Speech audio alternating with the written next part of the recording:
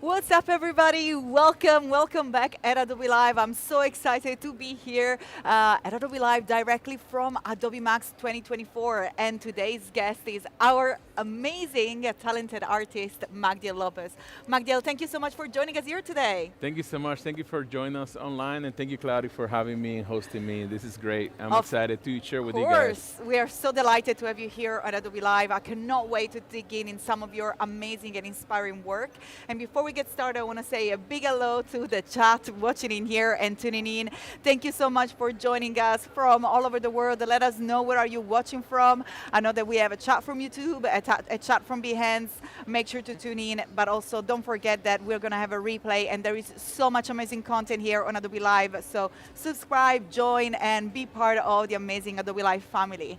And welcome to the family. Welcome back to the family, Thank because you. we had Thank you you. again. So where do we want to start? Why don't you introduce yourself and your work? Yeah. Because I love it, and I just cannot wait to see it. Absolutely. I opened my website here so we can look a little bit through some of the things that I've been doing lately, some of my work lately. I like to consider myself a multidisciplinary designer, and I explore a lot around creating astonishing images and things that make people stop scrolling. That's my thing when I post online. I want people to stop scrolling and to kind of take a moment to focus on something cool and pretty, and take their time with doing that. And I also, I own a little company in Dallas. We do creative work around the world, and also transforming spaces called Artist Uprising. And wow. we get to do a lot of brandings and wayfinding systems and things like that. There's more heavy graphic design on that. So it's always fun for me to be able to do these things that look nothing like that. So And you this have is a more commercial graphic design, like a day-to-day job, and then you have Yeah. your artist experimental. Yeah, it's our studio, venue. yeah, it's our That's studio. amazing. Well, that's a question that I have. Now that we can see your beautiful work, as I was saying, behind the scene when we met yesterday, something that I find so inspiring is how much you experiment, and you just go for it, and it's beautiful to witness. Unfortunately, we're far away, so I can only see it from your feed. But can you tell us a little bit more of your process of experimenting and creating your beautiful art? Yeah, I was talking to a friend yesterday, and we were actually talking about the process of creativity. I feel like it's an everyday exercise that is all about observation, hunger for discovering new things. So when you're going around and finding things and seeing things, little things can inspire you to make something new, and that's the way I approach this. Sometimes I'm walking around, I see, for example, this is a great example of that. I saw these buildings outside of our office. There's a house, and that's where the window exactly is and where the roof is. But when I saw that, I was like, hey, it'd be cool to put that as a hat and a sunglasses on somebody. So I left and I took a photo of that, and I composited it the way that I was imagining it on my brain. So it's almost like appreciation for the things you see every day has to happen before you get to the computer, because if you wait until you get to the computer, it's too late. It's go time at that time. So you have to have that hunger to just keep observing, being inspired by different things, like movies, animes, other things outside of the spectrum of the things that we do every day. Amazing. That was my next question. I think where the inspirations come from. So you do love anime, and that's part I of love your everything. art? I love all kinds of things, honestly, but I consume a lot of different content, and one of them was anime, and I just mentioned that because I have a scene here from a movie that I like. But at the same time, having an appreciation for different mediums. I got super into exploring art from the 1600s and 1800s art from the Japanese era of Yeah. super colorful blues Oh, and yes, stuff. yes. And I got super into that, and that opens a new door of opportunity. And you have to kind of look at it from in layers. You cannot only look at it from what it is. You have to look at the composition layer. You have to look at the stylistic layer, and seeing those layers and breaking them down in your brain before you get to the computer is something that then allows you to actually come in and just do the thing that you want to do. And, Yeah, and you've seen me evolve my work too. Yes. I do these things now, but back in the day, let me see if I can go back to some of the earlier things that I was doing back in 2018 or 2017. It was a little bit different. It was still self-expression, but in a very different way. Yes, and that's why like I was talking about experimentation, because I feel like that you pivot your style and there is so much energy, and it's so good to be here and to have you on Adobe Live so we can like dig in your brain and see all that is happening. So to create this beautiful art.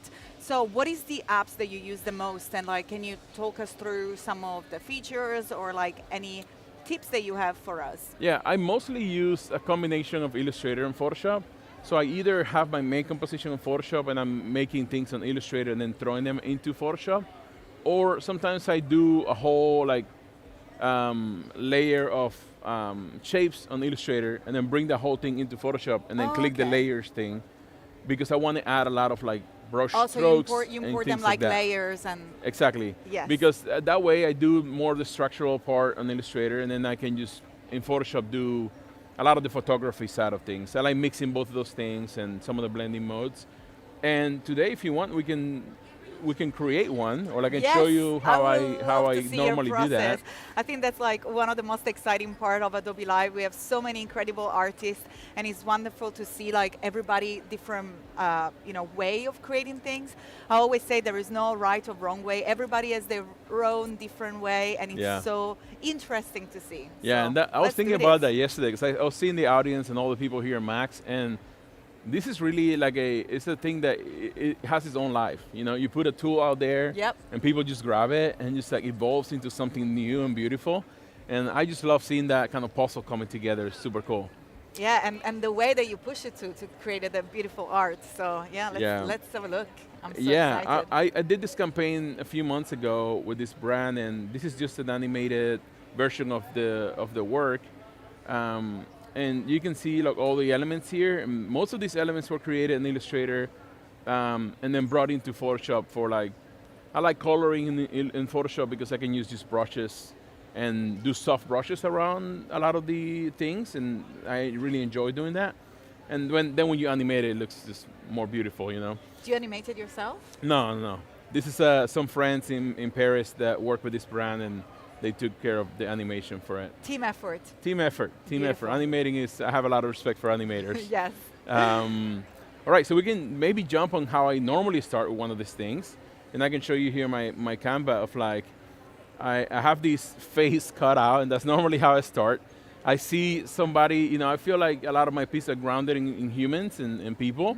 And sometimes I get obsessed with like, having the right photo in the image. I think that's like the anchor of like the look that I want to represent through. And then you don't have to think about it too much after that. You just have to like create, I wish it worked like that for everybody, you you got the perfect photo and it just flows out of you. I think that's why I introduced you as an artist, aside a designer. It's just because that's to me, that freedom that you have. Like you see something and then, like you say, it's effortless. Yeah, but I feel like this is what I want to encourage everybody with. This is something that you can do as you live life. You don't have to like sit down to do this and like use your time. You can just look at things and be inspired by it. And I wanted to show you, actually, I'm glad you mentioned that. It's like, this is actually my inspiration for what we're going to create today. And it probably has nothing to do with what you've seen in my work, but I feel like it's really cool to just get inspired by everything. This is like Donna de la Rosa, 1635.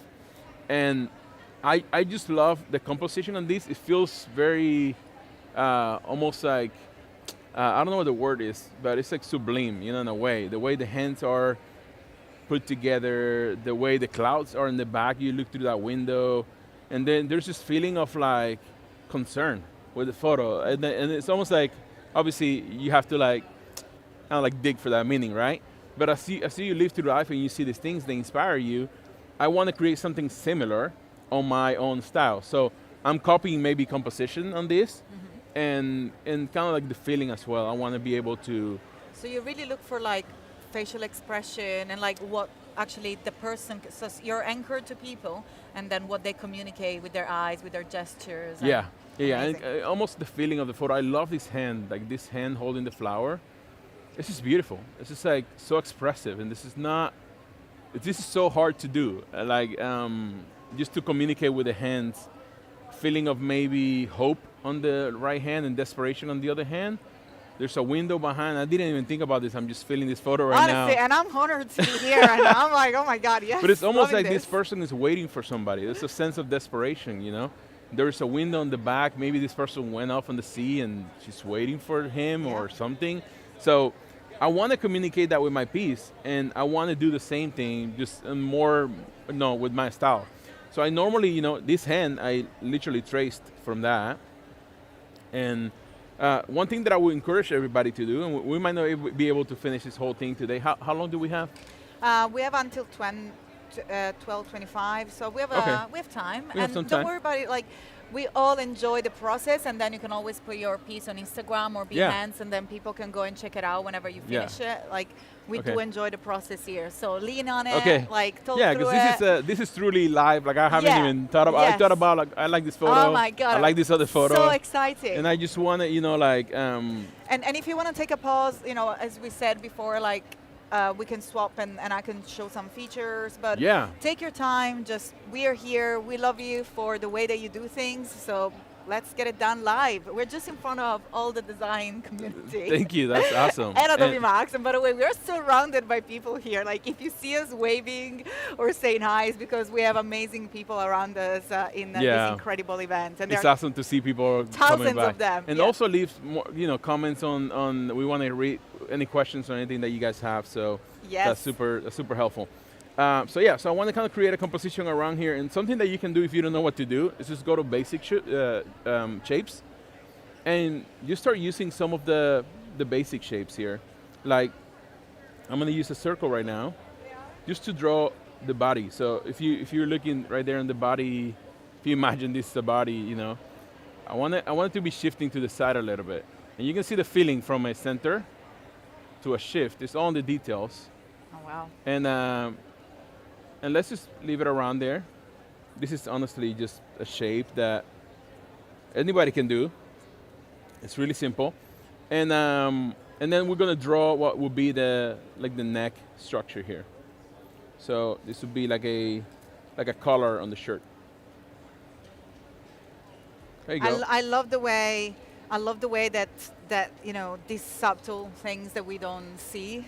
That you're showing us, you know, it does give a completely different feeling. So that's so exciting. Yeah, and it's meant to be simple. It's meant to be easy for people to understand. And you know, one of the new tools that I want to talk about today and I want to use is like I want to lay these birds out like behind the subject. So I'll get to that in a second. But you know, it's just truly about like, you know, feeling what's happening on the photo. This is already giving me that kind of movement of like desperation maybe. So. It's just pretty cool to get that right off the gate. And if you see the shape here, it's pretty bold and big, you know, on this painting that we're being inspired by. So we're kind of doing the same thing. So next thing that I like to do usually is to do hair on the back.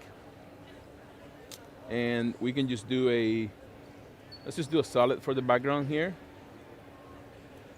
I'm going to take advantage of that and use one of my favorite tools to just cut this out. Shape Builder tool. Shape Builder tool is like the GOAT tool. It's like amazing. Absolutely. And then, you know, another thing that I like to do is to always do the hair white, like pure white in the photos. And I'm going to just draw what I would imagine the hair will be in. So maybe something like this. I mean, I want to be inspired by this other photo and do something artistic.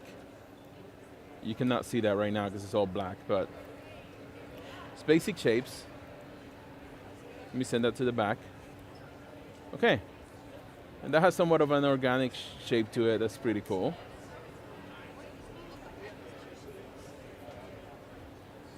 The cool thing is that we're in control of this, so we can, you know, this could be the hair.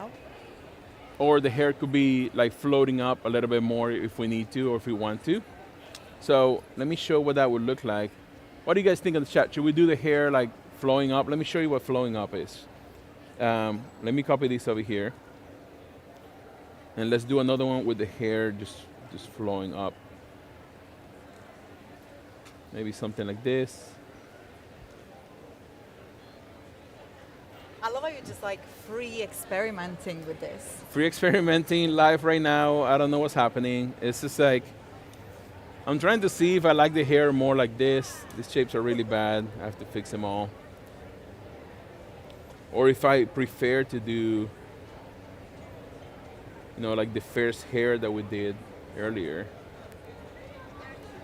I think that what is beautiful about seeing this process is that when, because we are exposed to your finished product, that are so detailed and there is so much action going on and movement, it's hard to pick up on these initial stages. So like, I love that you're here showing us like really how to get started, right? Yeah, and it's just like, it's a process of like, at the beginning it's just shapes, you're just creating the overall image. And then from there, especially with the new tools that you can generate images and things like that, you can just grab some of these and generate like a puffer jacket inside of this shape. And just throw it in Photoshop. Yes. So it's like, yes. the perfect, you get to create the shape plus the texture inside of the shape. And that's why like we say that these tools, like these are tools because, I didn't think about that. So even if the tools is there and it's relatively easy to do it, if you don't have the thoughts behind it, like how do you make that happen? Yeah, and it's, if we have time, we'll explore a little bit more of taking this into Photoshop maybe, but I wanted to finish the composition here and maybe imitate this a little bit.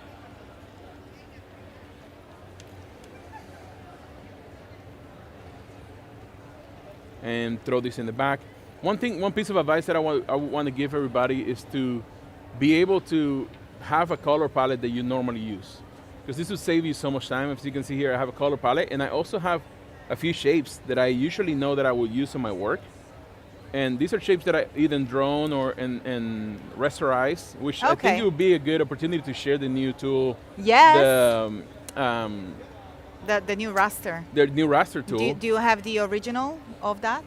I do not have the original. Okay. Do you have an example of like something that we can rasterize? I don't have any example of that. Well, we can move that. We can move that for later. But I think that what you have there, like, did you start like from like something on your notebook? I think it was something on my notebook, and then I traced it with this bunch of lines with a ruler, and it was kind of messy and inky, and then I took it into Photoshop and messed with it a little bit more, and then I rasterized it. Like you removed the background and just... Yeah, and then, no, I brought it in with the background because I wanted this kind of like ugly, quote unquote, look, more like textural look. And and I feel like that was, it was cool to do. And I want to do the shape, the new shape on path, right? So the new tool that came out, Object on Path. Object on Path. And I'm picking here these birds that I have, and I'm not super familiarized with this new tool. It's just so easy to use. You just select the objects here, select the tool, and then go into your path, and it just works. Yes. It puts them on the path, and it's just easy to... And then you can just like change the distance between us. So if you move to the left, it'll probably like make them narrower, the other side, So you can change the distribution because what it does, it just distributes equally around the path. And then there is another little widget, so you can put it wherever you want. And then we have another little widget there that rotates them as well. So, sometimes I have an example where you have all little bears and they're all little, like, all in the same direction. Yeah. If you want to create more movement, so it doesn't feel like it's done by a system, you can just rotate it, and then it just makes it a little bit more loose. Yeah. And it just gives, and also you can either, if you want to retain it and make it editable, you can just keep the line there. So if you want to zoom in, like we know that there is still a path. Yeah. Well, so it's still non-destructive. You can still play with it. And also, if you want, you can also click on each one. You see there is a little white widget there inside the image. You can swap them around. So if you click and drag, you can change position. Or like if I wanted this bird here. Yes, so you can just literally rearrange. So you're not stuck with the original definition of the object on the path.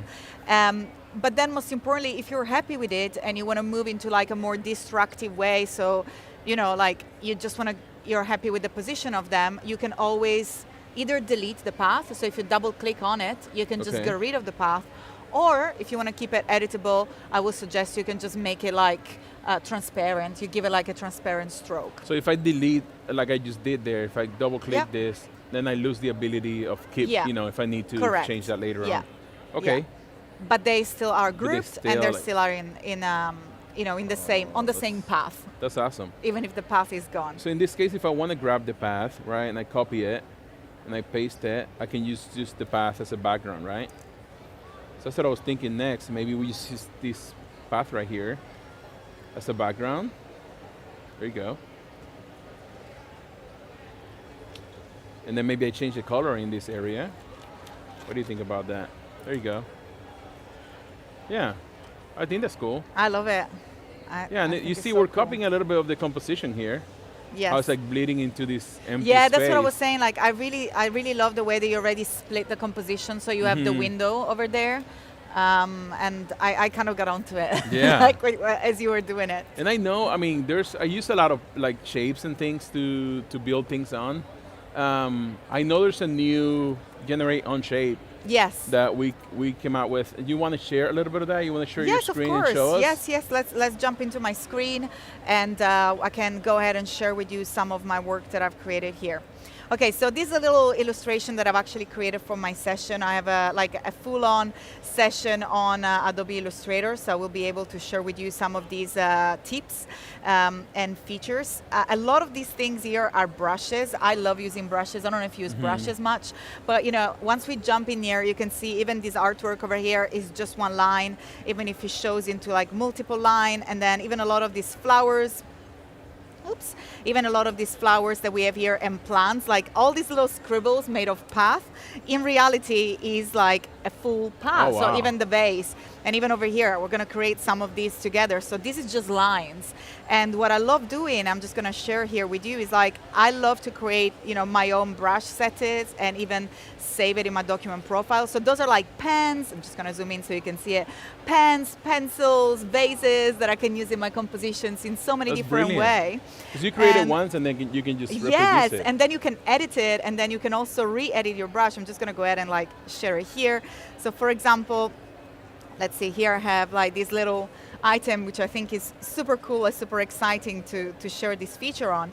So see, as I mentioned, those are all paths, but once I go and select these ones, for example, I can just go ahead and apply one of my plant brushes, and automatically it changes into, a specific, shape that I've created. And of course I can create different colors. Yeah. Now the beauty with brushes is that if I go ahead and drag it out, it just literally gives me the original vector form of the brush. And that happens like with all sort of brushes. For example, with a pencil, if I drag it out from the panel, it just gives me exactly the vector. And that means that I can go ahead and I can start edit it.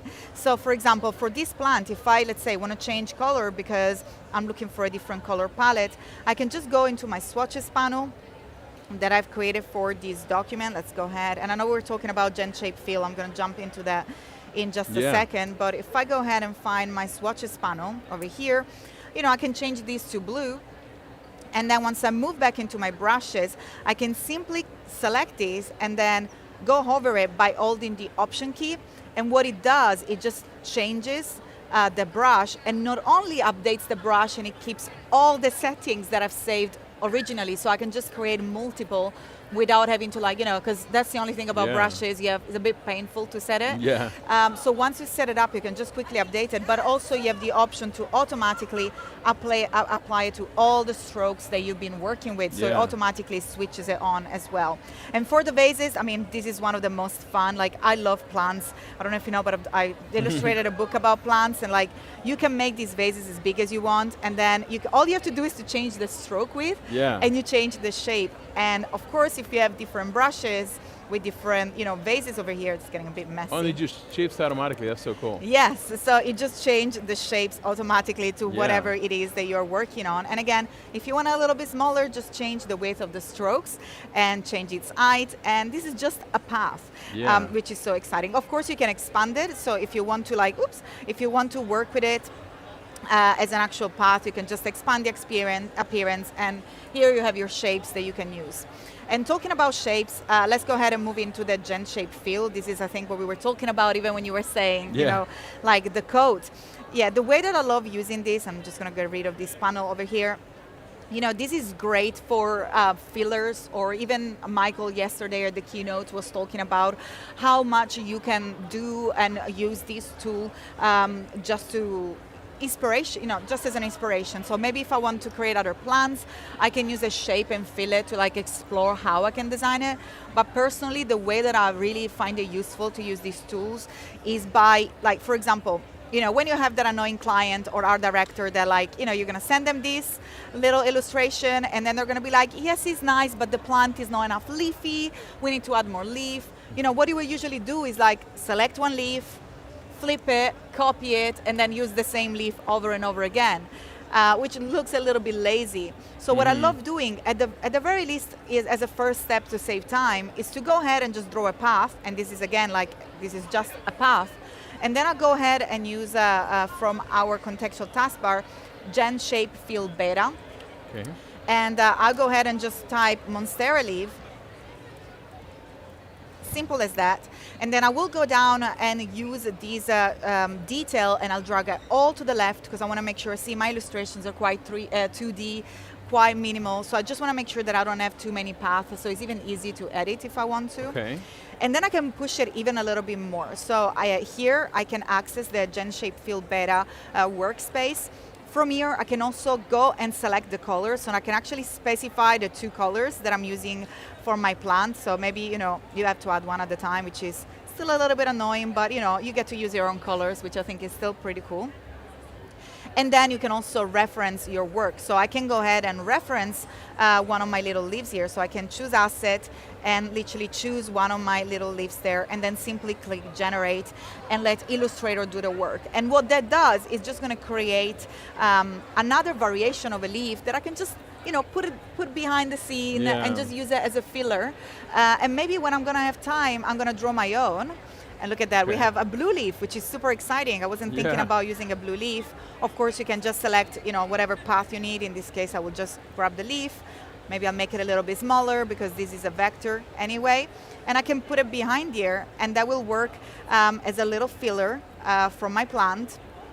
That's perfect. So you know, you get the gist. You can just add more and more of these different elements. Maybe that's a little bit too small, and I will put it behind. But before we switch back to you, I wanted to mention, like, true fact, I was getting ready for my presentation, and I didn't have time to, like, fill in the details, like these little pictures. Okay. And those were, again, something that when I will have time, I will go back and develop on my own. But in the meantime, I was able to use Gen Shape Fill to create a quick illustration that matched the styles of my bigger illustration, and at the same time, you know, fills in my main artwork. That is just impressive how, because sometimes, you know, even with the leaves example, you just duplicate the same leaf and rotate it or like mirror it or something, but having the ability to come up with a different asset in the spot, it's like, it's incredible. It's like magical, you know? Yeah, I think that's a massive, massive time saver. And of course, you can generate as many as you want. Yeah. So let's have a look at where you've been. That's awesome. Well, let's switch back to your work. I haven't made too much progress yet, but I want to talk a little bit about, you know, creating these shapes right here on 3D shapes that I know we have Project Neo now.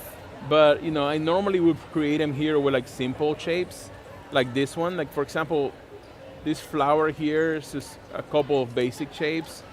And when you apply the 3D effect right here inside of Illustrator, you can see how you can, like, make something that's pretty compelling. And also you have, like, you can rotate it, you can, like, put it up, you can do whatever you want to do with it.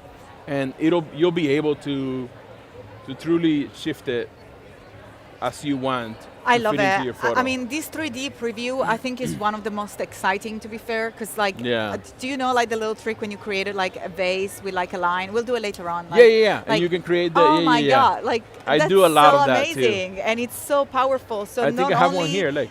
Yes. Can you show us, like, The Command actual Y, shape. like, yeah. Yeah, the shape is just So that. we just have one single path, and thanks to the 3D technology preview, we are able to give it the appearance of a 3D object and also render it. Oh my God, that's so satisfying, Yeah, isn't it? it is And very we're still satisfying. in Illustrator. That's Yeah, amazing. and I'm using a lot of those shapes inside of this, as you can see, all of these on top. And They're then, so smooth. Yeah, and then you can do gradients inside of them, and that will Oh be my the God, next maybe we step can to do this. that. Like, I think they're showing, I've not seen much people showing how to do gradients inside of 3D shapes. Okay. So I think that if you have time to show that, that'll be very exciting. Yeah. Like for example, here I'm using one of the shapes that I've made before, but let's say we were creating a new shape. Let's use I don't know if I want to inflate the hand, but we can try it out. Why not? It's just a pretty simple. It's like any other grading that you would create. You could do it before, and then turn it into a 3D object. So if you go to 3D and materials, you have this little panel right here. And my favorite one is inflate, because I feel like it gives you, it looks a little Lights weird and with shadow the hand. right away, Right giving away you that you 3D. have that. And you have the possibility of like shifting the light as you want. And also shifting the materials as well, which they can get pretty cool, like this one, for example. It's a really cool material from inside that same Illustrator thing. That you can That's just so move cool. around. Yeah. And maybe you can. And you have a see material it here. there, I believe, like because it looks like almost leather, like. Yeah, it's one of the materials here that come by default, and it might have been one of these glass materials or something like that, and then just by applying it, like it normally just takes on that shape. you Yeah, see? I love it. Oh my God. And that shine. So beautiful. And you can still go down to the materials or the And the this lighting. is not being rendered yet, Not right? yet, not yet. That's This is crazy. just- Yeah. And I normally don't render until like the very end. Yeah. Or like sometimes I don't even render because I like the more. It almost has like a more organic look. Yep. So that's another thing that you can do, like leave it without rendering. But And you by can the way, already see sorry how. to interrupt you real Yeah. quick, but I just wanted to say that there is so much love in the chat, and I feel like Oh. we didn't give them some love back. So let's give some love back to the amazing people that are joining us online. I can also see Hannah from the UK. That's our UK community strategy lead. Anna at Adobe, we work together a lot for events. What's up, Anna? alongside Arlena say, I love Illustrator. A lot of people saying hi, and they're loving this feature. They're going to be such a max everything. Yeah. Time saver. Amazing. Thank you, everybody. Thank you for joining us. This is amazing. Thank you for the love. And feel free to ask questions. I'm here reading the chat, so I see you, and I will be able to pass your question to the amazing Magdiel. Yeah, so essentially when you want to change a gradient inside of this, you just do it like you would do it any other time. And it applies it to that 3D shape automatically. And you can even do more than just one color. You can do more than 2 colors, you can do 3 colors, you can do as many as you want. That's a good example of that. So we can apply that to any shape. Sometimes what I like to do too is that I'm I like gonna to steal this trick of using like gradient on 3Ds Oh, yeah. it's so smooth. That's why it looks like so soft. It looks very soft. You can see it here. I think these have gradients, but I also do another thing that I take it into, when I take it into Photoshop, I mask it with a brush and draw over it. Ah. So you see that it kind of like brings a 3D element to a 2D element. Yes, yes, yes. So that's another Wow. thing that you can do with this. It's just like draw on top of the 3D so render. you add like more shadows. Exactly. And all these shadows between the subject and the 3D shape is done by doing exactly that. Amazing. And some of the things that I also do is like some of the textures that I'm using, especially when using like old school textures. I want to show you guys a website real quick that I've been using. Give us all the secrets. Give us all the insight and all the juice. And this is like public domain images only. So there's no image here that you couldn't use or get inspired from. This public.work website is really useful. And they have a really cool feature here that if you like something and you click on it. Is that what they call like the Pinterest for designers? Because I think I've seen Well, like someone. Well, there's this other page called Cosmo that's more like a Pinterest for designers. But they created this page where you could use any of these because it's public domain. So you could use it for anything you want. You can do prints with it, borrow assets from it, and because it's public domain, you can use it, or That's like even amazing. use it in the generations Oh, yes. to feed some of the generation That's stuff. amazing. So if you like this texture, you can use it for that. And yeah, so it auto-populates based on what you're looking for. So if you type something like this and you start getting even shapes or compositions that can inspire you. I've also been A lot of Japan in your inspiration. Oh yeah, because I just love, like, look how beautiful this is. This Oh is yeah, like, I mean, I just like- been back from Japan, so Oh really? Yes. It's just like, oh, I got out of it. But it just auto-populates your feed with things that, like other things that look similar. And some of those things are inspired, like this shape right here in the middle. I know this is kind of random. I'm gonna open it. This shape right here, Yes. it looks so organic, has such a Yes. cool feeling. And I would want to use this shape, maybe as a background of one of my images. Yeah, so people are saying I missed what website it was. I think it's public.work. Public.work, yes. Yeah, so it's public.work. Public.work, yeah. Perfect. Pretty Thank you. simple, yeah. It's a great tool to use as, when you get to the next layer of like starting to throw textures inside of your composition. I downloaded one yesterday, I'll show you here. Yes, please. So if you throw one of these in, and I'm just gonna do a simple mask here inside of our shape. It automatically has, it loses that vectors Yep. thing and becomes a little bit more organic. And obviously you can do blending modes here. And depending on what color you will have in the background, that would work better or not, Absolutely. I love, like, because we're still in Illustrator. We're still in Illustrator and we have 3D. We're still in Illustrator and we have like textures and images. So cool. Yeah, it's like mixing all that up. It's like, coming up with your own little world. I'm curious, and I'm sure, like, I'm gonna ask this question for the chat as well. Like, for the face, which is beautiful, like, I love the porcelain gray and the cheeks. Like, have you heavily edited or? I edited some in Photoshop, yeah. Okay. So I took it Gorgeous. in and painted some of these and also painted some of the glows on the face. Yeah, because I feel like we have so much blue and red, like the contrast of warm and cold tones that is beautiful. Yeah, and just like playing with that a little bit, I feel like that's what grounds the image, that center face. And you can see it here in some of the other work too. Like these faces right here are grounding, the feeling of the photography is grounding the image. Do you do photography as well? I used to a lot Okay. before, yeah. I've gone through all the phases of like photography, video, After Effects, and then So was I right Illustrator, saying that you are an Photoshop. explorer? You are an explorer. Oh, very much so. Yeah. Okay, I really beautiful. enjoy art. Is like my thing to like explore into, and you can see here that all of this is made with shapes. If you look at the legs here, the pants, that's just a shape, Yep. and I just throw a pant texture inside Oh of my it. God. And then throw one of my textures that I have here, exactly this one. You can see it right there. So I'm doing some of the textures on top of the. I'm literally like with my jaw dropped. It's like pretty simple, like when you put it all together, it's just more about composition and feeling than it is about actually complex things, So all of these are shapes, even the hoodie arm, you see it here. But that, that looks, as much as it, like, you can tell the illustrated part of it, but it also like looks like a photo, like a fashion picture. Yeah. But it does have a nature to it because it's photography inside of a shape. Okay. So then Okay. so what I do is that Yes. I find a sleeve that I want or I like, and now with the generative stuff, Yeah. it's like literally you can make the shape, The shape and then which is put even easier, because before I would have to warp it a little bit, but now I can just put the shape on Firefly and That's say, hey, amazing. put a t-shirt texture inside of these Do or you whatever. use much of the like structure references or like I'm doing style, that a lot of that composition right now. references? Yeah. I'm doing that right now because of this. Because it's like the easiest way to come up with something that otherwise would take me a lot of time in the past, Yes. And all of these are the 3D elements that you saw, like this one made into this. It's a Yes. little bit more complex, but it's exactly the same thing. So did you like inflate each single shape there, or No, do so you I- inflate them all at the same time? I put them all as a group. Let me open this up a little bit more so you can see how that works.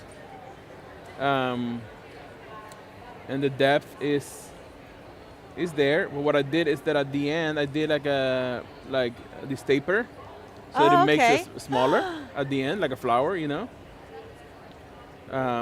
It's running a That little is slow 'cause it's awesome. pretty So big. I thought that they were like, that you did all the shapes separately. Individually, no, they're all together like this, and then when I put them up, it's just using the taper, and then you can even inflate both sides, and that should, if it doesn't break my computer right now, okay, you see how it does like a little, like the flower Yes. has like a Like think a little stem yeah, a coming little out. stem, and I did that with this. I think with some of this, maybe I didn't. Oh yeah, down here, you see it? Yes, yes, yes. And then what I'm doing is just like a path coming out of that, and I'm inflating that path as well. So I love it. I love it because we are exploring the features, but also we are exploring how your point of view and your vision, you see these things, you know, like probably me, if I ended up with that, I'd be like, oh no, like what is this? Let's get rid of this. Yeah. Well, I think that you have this natural way of telling stories about your creations. Maybe they just happen, like you say, like yeah. you're gifted and talented in that way that then you then put all the items together and you use these tools just to Yeah. translate it and share with us. Yeah, and Thankfully.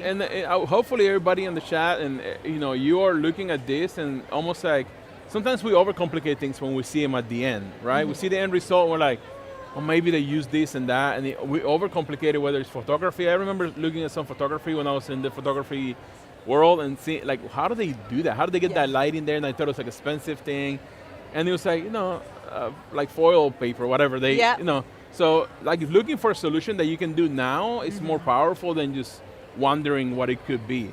And I would encourage everybody to just do that. Amazing. I have another document here with some of these that I put on a skateboard that I was working on, but you can see how messy this is outside Yep. the skateboard.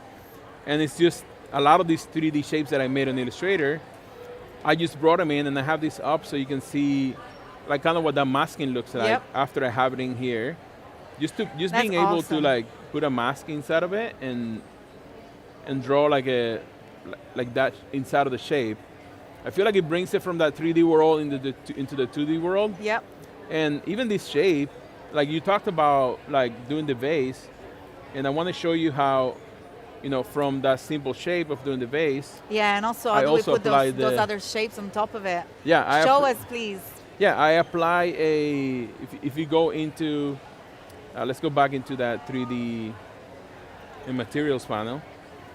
If you go into the materials on this, you see you can put them in as you know, little images inside of the composition here, and the only thing you have to do is like, you can just add it as a graphic. You can just throw it in. Okay, I think it needs to be a vector because I have it on my library. Okay. I might need to just Yeah, grab it from double here. click. Yeah, I love that you use libraries. I feel that not many people really understand, know, and leverage the power of libraries. Yeah. Because we just seen like not only you can have your own collection of graphics and elements, maybe that you use for a project or maybe they're part of your styles, but also when you double click on probably you have created that in Illustrator, then put into the libraries, then what you've done, I'm just breaking it down for those that they don't have like much experience with the libraries, you can double click on it and it opens as a standalone vector element. So even if it's in the libraries as a raster image, it's still connected to a standalone Illustrator document. I know you're nodding, Yeah. you're like, of course. Yeah, no. But it's I think that there are a lot of people, you'll be surprised that It's don't very use powerful. the power of, Yeah. of Creative Cloud libraries, which And you know I'm what my happy that favorite you thing love is? as well. A lot of our team switched to work in Adobe Express. So everything that I yes. create here, they actually can open on Adobe Express and like throw it into their things that they're making. So when we use library in our business, it's like a thing that we actually like, I've made a big deal about. So I'm like, no, we have to put everything in the library so everybody has access to it in the company.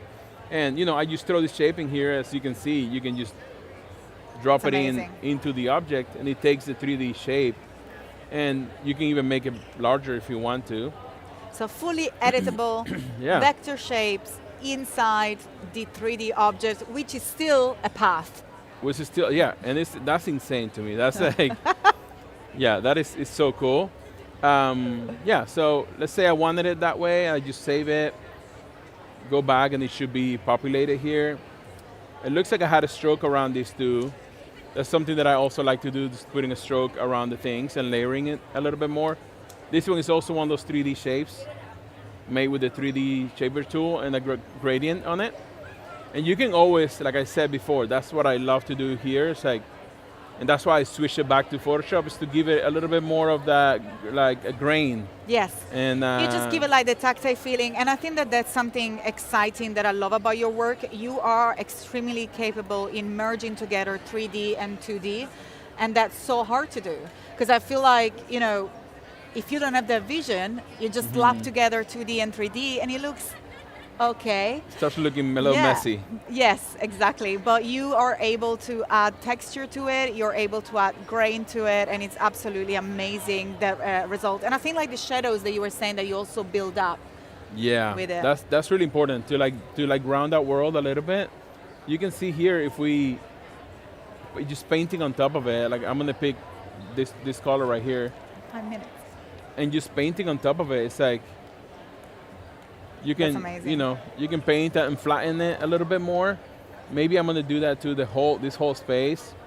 And at this point, it's like sometimes you can explore too. Like this that might not be much what I just did here, but immediately grounds that bird like it's going fast. Yes. It feels like it's burning. Yes. Like you're just giving you know? that like. Yeah, so a lot of it is based features. on feeling, you know, based on, okay, what do I want to like show through this? And sometimes it's just separating the objects. Like it's pretty messy here. So what I want to do is like maybe isolate this a little bit more. By the way, we have about like 6 minutes, 7 Okay. minutes. So I just wanted to give you like an heads up. In a few minutes, probably we're gonna sort of wrap it up. Yeah, That's wrap perfect. it up. Give That's it a look okay. at. Well, what in that we're case, I doing. want to ask people if they have any other questions or anything like that. And also, I don't know if you want to show any other tool. I love seeing you working. Like I think people had kind of enough of me here. Like, but I'm always happy of showing my workflow. I think that if we go back and like start from where your inspiration is. Yeah. Just to give like some people just join us later on in the stream. So I think it's exciting to show like where your ideas come from, how you start to build in and build a composition of your image. So what was the name? Was Doña? Yeah, La Donna de la Rosa. La Donna de la Rosa. Was the inspiration for this piece. And like I was saying at the beginning, the most important thing about creating art and expressing is expression. It's expressing yourself. So you don't want to approach it from a standpoint of like, hey, I just want to make something today and I don't know what I'm making. You got to find the why before you find the what. And going in with this image today, for me, it was like the suffering of the image, the composition, this kind of like the hands and the whole feeling of it. And we just started building shapes from there. Mm-hmm. And the hand was borrowed from this, like inspired by this hand right here, and I just traced that. The hair was, we talked a little bit about, hey, do we want to do the hair like this, or do we want it going up? And we used the new tool, Object in Path, to throw these birds in this path right here. And these are just basic shapes. Even the body that we drew, and let me unlock all, was just one giant circle. And man, this is your thing. You're free to explore and do whatever you want with it. Nobody's pressuring you. Nobody is telling you what to do. You just got to be able to do what you want to do. And we can do it again because it's so simple, I love it. And have you explored the create gradient? And if not, we just hop. No, yeah, let's see that, please. So if we hop in on my computer real quick, let's see if we can hop on my desktop. I know that we are like at the last minutes here, but this is also a new release, and it's a smaller feature, but definitely worth mentioning. It's called Create Gradient, and I think it's super cool. So instead of like using the anchor points and all the points for the colors, what we do now, let's say like I'm just gonna make this a default with a white color. I go ahead and select any color that I want from my swatches panel, so I can choose this one. I'm going to zoom in so you can see. And then I hold the shift key in order to add more. Maybe all of these, or maybe let's just keep it a little bit more simple. Let's do just this one, and maybe the pink. And I'm using command instead of shift to move through my different colors in the swatches panel. And then here I have a fly out menu. And with the fly out menu, once I select it, I can go ahead and choose this new create gradient. Oh. This is new, and this allows you in just one click to use the selector color to build a gradient in one click. So I thought that, we have probably 4 minutes left before we finish the live, and that was a quick, nice tip to throw into the mix, especially because we talked about gradient. I just thought about it. I was like, yes. How can you switch it to the other gradient type? Yes. So yeah, that's a great question. So we have here the gradient panel that opens up, and as you can see, you have the opportunity to change. Now that you have the gradient selected, you might want to select the shape first. Then you can move from linear to gradient to the freeform gradient as well, which is lovely. And of course, here you have your point, and you can go back and add any other color that you want. So I think that is super really exciting. Like doing that type of gradient with the dots that you can move around. Freeform gradient, they're like, I think the sexiest gradient that we have access to. That's normally what I do with the gradients when I do them in Illustrator, is that I do it with that tool. Amazing. It's a lot more versatile. 3 minutes left. I think we swap back to your machine, and I think we show where we can find you, where we can see your work, some of your work before we leave, so we can keep people inspired before we go. Absolutely, yeah. You can go find me on Instagram as Magdiel LOP, or you can go to my website. I have all my works on my website. Let me show you guys what I've been doing lately. Some of these, but sometimes on my Instagram, if I go to my Instagram, that's where I post more often. That's my main tool of putting my work out there. And you'll see that I have a lot more recent work that I've just been doing that. It's a little bit photography infused. Oh, that's what I'm talking about when I say experimenting. It's like a mix of messing with photography, shifting into things, exploring other things. So yeah, find me on Instagram. I'd love to connect with you. And then also you have my entire poster collection from day one when I first started this project until now here on my website as well. That is amazing. Do you work with fashion at all? I've done a few things. Because that was my question. Do you actually get to work with fashion project? Because if I was a fashion art director, I will definitely warn you. And by the way, all of you watching, I think it would be a very smart move to hire you for creating visuals. That'll be really fun, yes. Even collaborating on a line. Yes. Why the big brands are not always on your phone to get a line of t-shirt? Because I want to wear your stuff. It's so positive and colorful and inspiring. Then that is just amazing. Thank you. I think unfortunately it is that time where we have to say goodbye. Although do not fear, because the beauty at Adobe MAX doesn't stop, and Adobe Live is here with you with the next live stream. Coming up, we have Lightroom Mobile and much more. I know some of you were asking about Premiere Pro and video, which they're coming up today as well with this MAX Day 2 at Adobe Live. And Magdiel, thank you so much for being here with us. Thank you for having me. Thank you everybody on the chat. Bye everyone. Appreciate you.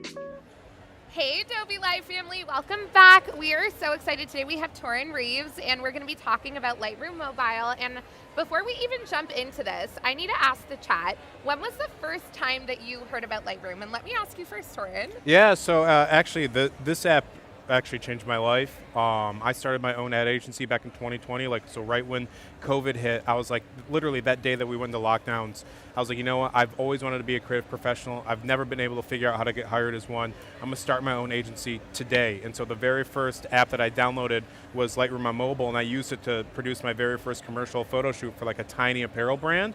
And so literally I taught myself how to use Lightroom mobile by taking photos, importing them, and then literally sliding the sliders all the way left and then all the way right just to see what it did, and then going okay, what effect looks cool, how can I kind of keep doing this? And it was very iterative. And so now being up here on stage demoing the latest Lightroom mobile app is it's pretty wild to think. It's surreal, right? Yeah, it's surreal. I could not be more grateful. I can't be grateful enough to have an opportunity like this. So today is just wild. So if I get choked up or if I stumble on my words, it's I can't believe I'm actually here doing this. You're going to be so good, and I love that story so much. For me, funny enough, being in a marketing agency, the first time I ever heard about Lightroom was everybody was creating YouTube videos on how to make your feed aesthetic. Oh. And let me just tell you, it's so much more than just an app to create an aesthetic for your feed. So I'm going to hand it over to you, Toren. We're going to jump into your workflow, right? And show the thing. Yeah, so today, hopefully I can show you guys some scale that feels organic, kind of how I went from taking photos and using my phone to kind of not graduating, but shifting on over to a larger camera and then having larger photo size formats and thereon and so forth. And so, yeah, with that, if you guys can see my phone, we'll pop right into the app and go over some new features because it's never been more accessible to just take any photo off of your phone. And so we're going to start, you can see the album, it's named The Boss. This is my daughter, Margot Charlie. I love the album title. Oh yeah, thank you so much. And so I love this photo because it looks like a rap album cover. But what I love about Lightroom Mobile is that they've added quick actions. So using generative AI, it can actually scan your photo and make suggestions for edits. One thing that I remember being not prohibitive, but really intimidating when I first downloaded Lightroom back in the day was well, there are all these settings, there are all these things you can do.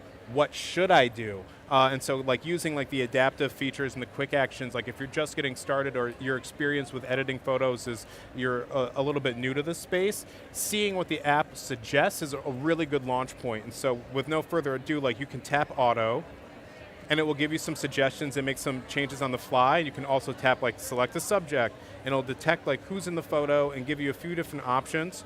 So if you want something warm, if you want something light, and then you can adjust the amount. And this is all just using generative AI. And so when I was first getting started, I wouldn't have known even the nomenclature of what's a warm photo versus a cool photo. Right. And then at the top of the color settings is temperature. And I remember thinking okay, well, what does this even mean? And so having the examples right here, not only does it make your photo really stand out really quickly, it's a great way to learn just what's the lexicon in this space, if that makes any sense. I love that so much. And I'm somebody who always uses that auto button as well. Because Yeah. number one, I don't have time. I don't know about you, but sometimes you want to do things in the snap of a finger. Yeah. And this is such a great way. And it's so accessible on your phone too, right? Yeah, just right you here can on your literally phone. do this from anywhere. We're in the middle of Miami at Adobe MAX and doing this. Yeah, and what I love about this is it really democratizes your accessibility in the space. If you're taking photos, it doesn't really matter what lens you're pointing or you're using to point towards your subjects. It's you're still a photographer, you're still creating in the space. And if all you can afford is a phone, when I first started, I couldn't afford a nice camera. I couldn't afford a computer. So having it all in one space was a necessity for me. And so that Adobe even offered a product that allowed me to have professional settings on something that was, in the palm of my hand that I could afford, really is why I'm able to be here today. So for all the people who feel okay, I have to have a $3,000 camera, you really don't, especially when you're just getting started. And so now I've got a setting that I like with the subject. My daughter's got a warmer temperature to her, but in the background over here, we've got her auntie Narelle, who I love dearly, but she's kind of in the photo in a way that maybe we don't need. And so we can girl, you gotta go. Yeah, you gotta this is go. Not your moment. Just this once. And so I'm gonna tap the eraser button and then use detect objects. And we're gonna use generative AI to circle around Auntie Narelle and we'll remove her using generative AI, and it'll give us some examples. And so one of the things about, like, I think you mentioned you have nieces. Trying to take pictures of kids, it's like they know they're beautiful, but they don't want, like, they're so elusive. And so like you'll see them like on the playground and they're still, and as soon as you reach for their phone, it like activates their sense to start moving. They're like, what do I do? Where do I go? Like, where do I go? And so they just like sprint away. And so here we've got a few options. Yeah, like, so we've removed Auntie Narelle from the frame. Oh, sorry. And now we've got this photo that looks like a rap album with my daughter. It. Yeah.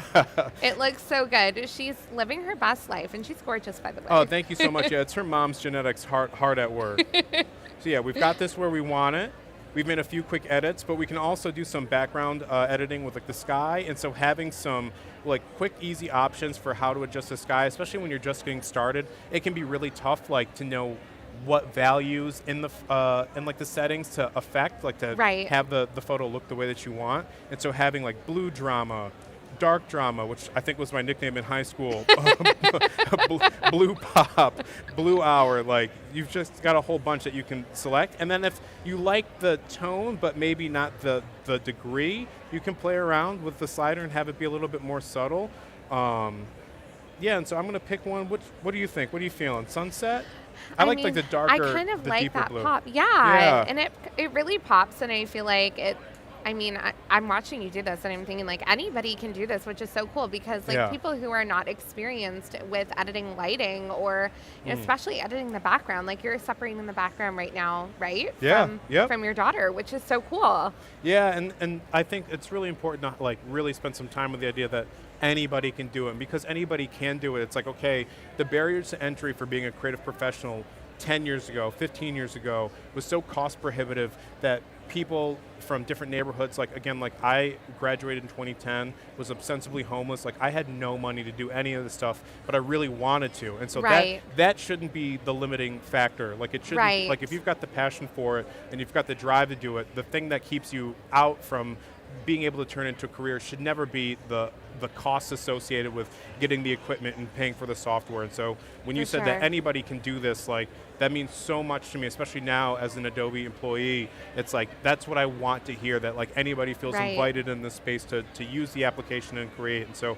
having tools like this that make it digestible when you're just getting started, to me, I couldn't be more proud to work at a place like Adobe that puts this stuff forward, because they don't have to. I love that so much. And we have Nicole in the chat who's saying, oh my gosh, this is so relatable, the struggle of taking photos of toddlers. Oh my goodness, yeah. And we got a whole bunch more. So that was number one. And we'll play with some of these in different apps as well. So here we've got a photo. She found her Halloween costume early and insisted upon wearing it. And you can tell that this brought a side of her out that I was not prepared for. And so when we went to take photos at her demand, our dog's ear is right in the bottom corner. So again, you never know like what factors are going to be in the frame. And so just to remove my puppy's ear out of this, just using that quick tool, like, again, like when you post stuff, it's like, I want this to be quick and easy, but getting another shot of my daughter who loves moving around when the camera's out, it just seems impossible sometimes. And so like I love being able to just fix things like that on the fly. Did you see my reaction? I was like mind boggled for a second at like, she has a full foot there now. She's got a full foot. Yeah, like just that it knows to do that. Like I didn't even type in a prompt. I just circled it kind of, and like I've got big dumb hands, so having like the detect objects is crucial. But now I feel bad for like removing my dog from the image, so we will address that shortly. Lastly, like the thing that I love is like my daughter's super independent, so we went to this museum in Philadelphia. She was like, I'm gonna go on this elephant, but mommy can't help me. Of course, mommy's hand is very much at play, keeping her like alive on this like fake elephant. Right. But she, like, I know that Margot was very obsessed with like being independent, so we're gonna use that remove tool just one more time to get mommy's hand out of the frame, because we've got an independent little princess. And so we'll highlight it, and again, just using AI, like it just kind of knows what to do. And I feel like I love that, because The thing about AI specifically is that I do feel like it's great and having all these prompts is great, but sometimes I struggle coming up with prompts. Do Yeah. you? Oh my goodness. Yeah, it's so tough. And like, I didn't realize how weird my descriptions were until I tried to describe it into a Right. prompt. Like, I would type in like, move mommy's hand off the elephant leg. And it's Right. like, what does that even, like, what does that even mean? Right. So just being able to highlight it and have it work is great. And anybody who's ever taken photos indoors, especially at a museum, Right. it's like museums all had like a summit. And they all decided we're going to have the worst lighting ever so that when your kids are here, just no matter what you do, the photo always comes out weird. So it just sucks. even as a professional photographer, like I really struggle with like, okay, how do I edit this indoor photo to make it pop? So Right. having like the auto feature is just great, and like having the subject be selected and having it do whatever it is I'm looking for, having a little bit more pop, not having so much warmth, or lighting her a little bit so that she's a little bit brighter when compared to the background. I just absolutely love. Like, it just makes things really quick, because as a professional photographer, it's like I don't want to spend all day editing a single frame of Right. anything. So like, just to get these quick settings so I can post it live and grandma can see it means the world to everybody involved. I love that so much. But yeah, so we've edited a few photos of Her Majesty. We're gonna go, but not everybody takes photos of their kids, which is fine. I know that a huge case use for me is like when I'm on vacation, I want to share with the world. Like, I pay good money for this hotel. Like, y'all are about to Right. see it. Like, like. So one thing I like doing is editing photos. I mentioned like I have my first son, Tyson. We have Paco here, guys, if you want to say hi, Paco. This is our production team, by the way. Did we set something on fire? We're just plugging in your laptop. Oh, okay, super cool. But yeah, so we took this photo of me and my first son, and we're going to use the remove tool to just get rid of this leash. And so one of the things I like, oh no, am I unplugged? Replugged? Yeah, we're plugging in. Now flip this around. Thank you so much. We want to be able to show you all what we're doing, right? But I definitely feel this dog situation because I have an extra large American Bulldog who has wow. a brain and mind of his own, and he's They really 120 do. pounds. That's like he should pay rent. He should. He really That's a is grown living man. rent free, and like, yeah, I'm gonna take it up with him. Yeah, no, it's like you need to get a job, bro. Like, you're 120 pounds of an actual being. Exactly. Oh, did we offend the system? We just got a mirror. Yeah, but feel free to keep going. Oh, okay, yeah. I don't need this. So yeah, we're gonna take this leash because I feel bad that he's in chains, and we're just gonna change it from detect objects to just have it highlight, and we're just going Amazing. to scribble on over where the leash is as best as we can. Again, I've got like the dumbest hands ever, so sometimes that's a struggle. Wow. I know. It just really brings the photo like to life. And so just like that, like a couple highlights, and now my puppy is free from the shackles of having a leash on. We're on the beach just having fun. I just love his goofy little puppy face. He's like, so adorable. He's the absolute best, yeah. I think the caption when I posted this was like, "Don't talk to me or my son ever again." Yeah. I love that. Like, I love that energy, yeah. That is hilarious. He's the best. So yeah, that's Tyson Prince. And can we take a second to like give the Lightroom team a huge shout A out huge because shout out. come on, you guys, like this is unreal. I feel like this entire I'm just watching you work through this workflow, Yeah. and I'm like the possibilities, right? There's so much you can do, and like again, like when you're on vacation, like you try to like get a candid of like your partner or whoever you're traveling with, and like for me, like I'm always like tilted a little bit, so like we Right. went to Copenhagen to get like hot dogs and hamburgers just to like just experience like Danish cuisine, but like Americanized Danish cuisine. And so Right. like we're here at this hot dog stand, which I guess is like world renowned, and the camera's like slightly tilted, so I love like the auto geometry feature that like just centers it a little love bit. that. Yeah, and again, it's like, okay, how do we make this pop on the fly? We can go for auto, and that will give us some suggestions. And then actually getting to the settings. So like once you start to get a little bit more familiar with what each of the settings do, you can go in the light and like maybe tap curves and move things a And little get a bit. little bit It's just a more little bit more, yeah. fun with it, Yep, right? and then maybe we have, we lift the shadows a little bit more, and then we go back to auto, and we go to different layers. Oh, pardon me. So I'm going to go make a mask, hit next, say yes to all the things, agree to all the terms. make a new mask for the background. So we'll select the mask, do select sky, hit create. It'll detect the sky on its own and highlight it. You go, okay, now I've got a mask here, and the mask has its own settings. So again, like maybe I wanted to have the S curve a little bit for just the sky, but I can affect it now with just the mask, which I absolutely love. I love this. Going to light, yeah, and then maybe I want to have it be a little bit less exposed so it's darker blue, right? So now it's starting to get a little bit more dramatic, and maybe I want to have the shadows have a little bit more punch and a little bit more contrast between the highlights, right? And then maybe darken the blacks just a little bit. So now it's starting to look really dramatic. We've got this like contrast between the yellow lights, yeah, and everything's looking good. I feel like it's like feeding into spooky season right It now. is Like feeding it's into giving spooky that season. vibe. Perfect, yeah. And so we'll go into detail, and then we'll do some sharpening just to really have everything pop. And then maybe I might have an effect like have a little grain, because we're in spooky season. Yes. And maybe I increase the roughness a little. And now, like, the thing about traveling is, like, whenever you take travel photos, it's like you go to these places that everybody in the world goes to, but you want to be Right. the only people there. And so Right. I'm going to remove a few of these people, not all of them, but just a few, using the generative AI remove tool, and I'll turn it back on to detect objects, circle on over, highlight, and just like that, it's like, okay, like now I can remove people who are also traveling from my life's memories. Right. And just like have like a really cool photo that we edited in just a few seconds. And the way that it put like the architecture back in the building, like it really didn't remove Look any at of those that. important pieces of your travels that Exactly. you want to remember. Like we actually still have like that cobblestone look, which like I don't Right. even know how it knows to do that, but it does it on the fly. So these are the sort of things like just on your phone you can do. Right. And these are all photos I took. I think I used like an iPhone 8 to take this photo originally. Like Wow. not even like a fancy camera, but a decent phone. And so that you can use a tool like that to create something that at least means something to me, you know, I'm deeply appreciative of.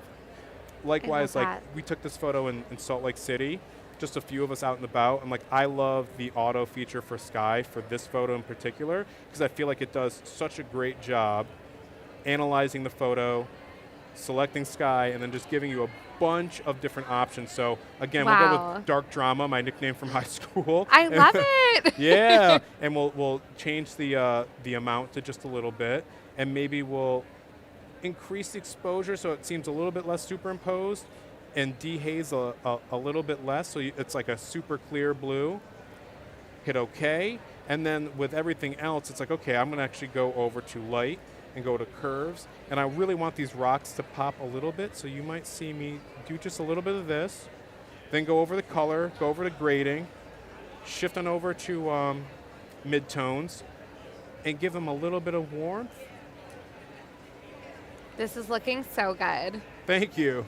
And I have a question for you, Toren. Yes, please. Because, I mean, you're an Adobe expert and an evangelist. Yeah. So, I mean, to ask you, like, do you ever feel like by working on your phone with Lightroom that you feel limited? I'm curious if anybody feels that way, and maybe that's something that you can answer to. Because personally, I feel like it's the same, if not even a better experience for me. I think the limitations really have to do with what your expectations are for the outcome. Okay. I know, like, so we'll go over a few photos I took back in like 2015 and a few from even 2009 on like a digital camera I bought from Walmart. If I use photos from those devices and I go in with the expectations that I'm going to have something that can withstand the visual scrutiny of being blown up for like a billboard, Right. I might run into trouble. But if I instead use the app to lean into the qualities that are inherent with a format that's small and, you know, from a camera that's that grainy, you can actually use that to produce stuff that's really unique. And so I don't feel limited in that way whatsoever, because I'm Right. going in and saying, okay, I'm not trying to take a photo from a mobile device and make it look like something that was taken on like a DSLR. Right. But instead, I'm leading into the qualities that are inherent with a mobile device and trying to exacerbate and highlight and spotlight those features in a way that's really unique. And so the creative outcomes, I still feel limitless. It's just more so I have to go in with a particular direction, if that makes any sense. It definitely does, and hopefully that answers the question for anybody in the chat that might be thinking the same thing or hasn't yet experienced Lightroom on mobile. Maybe this is your opportunity to do so. And question for the chat is going to be, do you take photos for personal or professional reasons? I'm curious. For me? Well, for the chat and for you, Oh, Toren. yeah, I mean, well- let's go. Let's have a talk about it. Yeah, no, I definitely do both.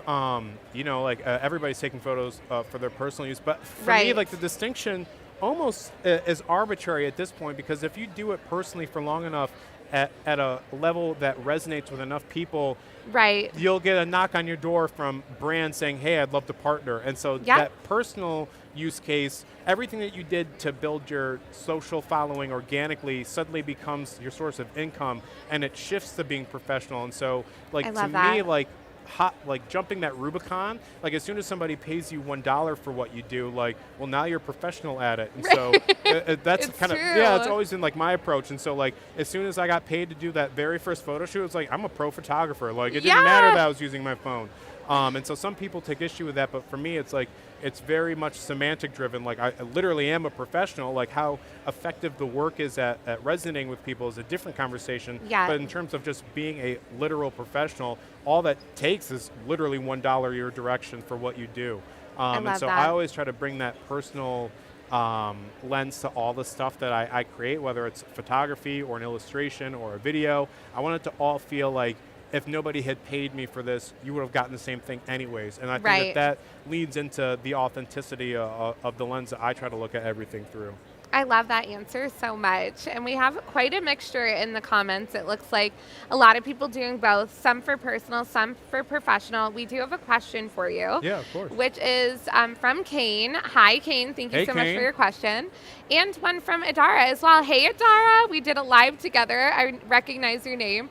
Adara says, when will actions be available on Lightroom Mobile? Not sure if you know the answer to this one. I'm not sure if I do know the answer. I think that they're either available now in beta or they're coming very soon. So you have to keep your eyes peeled for that, and maybe one of the mods can help us out in the chat with that one. And Kane said, any HDR tips for Lightroom Mobile? Yeah, so coming to this most recent update, like, is HDR support. So like if you struggled with that, like I have, like some cameras just kind of have that like innately built in as a setting, and you don't know until you go to grade, like, oh, like I had HDR on. So now like being able to edit those photos in the mobile app will be much easier to do because you'll have like proper support for it. So anything that you've probably stumbled on before has now been like completely ameliorated moving forward. Like we said, Lightroom team has been at work, and we're here for it. Yeah, no, they work so hard, and like even preparing for like this live stream, like if you had a suggestion, like you could see them write it down. Like they're so passionate. Everybody just wants you to be able to express yourself no matter what lens you're using and no matter what device you have to edit. Like I think that sort of democratization of access and importance, especially internally, like it's one thing to just have an application that allows you to edit your photos, Right. but Adobe, they're so passionate about anybody using any device being able to have like the full suite of features. Like it's been really revealing as somebody who's relatively new to working at Adobe, just how Right. deeply ingrained those sensibilities are. Right. I love that so much. And thank you so much for being here with us, Toren. Oh no, of too. course, thank you so much for having me. And so again, like here's another photo. Like I love, again, just using like the auto features and the quick actions to go, okay, like I want a preset, but I don't really know what I want. Here are some options. It will recommend a few. I'll go with more like this, please. And I'll hit suggest. And so now, like, again, I don't need to have to know what the individual settings are called or what they even do. I just have to know what I like. And so Right. this is a photo of my wife. We went to the Jurassic Park exhibit at the Benjamin Franklin Museum in Philadelphia. And to Okay. me, like, it might as well have been actual history. I was like, Dr. Right. John Hammond, like, invested so much money into us being able to clone these mosquitoes into actual dinosaurs. Like, it was very real for me. And so she humored me the entire trip. But like being able to take a photo, like, especially with this contrast and this lighting, and just have it auto make it pop in a way that I Right. appreciate is something that I think more and more people having access to is a great thing. Like, you don't need a degree in photography to go, I like this more than that. Just Right. do more like this. Yeah. Right, exactly. And I think a lot of it is, you guys, really just playing around with the app, like get familiar with where everything is. And, you know, anytime you jump into something new, and I'm sure Toren can speak to this too, but it can feel overwhelming if you're brand new to it. Don't be afraid to play around with it. And one of the themes that we were actually talking about this week here at Max was really leaning into your creativity and not being afraid to play, right? 100%. Yeah, like just toy around with stuff. Like it's so easy to just take the app and go, okay, like I'm going to spend some time reviewing things that I like. Like as long as that's your barometer for where to go creatively, like when you're making for yourself, that really is like what informed my professional creativity as well. It's like, do I like it before I share it with a client? So if I can say like I'm passionate about it before I put it in front of a client or a potential client, they'll hear that as I'm talking about it, because now I'm super hyped and like that comes through, as opposed to me trying to emulate what I think they want or a trend that I'm seeing that I'm not that passionate about. Like you just kind of hear it when you're pitching new clients, and that has not changed internally at Adobe. Like if I have an idea for a project, if I'm passionate about it, everybody kind of picks up on that vibe, and that's how we move forward. But the times where I'm a little uncertain or I'm not that in love with it, it definitely comes through. Like, and I'll still get supported, but it's not. There's not the same infectious sort of enthusiasm if I don't have it internally from the jump. Right, 100%. There's a saying, your vibe attracts your tribe. 100%. Yeah, I love that. That's a much more concise way of saying. No, you did it perfectly. What's the expression? Brevity is the soul of wit, which is why I'm so long-winded. But no, I love it so much, though, and it's funny. We have Wade in the chat. Hi, Wade. That says dinosaur DNA. Dinosaur DNA. 100%. It's a vibe. Yeah, it is a vibe. Can somebody make us a sticker Please. with that? 100%. Let's do it. Let's please do it. Yeah, text to vector me a sticker of dinosaur DNA. Yes. But yeah, so like here's a photo I took. I went to Japan in 2015. So this was taken on an LG G3, which is like infamously like the worst camera phone maybe in the history of camera phones. But like even still, like I'm able to take this old photo format, put it into Lightroom Mobile, and turn it into something that I actually like, using like quick actions and the suggestions. And maybe I go, okay, like I want to color mix a little bit differently, where like this value has a little bit of a different hue, or it's a little bit more desaturated, and just kind of take it from there. Like you don't have to use the presets as like the start and end point. I like to use it as like a launch point. And sometimes I end up editing completely away from where I started. But when I get to a place where it's like, okay, I'm good to go, I'm done with these edits here on mobile, or maybe I'm done being on the fly, I can go to my desktop and transition and start editing on different applications and different devices, which is what we're going to do right now. So like we've gotten a good sense of what's new to the mobile version, and I love how all that applies to the actual desktop version as well. Right. So yeah, let's pop into the desktop app. Hopefully I've been loving watching you navigate Lightroom on mobile. Oh, thank you so much. Thank you for having me. Yay for that. Oh yeah, of course. So now we're on Lightroom, the actual desktop version. Here's my little nugget, and of course, the edits that we made on my mobile device have actually shown up, like an updated here on the desktop version of the app, and which I also super love. And so again, we removed Auntie Norel from this photo. Bless her heart. We were in the vacations portion of the demo, which I love, and you can see all the photos updating, which is great. And if I go over to these photos of Japan that I took, again, like what I love about Lightroom is that it's so easy to play around in other apps. And so like part of my workflow is bouncing around from Lightroom into Photoshop. And so if I hit like the little ellipses here and go edit in Photoshop, I can bring this up. Hopefully this pops up. It's so funny, like I'm so used to like reclining 150 degrees like at my desk at home, so standing up and editing is always just super duper awkward for me. But yeah, so like I don't know if you saw, I didn't mean to do that. I don't know if you saw yesterday, but there were some new updates in Photoshop, and one of them was like using the remove tool. So if I go over to here and set it to not remove after each stroke, but sample all layers, if I select this layer, then make a new one, I can actually just go find distractions and hit wires and cables, and it will remove those from the photo just kind of on the fly. And so like I love like in downtown Japan or downtown Tokyo, like just all the wires and cables, but sometimes it's like, okay, like I actually want to clean this up a little bit just for, wherever I decide to place something. So here's a photo again that I took on my LG G3 in Japan in 2015. Imported it into Lightroom Mobile, and then now I'm editing here really quickly in Photoshop, and just like these seamless transitions like on the fly, like I absolutely love. And so once I've got it to a place where it's like, okay, I've removed these cables, like here's the before and after, in just a Wow. few seconds using generative AI. It's like, that is so helpful. And maybe you want to keep those cables, maybe you don't, but just having that option really quickly, I think is great. And so I'll save this and exit out, and we'll do a few more examples on the fly. But like even the photo like this, where perhaps like I like the cables in this, like for Right. the aesthetic, but if I sent it to my mom, like I know it would drive her bananas to see like all Yes. these wires. And so you can just do something like that, just like a simple Wow. click, and now that's all cleaned up. Yeah, just completely on the fly, which I love.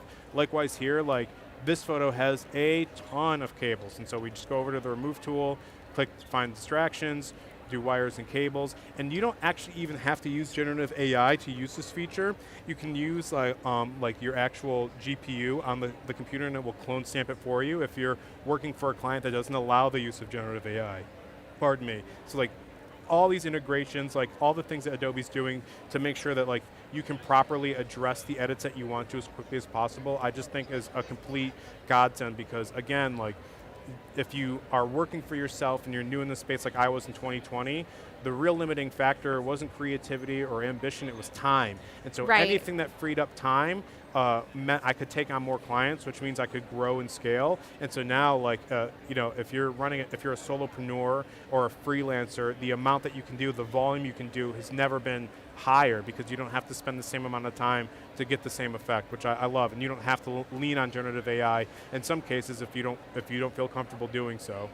I love that, and I think the way that you just explained that was so perfect. And a way that I always like to kind of look at AI is it's a tool in your toolbox. It's not necessarily Yeah. like the whole thing, right? Yeah, and like even if you decide like I'm going to generate an image from scratch using generative AI, like Yep. to me it's like if you can create endless variations of something, but you're only going to publish one of them, the artistry there becomes more like curative than anything else. Like, why did you Right. put that in front of people as opposed to the infinite other options that you had? And so Right. like, I know for me, like, if I'm only going to post once a day, or the algorithm only wants me posting once a week, I had better really have a very clear vision as to what exactly I'm posting and why. And so Right. having an infinite amount of options now at your fingertips at any given moment means that you really have to know what you want to put in front of people, and that's where I think the artfulness is moving forward, is not just the idea or the ability to produce it,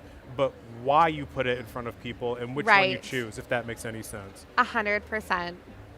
So yeah, I love all these options. We're going to save all of these, and then we'll exit out, and we'll see that Lightroom just populates like right away. So if I exit out of this, it'll import it, and it will stack the photos for me. So maybe I want to have both options, and I don't want to lose them. I'll have that ability moving forward, which I just think is just the sweetest thing. So yeah, let me close out of this. It'll ask me if I want to save it. Please do. I want to lose all the work that we Don't just forget did. to save, Yeah, you guys. never forget to save. I have made that mistake so many times. I've been like, long day finished, exit, Yeah. and then go, oh wait, Oh, I did not dear. save that. Yep. Awesome. But yeah, so it populates right on the fly, which I absolutely love. Like, you just kind of have those options.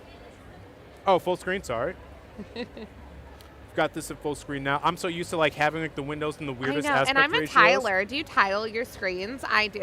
What do you mean? So you know how you can split your screen in half and have one thing on one side and another on that's another so side? smart. No, like my life is Yeah. complete chaos. Like I need to have like a vision as to like what else might be going on. So like I'll have like a Slack window kind of somewhere off in the corner, just enough There. so like if I see like any of it changes, I go, oh, I probably got a Yes. message. And then like Yes. I need to have like Photoshop open somewhere in the corner, so I go, oh, don't forget to finish that thing that's in Photoshop.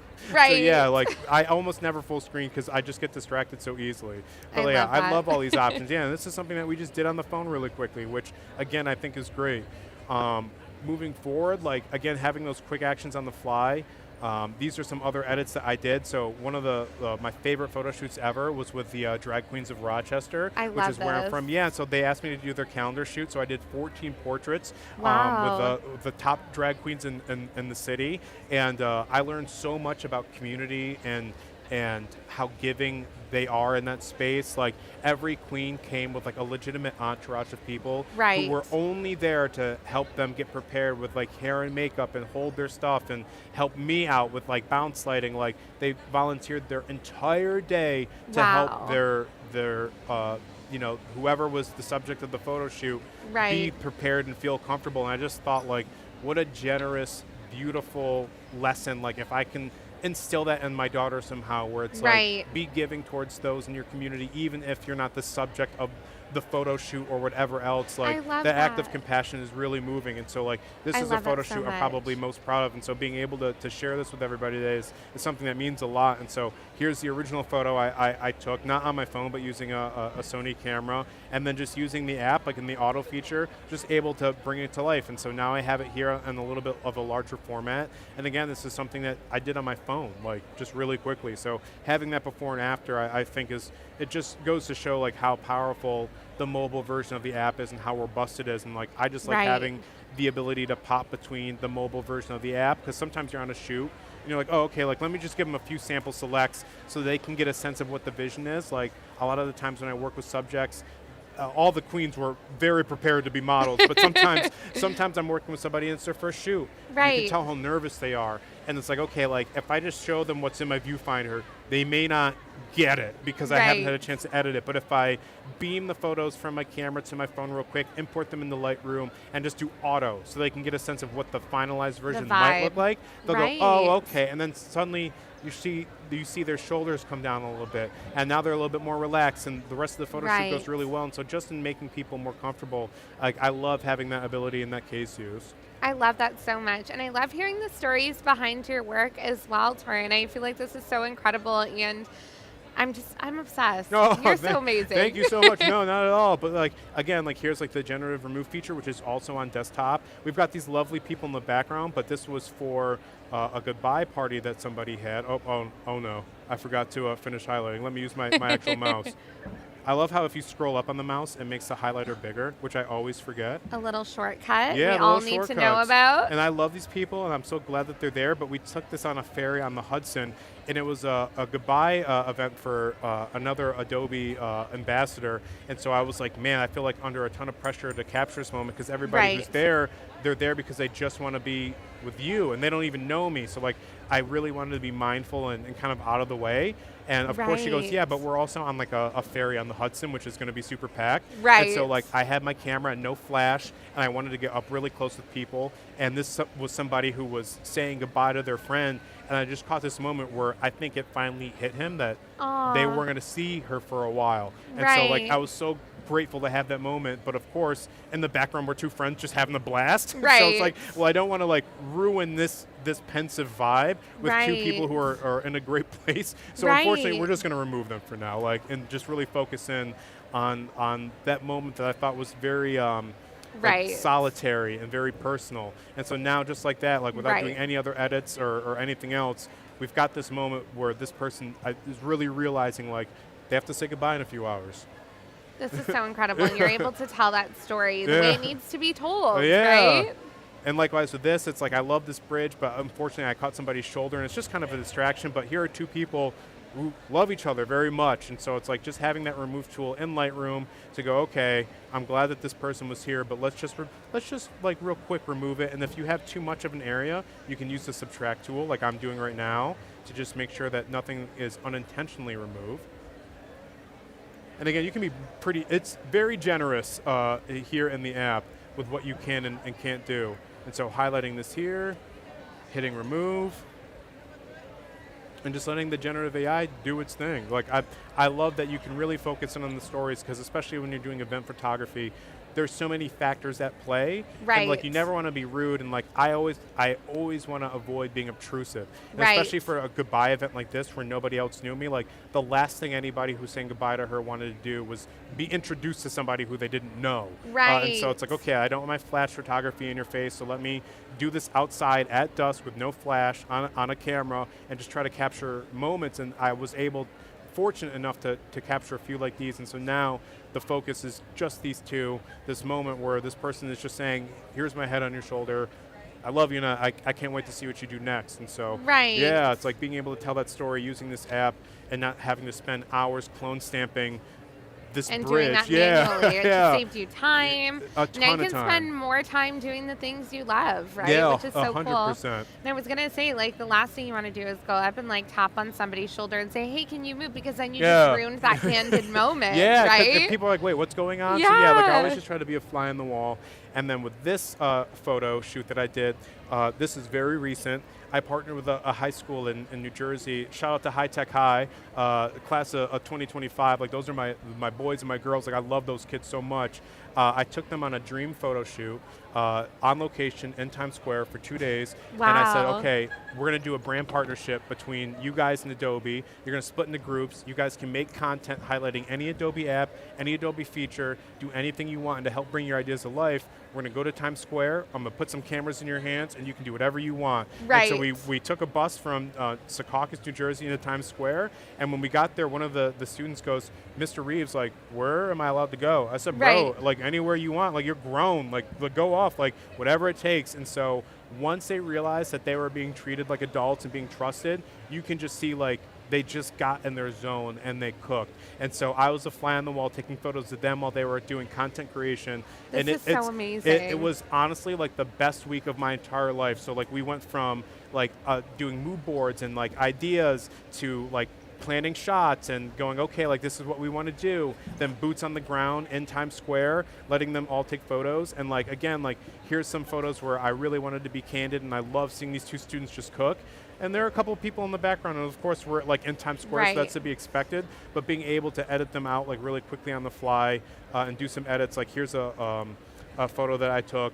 I did a bunch of editing just to kind of smooth things out, and like you wouldn't even know it just looking at it, and this was all done on my Right. phone, like just like while I was out and about just kind of cooking.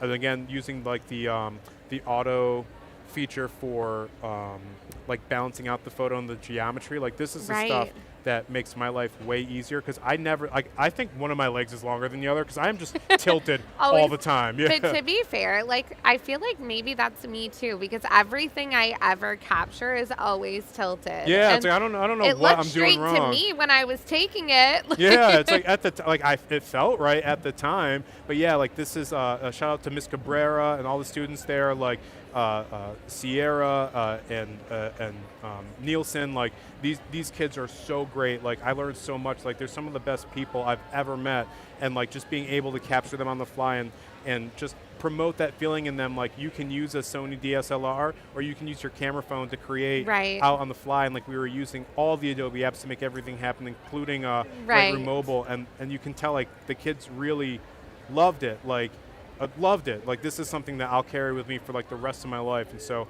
being able to take photos like this, help kids kind of create like the next generation, feel comfortable editing is something that I think is just super dope.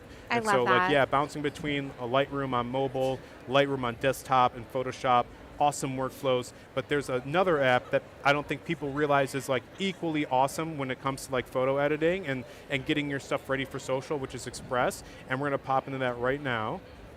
We're gonna full screen it, yep, I've learned my lesson. We're gonna full screen today. Pop over to the next Extra tab. brownie points from production right now Yes. for them not having to tell us. You're Yes, welcome. they only had to remind me 4 times. So I'm slowly learning. Yeah, so like you can actually access your photos in Lightroom now in Express. Here are a bunch of photos of my daughter from the playground, of course. But what I love about this in Express, if you're not comfortable using a Photoshop, which I think a lot of people who are small business owners or solopreneurs or working at a small business, you're wearing so many hats. Right. The idea of learning how to use Photoshop can feel a little bit daunting, but that shouldn't prohibit you from creating things that feel on brand and feel authentic. So Right. again, we're going to take this photo, we're going to set it as the background, right? But the aspect ratio is portrait, right? And so maybe Right. I want something that's a different aspect ratio. One of the new features in Express that I love is not just resize, but generative resize. Pardon me. I'm so if already so excited about Yeah, this. yes. Like my inside, I'm screaming right now because this has been my favorite thing announced. I think. I love this. And so like if I want to change the aspect ratio of this photo that I took and edited in Lightroom and make it a square post, I can hit resize, and we'll use generative AI to fill in the gaps. And so my daughter has curly hair just like her dad, and you would think that would super trip this up, but surprisingly, it doesn't. And so we went from Lightroom, editing on mobile, right into Express. It gave us some options. This one feels like the most authentic to my daughter, and so we went from from portrait to a 1x1. But one of the things I've been hoping to do, like maybe you want to start like your own YouTube series. Right. YouTube thumbnails are like a weird aspect ratio in that Yes. like you want the widescreen, but it also has to be small. Right. So I can go, okay, let's resize this, select YouTube thumbnail as like an actual preset, and we're Right. going to resize this from the resize we just did. And I'm telling you, like, I can't believe that this works. Like, the first few times I did this, I was like, Mind shut blown. up. I was Like, this is I was not like, happening. please stop. And so now we've got even more Wow. options. Yep. And so we can be at the playground. We can keep, which is Toren! awesome. I know, which is Stop right there. I know. I am so excited about this. The possibilities are literally endless. they're literally endless. And so once I've got the actual photo and the aspect ratio, we probably want to introduce some text. So I'm going to go, okay, let's add our own text. We can use a preset here. I'm going to ungroup this because there's a couple going on, right? Right. So I've got this selected, pardon me. I'm going to hit ungroup because I really only need one of these fonts. I want this one. I want to change the color to something that pops a little bit more, so I'm going to change it to white. And I'm going to give it an outline because that's like a best practice on YouTube so that you can clearly see what the font is. Maybe change the color. It will suggest some, but maybe I just want this like this yellow, or we'll go with black for now. Or actually, let's go with purple because I feel like that's very on brand for my daughter. So we'll do. I love that. Yeah, her nickname is her Royal Badness, like named after Prince. Yeah. I love this. Yep. So we'll have this, and we'll make the shape a little bit smaller, tighten it up a little bit, and so now we've got where we want the text to go. And I'll say, going to the playground with baby MC. But that's kind of long, right? Like a little Right. too long. So one of the features that they just introduced into Express is rewrite. And so I can say, can you shorten this and just make it sound a little bit more personal and hit love generate. that. So if you're somebody like me who's very long-winded, I really struggle with like email lines or like the subject header for an email. Right. Literally like up until a week ago, even professionally, I would send a draft of the email to my mom and say, can you give me like a headline for this, please? Because I don't know. I don't know what the subject should be. And Oh so my gosh. she would like be on the phone with me and she would like type it out and she goes like, at some point, Toren, like you're 36, this has to stop. Oh my I'm gosh. happy to say to everybody in the audience, like that day is today. Like I can just do it now Thank using you, Express. rewrite. Thank you, rewrite. So yeah, like now we can change it to off to the playground with little MC, time for the playground with baby MC, or let's hit the playground. That sounds more like her. So it sounds like that Prince song, like let's go crazy. So we'll replace it. We've changed it. Now we can make it a little bit smaller. If the line breaking seems a little bit off, don't worry. We can just hit dynamic, and that will give us one. And so now it will change with the shape on the fly, so we can I make it more love YouTube this. friendly. I'm going to move it around. Dynamic is probably my most used. 100%. Yeah. Yep. Yeah, and so it's now we've just got the a little best. thumbnail right here. But Cute. let's say, okay, she's blowing up. Like our YouTube channel is going crazy, but not in the US. It's going bonkers in Japan. So we're going to actually go to Okay. translate. We're going to select Japanese and hit translate on the caption. And in just a few seconds using generative AI for our rewritten thumbnail, we now have a new one that's in Japanese, I love that. which is just crazy. Yeah, I just love that that's like actually an option. So we've got like all these different thumbnails like ready to go using generative AI. Oh, I don't think it's stuck, so we'll try that again. We'll do translate, page, not this page, we just want page 1. Hit translate. And we do have a question from YouTube. Can you copy and paste presets in mobile? Yes, you can, 100%. Yep, and you can save your presets as well. That's one of the things. Like, I wish I did more often. Like, that's like kind of like the thing to do in Lightroom, which is like I Okay. have like my preset. I've edited one photo, like from a photo shoot. Let me copy paste this to all the photos from that shoot Right. for congruity. This is why I'm so dense. Like I'll individually edit each photo Right. in Lightroom, even I'm the though same like way. yeah, I don't know why I do that. It's so toxic. Like I need to stop. But that's kind of how I operate. So yeah, I take a lot of I think validation from the fact that that's also your workflow. Yeah, 'cause, like, I do the same. Yeah, I feel way better hearing that somebody else does it that way. But yes, you can. I think for me, it's like just knowing I can control, like you can still control each photo, but like I'm just Yeah. controlling each photo and I'm doing Yeah. the thing, right? I don't know. Like, I think it's personal preference, but there's your answer. Yes, you can copy and paste presets in mobile. Yeah, and I think for me, like when I'm editing photos, especially now, like working on behalf of Adobe, I'll go out and do a shoot. Typically it's just me, like as a subject, so I set up like my camera, the tripod, and like the timer. I'll take thousands of photos and go, okay, all these are trash except for just this one or two. And so like Right. I'll spend time with just like those couple frames. And so it's like, okay, like the need to do like a full like wedding style copy paste like for an entire album isn't really present for my day-to-day now, but I Right. totally understand like why people love that feature so much. But yeah, like this is all something that we did between Lightroom on mobile and Adobe Express, going from taking a photo on my phone, having it in an aspect ratio that wasn't really usable for the placement, changing it a little bit in Lightroom, bringing it into Express, using generative AI to expand it. Like these are all things that we did in a matter of minutes, like conversationally. Like you don't even have to be somebody who's got years and years in the game to just kind of stumble in to something that you like, which I think again Right. that gets more people creating, and so now we have more stories being told. Like I can't believe I get to do this stuff and share this with people. Like I Right. can't wait to see what you and everybody else does with it. I love that so much. So with all this being said, and we've seen you work across these 3 incredible programs, is there anything else before you wrap up that you'd like us to see, or your favorite features in Express that you want us to see? Yeah, no, of course. Like again, the generative resize in Express. One of the things I also really love is like the text to template. So like if I wanted to make a template on the fly, so if I go over to templates and I want to go to YouTube templates. So again, if you don't want to start from scratch like I tend to, you can go to view all and just kind of go through, okay, which of these speak to me? Like what do I want to use as like a launching point? Maybe I want to use something like this and go, okay, like I'm going to start this as like a new file Right. and populate it with the photos that I edited in Lightroom, either on mobile or the desktop version. Maybe this element right here I don't necessarily want. I can ungroup it, right? Change it so that this lovely person, so I'll move this layer to the background, select this, and go, okay, maybe I don't necessarily want to use this photo, so I'm going to replace it with another one. So I'll go over to like replace with an upload, go over to my downloads where I've got all these cute little photos of my sweet little princess, so we'll use this one. Open, right? And maybe I want to remove the background and go, okay, like object remove or remove background literally just with one click. I remember when I first got started back in 2020, the thing that people asked me to do the most with their photos, because they knew I like knew how to use Photoshop at that point, was Right. like, can you just remove the background of this, like, please? And like now that that's like at a So click of the accessible button, for yeah, it's so everyone. accessible. Like I absolutely love it. So we can frame this right here.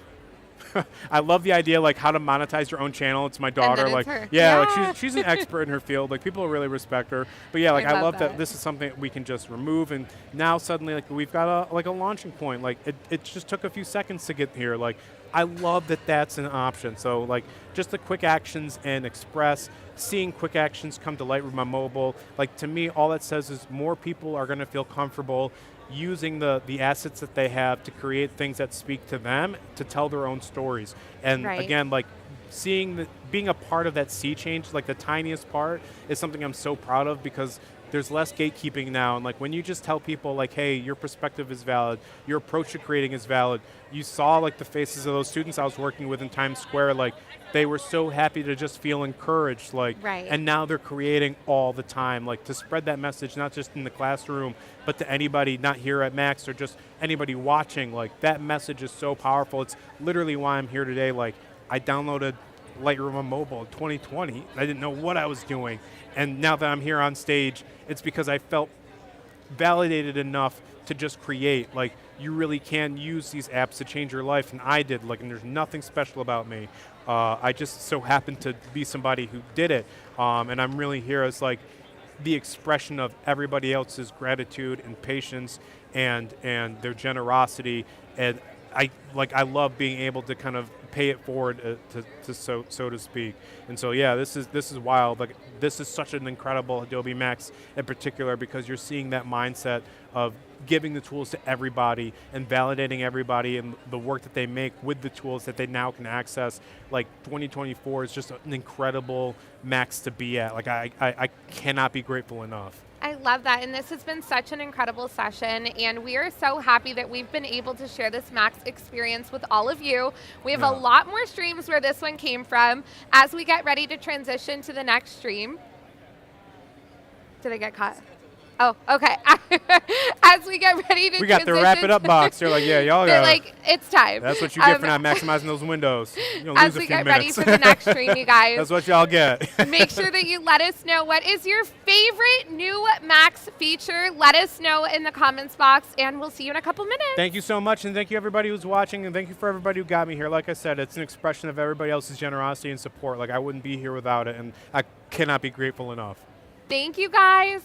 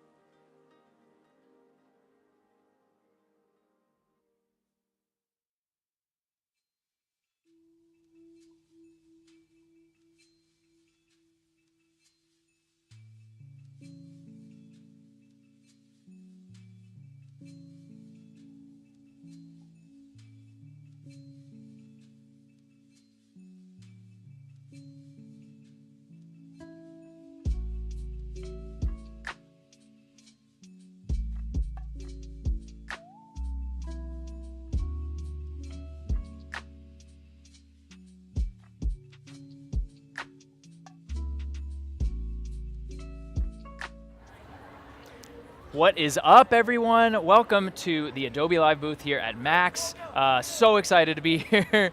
What's up, everyone? How we doing? My name is James Bonanno, and I have the pleasure of being joined by the talented Mr. Evan McNaught, who happens to be my brother-in-law, and joining me here on this stream James. today. We are going to have a lot of fun today. We are going to be going over Evan's process as a professional designer, map maker, drone pilot. He does it all. It's crazy. And how we've collaborated a little bit on a recent project. So why don't we kick it off with a little introduction for those that do not know who you are, what you do, what makes you so freaking cool. Let's just start it off. Thanks, man. Yeah. So like James said, he is my brother-in-law, and we're both creatives. I've been a landscape architect for most of my career, but recently I've gotten into the field of cartography, so I mostly do map design. But why put yourself in a box, right? Yeah, man. This stream, we're talking about logos. You can see these sweet, we're representing sweet right here. t-shirts of our different companies, and everyone at Max is stoked to just talk about freelancing and getting those businesses going. So today we're just going to hop right in. We're going to look at James's website, my website, just to give you a preview of how these logos integrate in a brand, and then we're going to go through my process in how I made this sweet JB Films logo. And James is going to then take it over and show how to do it over some video. Sound good? That sounds awesome. Yeah, Sweet. and I mean, this is such a cool process for us too. You recently went full-time freelance. I did. So you had a background in working for a landscape architect company and a firm, and doing your own maps. And so I think it's really cool that we've gotten to collaborate in this way. And it's like really the first project that we worked on together. So it's pretty cool to reveal it here at Adobe Live. Yeah, we're super stoked. Should we get into it? Let's hop in. Yeah. All right, Let's cool. do it. What's up, everyone in the chat? By the way, we got the gang here, and yeah. Welcome everybody. Let's do it. Great. So right now I just have a browser open and I'm looking at your awesome website, James. Thanks, man. With the nice little logo up here in the corner, and just giving everyone, that brand is so important, right? Like if you don't have a good logo, then it's not recognizable. So this is how yours is. And then I threw mine on top of a sweet drone shot. Looks so just sick. to get a little bit of movement behind it. But again, that brand is so important. So how do you make a brand, right? How do you even start? Well, for me, I like to start in Illustrator. And some people might start with sketches. If you're more into the hand stuff, that's awesome. I like to think about the person that I'm going to be working for. So in James's case, let's see, you are a traveler. A amazing cinematographer with film, a photographer, and you also just have this amazing company, which I have up here on the screen, Leave the Map, with you and Anna's work, right? Yep. And so I wanted to take all these different elements. I just took some different photos and threw them into the Illustrator canvas just to get my thoughts flowing. Like, what do you do, right? Yeah. So what do I do? What do you What do? do I do? So real quick, I'm just like, okay, I got some cool film reel stuff, the waypoint icon, a road, the van here, right? Yeah. And I just love to kind of start by mocking things up. Like any, if you're writing a paper or you're doing a sketch, right? It doesn't have to be perfect right off the bat. Yeah. It can just be something that you're experimenting And with. in a way, you almost don't want it to be perfect right off the bat. Like, you want to give yourself that space and that time to create. We've seen it in the keynotes the last 2 days and other creators, and I think it's cool to like dive into your process to see, like, don't be perfect right away. Make mistakes, iterate, revise, and I think that's like the beauty of logo design and what you do. Absolutely. So for me, and you'll see that we're going to start small, and this canvas is just going to blow up. I started with this idea of the film reel, and I really wanted something that kind of flowed. It's a J and a B for your name, James Bonanno, and I was like, oh, maybe we could do something cool with the J looping around and then forming the B. And you'll see that this is really just a bunch of like disconnected shapes, and I'm using white blocks as a way to hide some of the things in the front. Right. And the reason I'm doing that is because I want to go quick. I want to iterate. I want to make lots of logos as fast as possible and not get bogged down in like every single point, right? Now, I have one question for you, because this is actually really like the first time that I'm seeing like your process of the whole thing. You've obviously shared with me the final files and like your work along the way. Do you start Aaron Draplin style on like a field note and sketch stuff out, or do you like to get right into Illustrator and do your thing? I personally will just sort of do like 1 or 2 little sketches, but then I find working in Illustrator, because I can get really clean lines faster than me trying to do it by hand. Cool. So like, it depends on the project. Okay. If it's more complicated, I think I'll sketch first. Sweet. But this one, I think we were pretty clear we wanted something pretty clean, right? Yeah. So it started up here in the corner, and then I started going down a little bit of a rabbit hole here with the 2 film reels. And I didn't like it, but you just leave it and you have that as reference. And then I was experimenting with different types underneath it. What's the vibe? And I always like to try a serif and a sans serif. Okay. Even if one looks bad, it's like, okay, that right here we have our serif font, right? And it's kind of lawyery. It's not giving like, James film, Bonanno travel, and Sons. right? Exactly. And also you'll notice that the logo and the font, they don't match. Like they don't work together. But I like to have it there just so it's a reminder. Over here we've got something a little bit cleaner, and I like the way that looks. So, I'm working through it. And then I was thinking, these are a little bit too static. Okay. It just felt kind of flat. It didn't have that movement of the road and like a film reel. Right. So it led me down this kind of rabbit hole here of creating something that was almost cursive, like someone took a piece of film and spun it and like threw it on the That's so cool. desk, right? That's awesome. And then even thinking about this one here, where the J and the B are actually gone from the type, because I was like, how could we use the logo to replace that? So, again, this is just like that iterative process. And all of these are just some shapes, blocking things out. Like, again, I'm really not trying to be perfect. I'm just trying to get the vibe of you're basically just adding the shapes on a white background, and then eventually like merging those shapes together and creating the final look that you want. Yeah, once we get all the way to the end where I'm like, this is the logo I really like, then I start that whole process over and I make it super clean. Very cool. Gridded out, all that good stuff. So, you're going through and you kind of I've grouped this out into sort of like phases that I was thinking as I was going. You'll see that in my layers panel down the side here. So this is maybe a little bit too literal. It's not really that expressive logo that you see and you say, wow, it's just a film reel. But again, you just save everything you make because maybe you'll come back to it. And you'll see in this case, I totally came back to it. It's Illustrator, like full disclosure, Illustrator is not my first app. So seeing you do this is both exciting and terrifying, because I feel like I would be like, I want to confine myself in a box, which is the worst way to be, especially in this process. So it's cool to just keep zooming out and seeing more and more of these ideas. And when you sent it to me, I'm just like, there's a lot to look at. It's cool. And as you go, you keep building. You're like, whoa, okay. You're trying to follow it. I'm not even worried about being organized. I like to go fast. And if anyone saw Michael's awesome keynote, we were in a session with him this morning, and he said, oh, I always work outside the artboard. And we're about, already I'm out of room, so we're going to be out of that artboard here. So I really, really enjoyed kind of what was happening here with the idea of the J wrapping, making this like James Bonanno, and the logo could be something that could be stretched apart and fit the type in there, and it could be compacted together like you see here on the left to try and create that mark, right?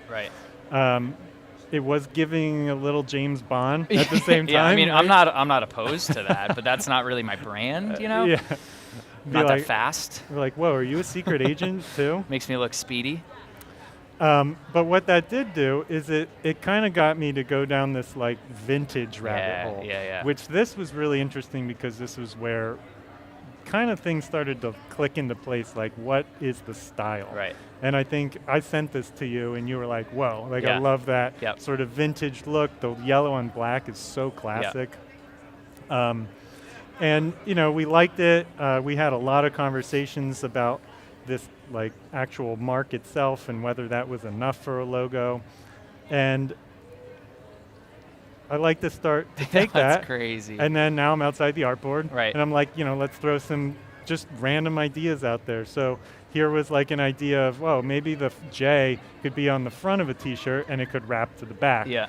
Just why not? Just start playing with how the logo could be incorporated early, right? Right. You don't need to wait until it's a finished product. Right. You can be like, let's slap it up on a wall. Yeah. Well, How's it and look? I feel like the environment part of where the logo exists, how it's going to show up, which we'll get to, towards the end here, is it's going to be showing up mostly on videos, on maybe a business card, or mostly a website in my branding. So you're already thinking about that as you go, which Totally. is huge. Yeah.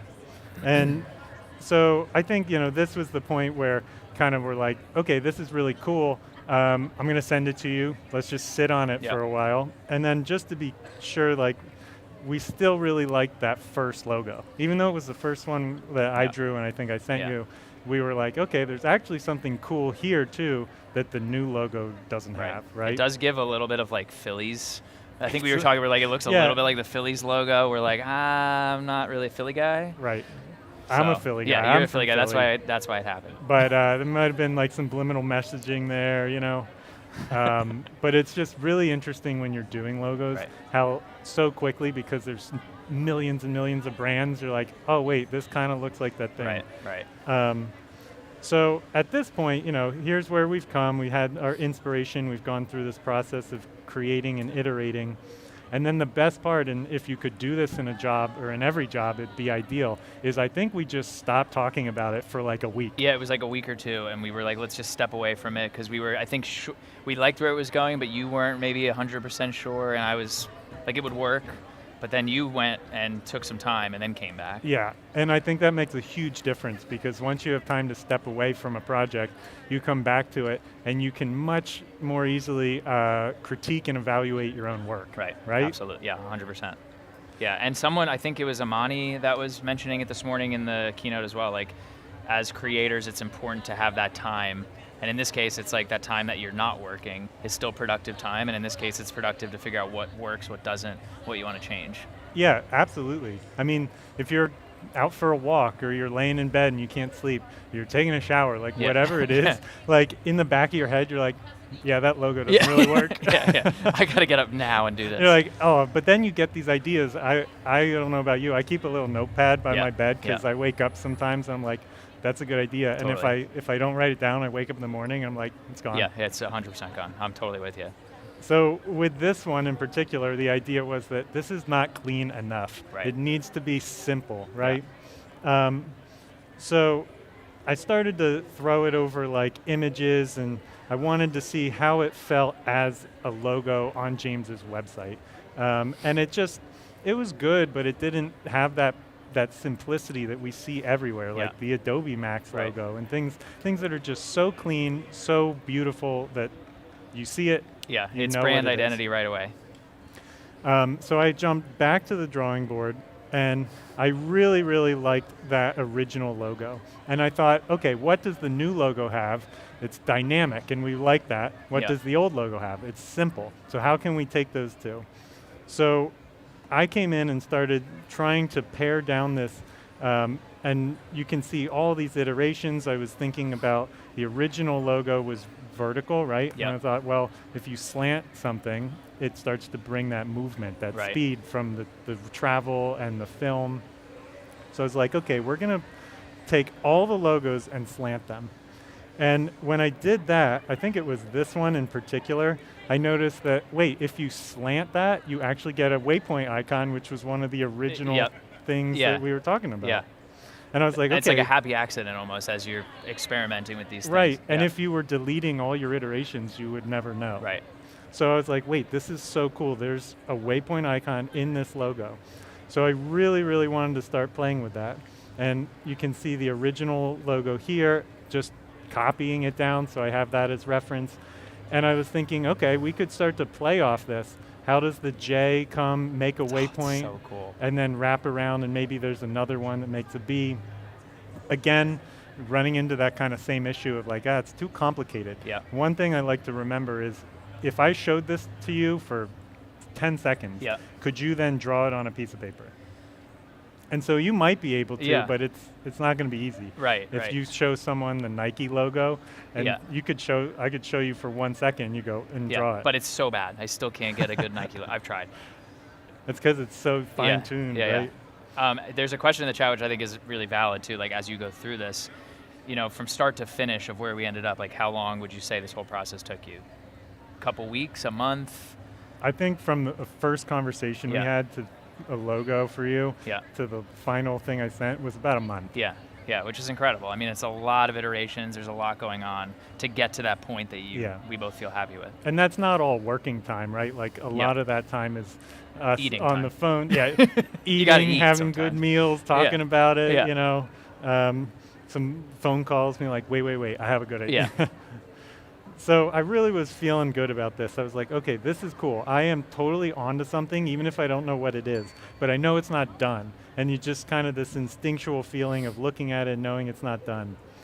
So I started to simplify and simplify. And again, like, obviously I'm not on the white background anymore, but I'm on this Illustrator gray, and I'm using shapes to block things out. Very cool. So I don't ever have to think about like removing stuff, right? So this, for example, is just 2 waypoint icons stacked on top of each other and using some gray shapes to hide them and make the logo, to make the mask, essentially. It's cool to like have you walk through this, because honestly, I mean, we've been working on this for a while, but this is really the first time that I'm seeing your thought process and the whole thing too, and like how you got to that, because it is such an evolution. It's really cool. Again, like logo design and Illustrator, this is your passion and something you're very good at, and Illustrator is I'm very bad at it. Oh, that's why you cross-collaborate, right? Yeah. I'm not very good with editing videos together. James is the best at that. Yeah. So you'll see in a moment when we switch how he's going to use the logo.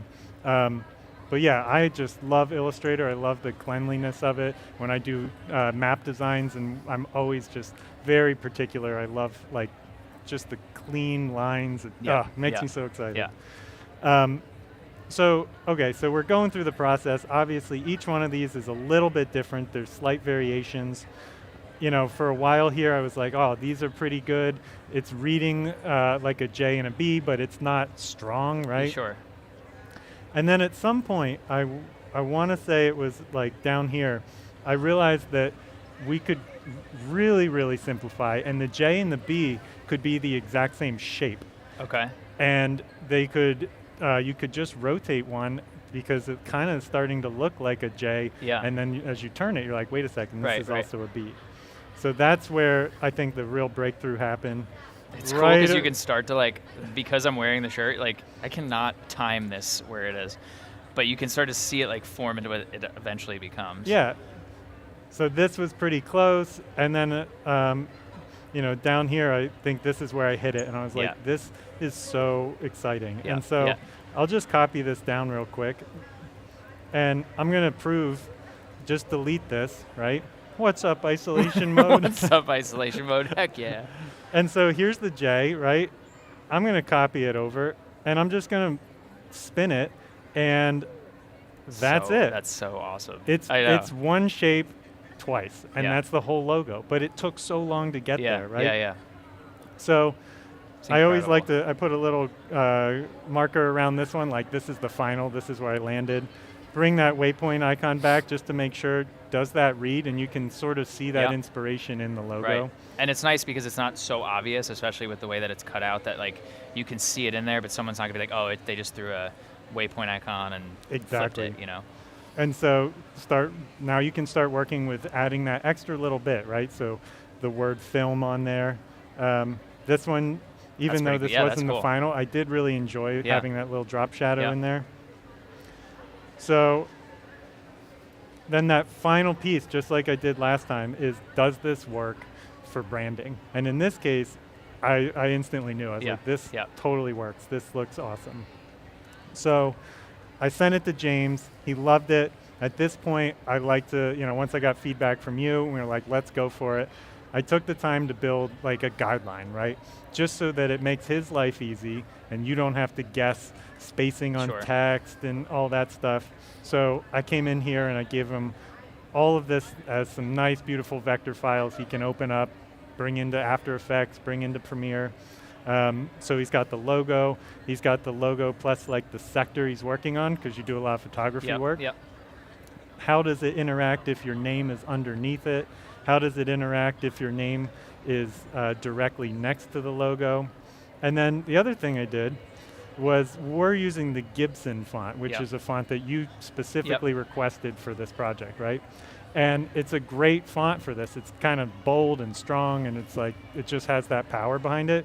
But the J, and you can see here the actual Gibson J is really long, and then I just don't think that the way it ends on this project works right. It's not that it's a bad J, that the creator did a bad job. It's just for me, I was like, no, the J in this needs to be this really clean, perfect circle, just like the waypoint icon, right?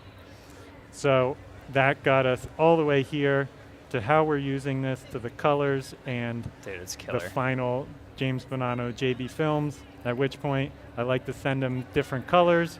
And then I also know he's a Premiere guy in After Effects, so I put this little file together for him so that he can take it and animate it in After Effects. Yeah, That's kind of the process. I feel like we could have an entire stream on like you talking about your logo process, because it's fascinating. And I mean, if you let us know in the chat if you want to see more of this in coming Adobe Lives, because I would love to personally see it, even if I'm not a part of it. But I know we only have about 4 minutes left, so I had already done this. No, I'm in it, man. I want to watch you do your thing. So I just want to hop over real quick to my screen. And as Evan said, he's provided me with the assets that I then need. Again, I'm not an Illustrator guy, but I can animate fairly okay. So I created something that looks a little bit like this. Let's fit our screen here. So very simple, very clean. We have a couple little properties going on here. We've added, on the top here, we've added a Gaussian blur adjustment layer just to sort of like make this appear. And something I like to do is I didn't want to have the logo like fly in off the screen. It just would take too much time. It's a simple logo, it's clean. I can resize this inside of Premiere when I'm actually creating my videos. I've come in here and I've created some pre-comps of just these two assets, and then created some reverse keyframes in and out so we can bring this in. And then let's say I'm happy with one of these options. I'm essentially just going to come in here and I'm going to export wherever that button may be. Okay, and then when I'm exporting a logo, something that I want to have an alpha channel on it, so I can add the solid that I want inside of Premiere, rather than exporting it as a H.26 file, 264, I'll come in here and export this as a QuickTime, and then RGB and alpha, and this allows me to have that transparency that I want to add it to another shape or color inside of Premiere Pro. So I came in here, we're inside the Premiere Pro beta version right now. I think it's updated, but my internet is not great today. And as Evan mentioned, this whole collaboration, I'm sure we'll be talking more about this maybe on a future Adobe Live stream, is me creating and helping Evan out with his business, with creating a promo video, and this logo sort of being part of it. So this is just the start of something that I've been working on for him. And let's say I want to add that logo in the beginning just so that I can show you reference of what it could look like over footage. That is what this looks like. Oh man, that's just so clean. So we have something cool. Oh, and this is all Evan's drone footage. So again, I gotta give you props on some of this stuff. It's hard to go through all this footage. And again, it's a really cool way that we've been able to collaborate together. You can see over here on the left-hand side, we have a libraries sort of window that we've been sharing a lot of these assets together. So we have the actual video file in here. I have the PNG lockups. Let's say I wanted to just bring the PNG lockup and like bring the opacity up. I don't want to animate it in After Effects. I can do that. I have all the graphics here from Illustrator and the brand style inside of one place, and we've shared this together with each other. So if you're new to libraries and you've never done that before, you go here to create new library. In this case, I'm just going to go Evan and James. Yeah, buddy. Okay, create. And then here I can start building this. And up here on the right-hand side is where I could actually share this with him so that he can start adding those assets as well. Totally. So again, libraries have been around for a long time, but this is a really cool way for you and I to use them. And I'm just stoked. I'm stoked at how this came out. I'm really stoked that we are here getting to talk about it. And again, if you have not checked out Evan's work on his website, he is an amazing designer. map maker, drone pilot, and I'm proud to call you my brother-in-law. Oh, thanks, first man. and foremost. So are you saying that you'd be happy to work together again? yeah, This was I think we can make something work. Okay. I think we'll work something out. So thank you those joining in the chat here at Max. If you are here at Max, come by the booth, say hi. We should be around the rest of the day. And to those that are joining us live, we're so happy to have you be a part of this community. Let us know in the comments and the chats if you want to see something like this again. And Yeah. thanks, dude. Yeah, man. It was a pleasure. All right, everyone. Take care. All right. We'll see you later. These are hacks both inside of Premiere Pro and in After Effects. Hack number 1, project templates inside of Premiere Pro. So I like to keep my sequences at the top of my folder structure. Command B will create that bin folder. Good little shortcut. 03, I like to put audio in here. 4, we're gonna call this GFX. This is graphics, stills. Sometimes I do color. And then we'll go 7, we're gonna call these extras. So we go to File, and there's a button that says Save as Template. And we're just gonna press save on our project, and we're gonna quit out of Premiere Pro. All right, so new project. I always like to create my titles with the date, the day, the year, underscore, and then the project. All right, and we're gonna save it to our project location. And now you see this little tab called Project Template. We go in here, and you see that it says James Base Folder Structure. I'm gonna click that. I already have everything set up, ready to go. We never need to do it again. Second hack I want to talk about is audio. So I'm gonna import this clip, and I'm gonna drag this audio clip right here into my sequence. And you're gonna hear some sort of background noise, you're gonna hear some slight hissing. All audio clips that I need to remove the little pop. There is a lot of room noise. And if you look in your dialogue menu here, there's a button called Enhance Speech. I'm just gonna click that. So if I play this back now, remove the little pop. That's insane. Let's talk about Mogurts. How's that? All right, so we're inside of After Effects. Command N, I'm gonna create a new comp. We're gonna call this custom Mogurt. All right, so we're gonna right click in here. We're gonna create a couple text files. The first thing I wanna do is add a fill property to all of these layers. So I'm just gonna copy this to every one here. And if I press Command on my keyboard and I toil down the little caret, you'll see here our color right now is set to red. And I'm gonna take my little eyedropper tool, bam, right over to the yellow. And I don't wanna actually drag my position all the way off. I might just start it right up here. Right here, I'm gonna right click, and rather than ease both these, I like to ease out my first keyframe and then ease in my second keyframe. And then what I'm gonna do is I'm gonna stagger these a little bit. We'll take custom, move this over. All right, and then we're gonna press P on our keyboard. So we'll start like here. We're gonna do the same thing, ease out. All right, so the first thing we're gonna do is open up Essential Graphics, okay? So you'll see right here at the top, I wanna actually pull from what we just created. So that's this one right here.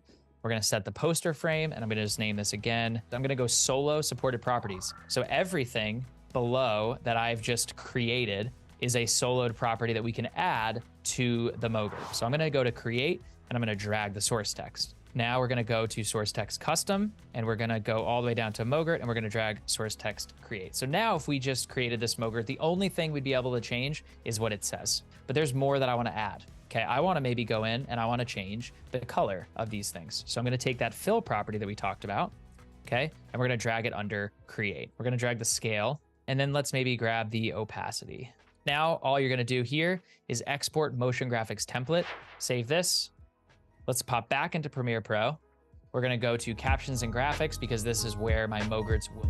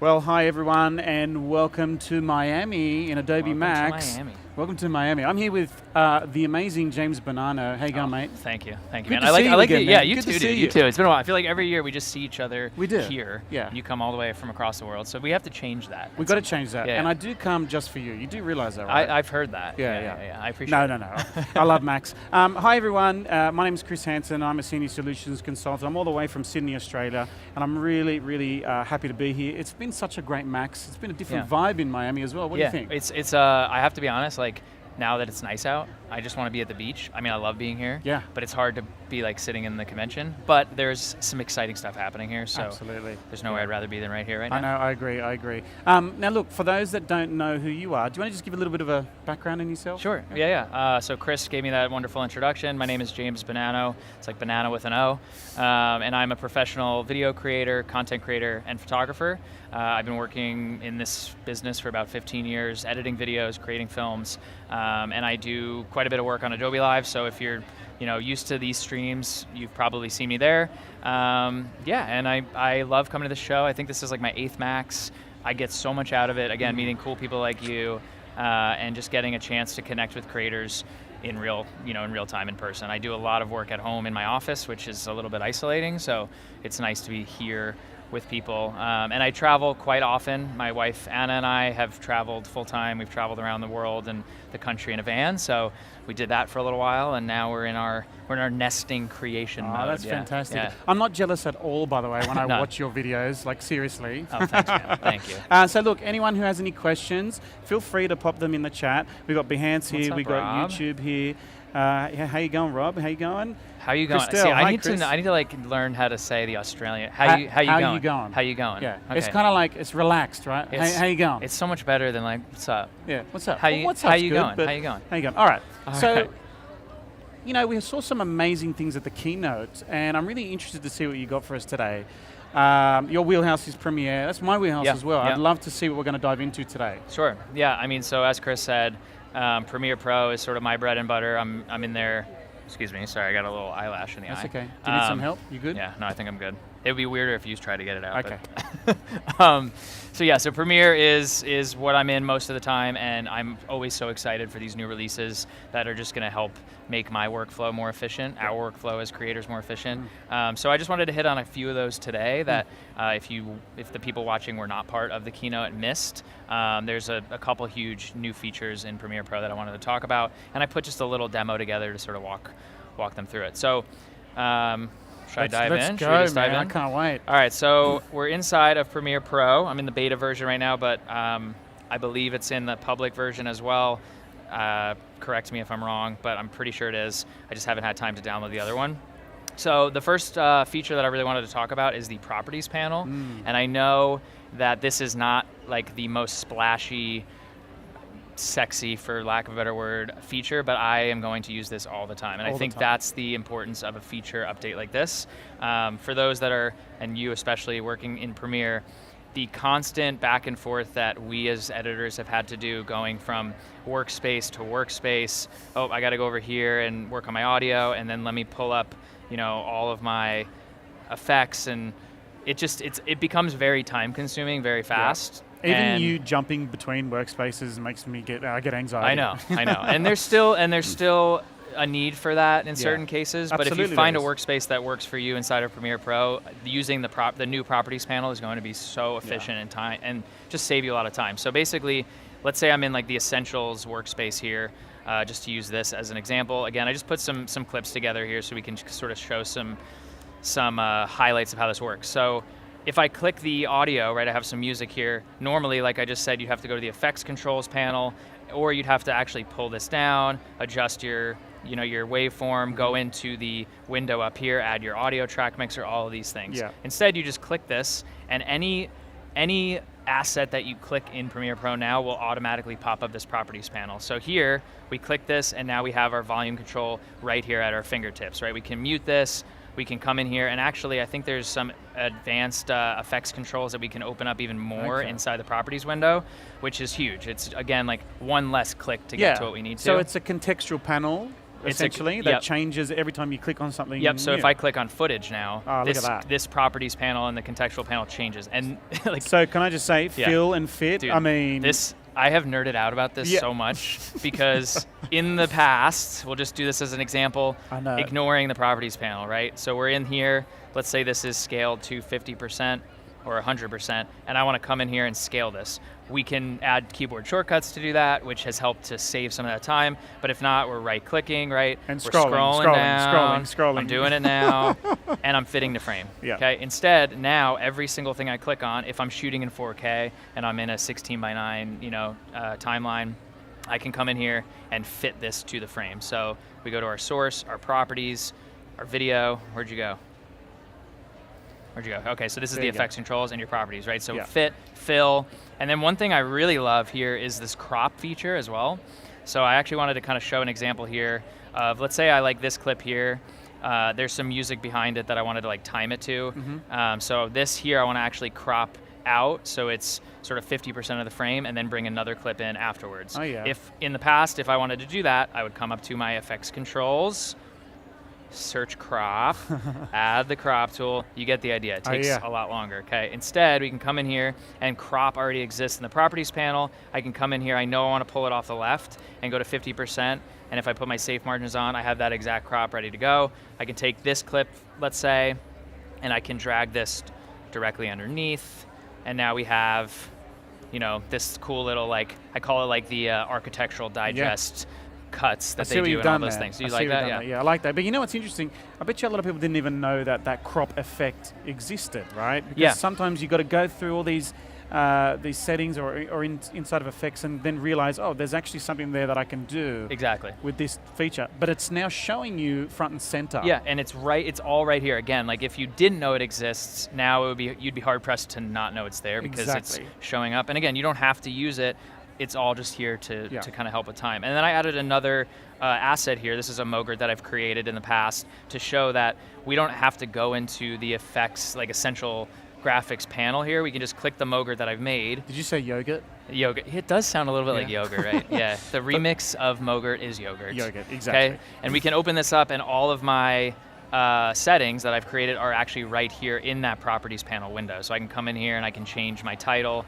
So let's just call this so it's now in the properties panel, not in essential graphics. Essential right. graphics. And I believe, let's actually check that real quick. So let's go to workspaces. Let's go to our effects. Captions and graphics is usually where I would go to do that. You know? So you have your graphics templates. So if I click this, it looks like it actually shows up in the properties panel. There you go.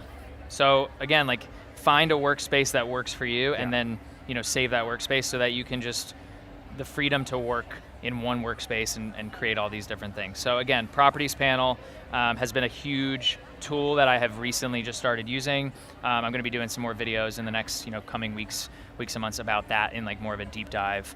And how can people watch that on your? I believe that'll be on either the Adobe Live YouTube channel or one of the Adobe platforms will be on there. So you will see that. All right, so properties panel, I don't want to spend too much time on that because I wanted to hop into the next feature that I'm most excited about, which is Frame.io. Frame.io. I know you're pretty excited about that as well. Yeah, right? I mean, the transition from what they call V3 into V4 is actually a really big jump. They've actually worked a lot of, about 3 or 4 years on this change. So I'm really interested to see what you're going to show us. Yeah. So real quick. So this I left. This is back to the properties panel. Again, fill, fit. That's what we were talking about before. Takes 2 seconds. All right. So and that's just a time saver, right? It's a time saver. This is all about time, as I think a theme of Adobe MAX this year specifically is that efficiency. So whatever tools can exist in our workflow to save us time and keep creating the thing we want to create. And not pull our hair out trying to do all the manual tedious stuff. And shout out in any of the chats if you feel like this is something that's going to save you guys time, right? I want to hear any questions to Chuck at James. There's another Aussie lingo.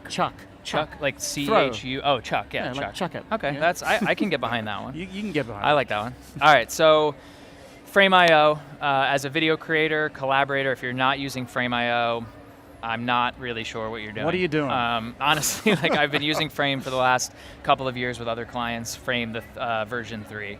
And it has just been so useful. I've worked with Adobe on this and worked on collaborative projects where it helps. And so at the base of what Frame essentially does is, let's say I just threw some projects up here as examples. So let's say we have this video that I created for Firefly a couple weeks ago, right? So you have the whole video in here, and we can sort of play things back as we want. Love your videos, dude. They're Thanks, so man. good. Appreciate that. That's the dark office that I need to get out of every once in a while. So I'm going to remove this somewhere. Let me delete these so we can show you how this works. So let's say that I'm the stakeholder, and this is someone sending me a video, and I wanted to leave some notes, okay? So yes, we can leave notes here and just say, awesome job, James. You're really cool, you know? In case I wanted to give myself some self-validation. What about, is there any emojis that you can? Yes, there's emojis, but what I wanted to show is this. That's really important, right? Yeah, actually, let's just add one. High five, you're cool, you're awesome, great job. But I want to add this little annotation, right? So I like this little light leak up here, but it's kind of aggressive. It's maybe a little too much. Yeah. The client doesn't really want the light leak because it's too distracting, right? So they can actually come in here in Frame, and you can draw like with whatever color you want. So let's choose pink here. Mm-hmm. You could probably actually change the size of it, but let's just say I circle this, right? Yeah. Circle my head, and then I can leave a comment now that that annotation has been left. I can leave a comment and say, love the light leak, but would love to see it at 50% opacity. And that's at that frame, pun intended, right? So it's frame accurate. Absolutely. To that point in time. If you scrub along. Yep. So let's say I keep going here, and I write, why are you wearing a Giants hat? Because they suck, basically. Is that a Zoolander pose you got going there? I don't know what I'm doing there. Let's remove this, which would be a lot harder for me to do now that I filmed it. But you can see that it's actually now time-coded and time-stamped to the exact place that I need it to be. And I'm sure you're going to show this, but what I actually love about this is it's conversational. It all stays in the one location. Right. But not only that, you're eliminating menial email tasks, right? You used to get timestamps in emails, Word documents. Well, it's funny how when a tool like this comes out, you almost forget what it was like before. Yeah, that's true. And I had worked on so many projects. I think about like what it was like before captions and transcripts existed in Premiere and what that was like. And this was just so much worse because you would upload a finished file. Yeah. Client would give you time code stamps. Sometimes they'd mess the time codes up, or they're like, hey, we want to change this clip. You change the wrong clip. It gets very cumbersome, very confusing. Been through the pain, dude. You know, very fast, right? And it ends up taking up cloud storage or drive space or whatever it is that you're using.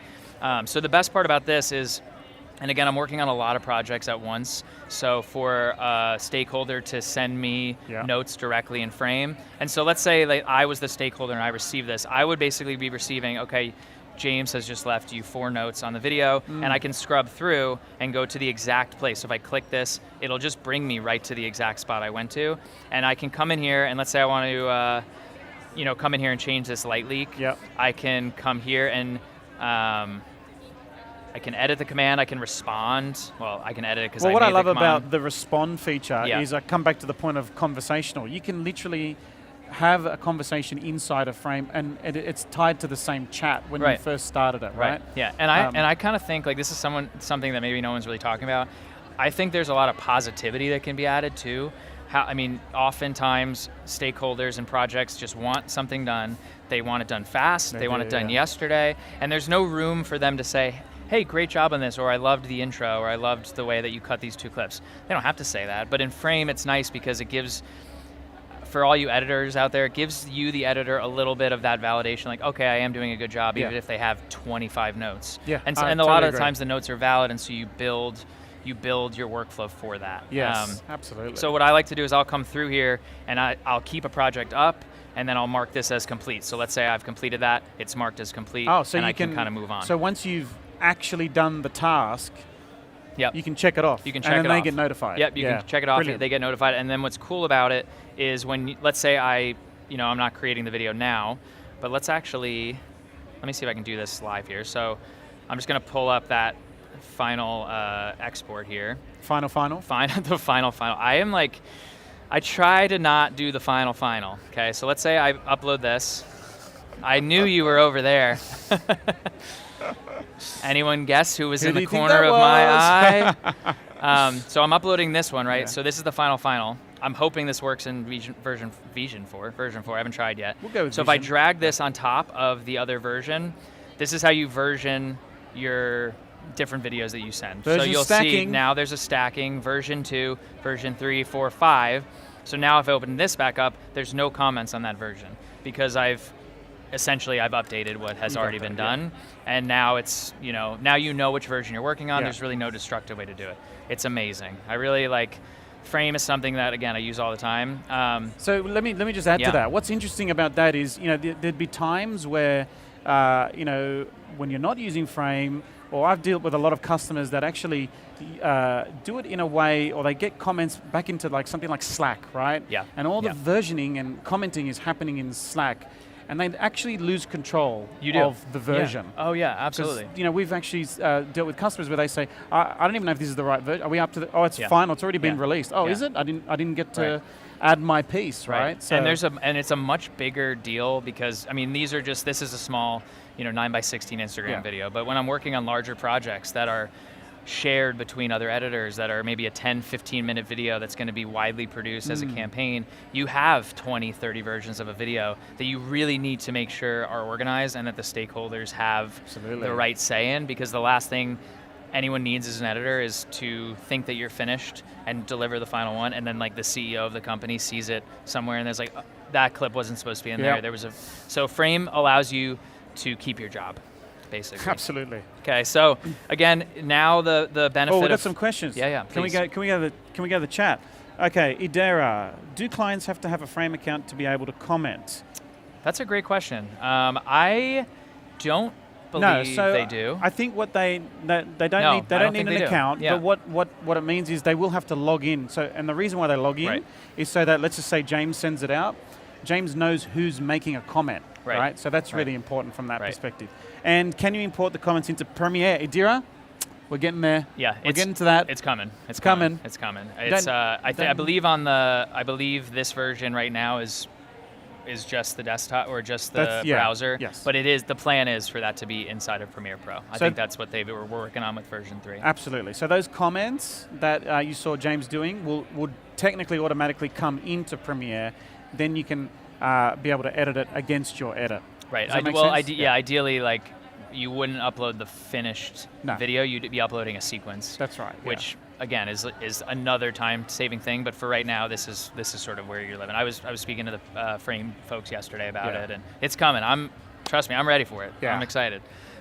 So the other cool thing here in this version is you have all these collections that exist to the side here, which I love. Again, I can't speak 100% confidently on this, but I believe Frame was really only like a tool for uploading video files. Yeah. And now it's allowed, we have JPEGs in here, we have some audio files, we have an Illustrator file in here, which I don't really know matters because all you're seeing is this. But it's great. You know why? Because the creatives can actually have all their assets in the one location. Exactly. Right. Yeah. And even if you need to comment on that, you can still add comments to that. Right. And it's almost like another extension of your libraries in a way. Of okay, the videos can live as libraries, and then here you can like have something approved. So let's just go in real quick just to show. Let's say we have our videos here. Right. This is every video I have. I actually went in here earlier, and let's say this is the logo that I made with Evan previously, like right before the stream. Let's say this looks good to go, and I'm the stakeholder. I'm going to say, animation looks great. This is good to go, okay? And it's just, right now it's just picking that time code, but it doesn't really matter. Yeah. Good to go. Cool. And then what I can do is come in here. This is where we're gonna see how I'm doing. Where was that? This is brand new, guys. Oh, you want to change? Oh, this I actually wanted to talk about too, real quick. I want to change this to the to it being approved, and for some reason I'm not seeing that. But while you're here, it's good to talk about this because in the previous version of Frame, these fields didn't exist, right? Right. No, there's so much more in here. I mean, really, like, more than I would probably even need to use from right a metadata perspective. Yeah, it's amazing. So I mean, if I was sharing this with you, here's where I would assign you this, right? So you can share this, assign it to you. You can come down here. You can, it just helps with the metadata of tracking and organizing these things. Yeah. And then it tells you your format, your file type. Again, that helps with organizing what we had before. and I know there's an approve approve button in here somewhere. Where is that? Yeah, click the 3 dots. Let's see. 3 dots is always something that you can. What the heck? We'll get there. We'll get there. It's here. Oh. Share, download.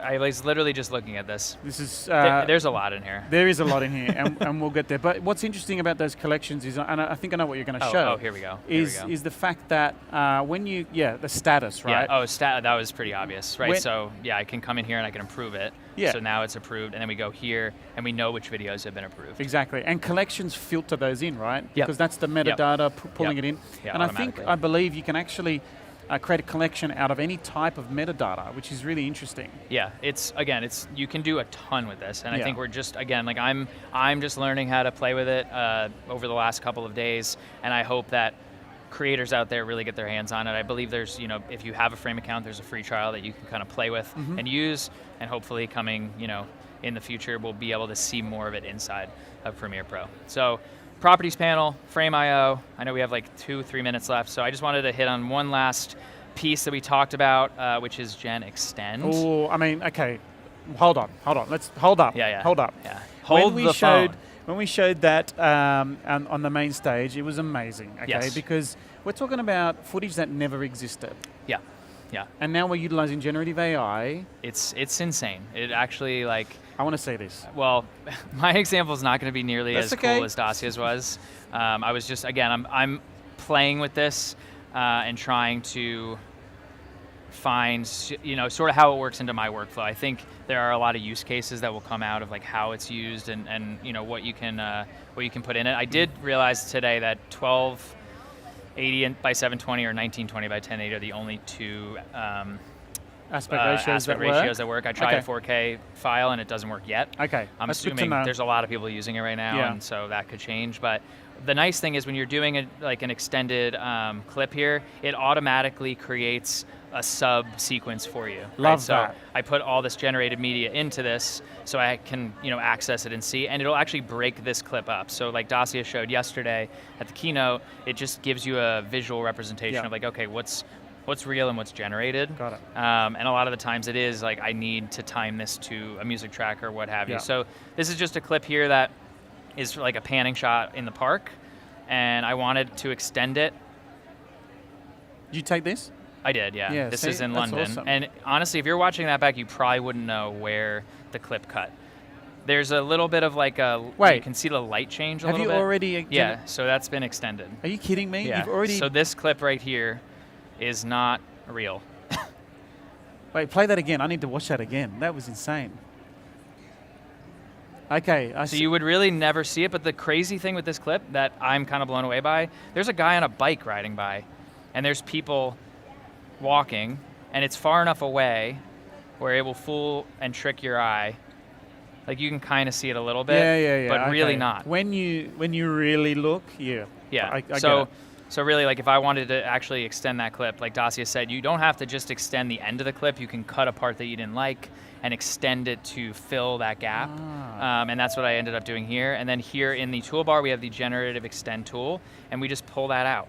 Okay, and we let it do its thing. So I had already done that because it takes a few minutes, but it really is not that long. And it's another powerful way to save the cinematographer from the shaky camera movement that you wanted to cut out and extend. In this case, if you want to time it to music. Another super powerful and very exciting tool inside of Premiere Pro. And those are just 3 that I had time to actually talk about. Mate, that's amazing, honestly. So, yeah, exciting stuff all around, honestly. It's a great time to be a creator. Yeah, okay, what do we see here? Will Frame.io be useful for other collaboration projects? So penny doodles, if you didn't pick it apart, man, you'd be fine. Penny doodles, that's a great name. Great name, I love that. I think we're... Will Frame.io be useful for other collaboration projects other than video? Yes, absolutely. So it's not just video, it's photos, illustrations, design. I think it's really going to have a massive impact on every creator. Awesome. Yeah. Well, James, mate. Yeah, dude. Great session. Yeah, thank you always. so much. Good Thank to see you. Thanks for hosting me, man. No problem. Anytime. Appreciate it. And thank you, everybody. Thank you. Bye-bye.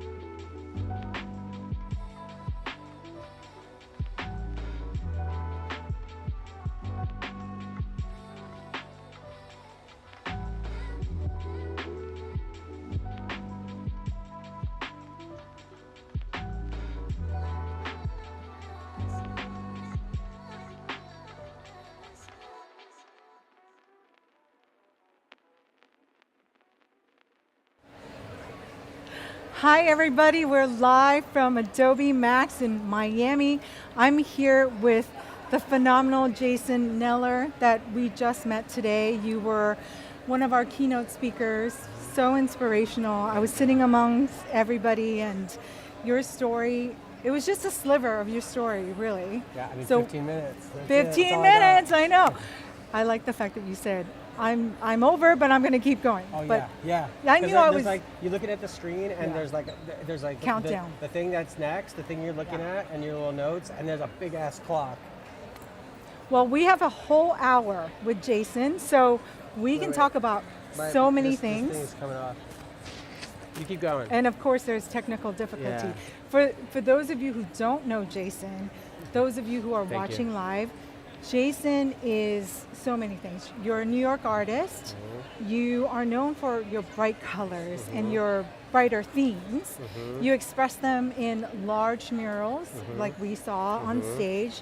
And you have worked with brands like Coach, Pepsi, Toyota, Microsoft, Mac, the makeup brand that you were working at.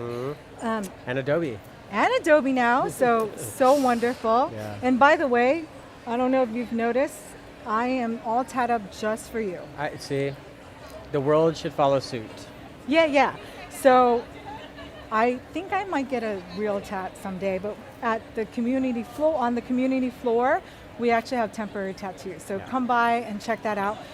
But Jason, I know we learned a lot about you on stage, but I'm curious how you started. You said you started drawing as a kid. So tell me more about that moment when you knew you wanted to be a creative artist. You know, I don't remember the moment. It just always was.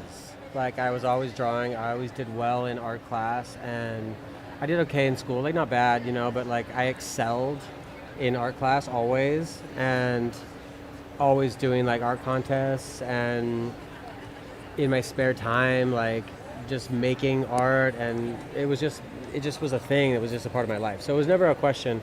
It was actually more of a question of like, how am I going to make a living? Because I had my mom, who's an artist and very supportive of like the creative journey and path, and my dad, who was like, you got to grow up and have a real job, you know? And so as a kid, I wasn't raised to think that artist is a real job. So I think most of us. That's kind of where that's where it went, you know? Yeah. Is my mic okay? I know they're trying to fix my mic. Yes? Yeah. It's like a runway accessory, you know? Yeah. And it also captures audio. Yeah. So I want to come back to the present for a moment. What was it like being on the big stage telling your story to 10,000 attendees? I mean, it was epic. Like, yesterday I did the dress rehearsal, and I like to perform. Like, I'm not an actor, but like, I like to be in front of people and perform, and like I do a lot of live painting. And I realized yesterday during the dress rehearsal, like, I need the people. And so the dress rehearsal was kind of flat because I was like, there was nobody in the audience. There's like a couple of people down there and like an empty room. And today there's all these people, and like the response, like that really fuels me. And so it was fucking amazing. Yeah.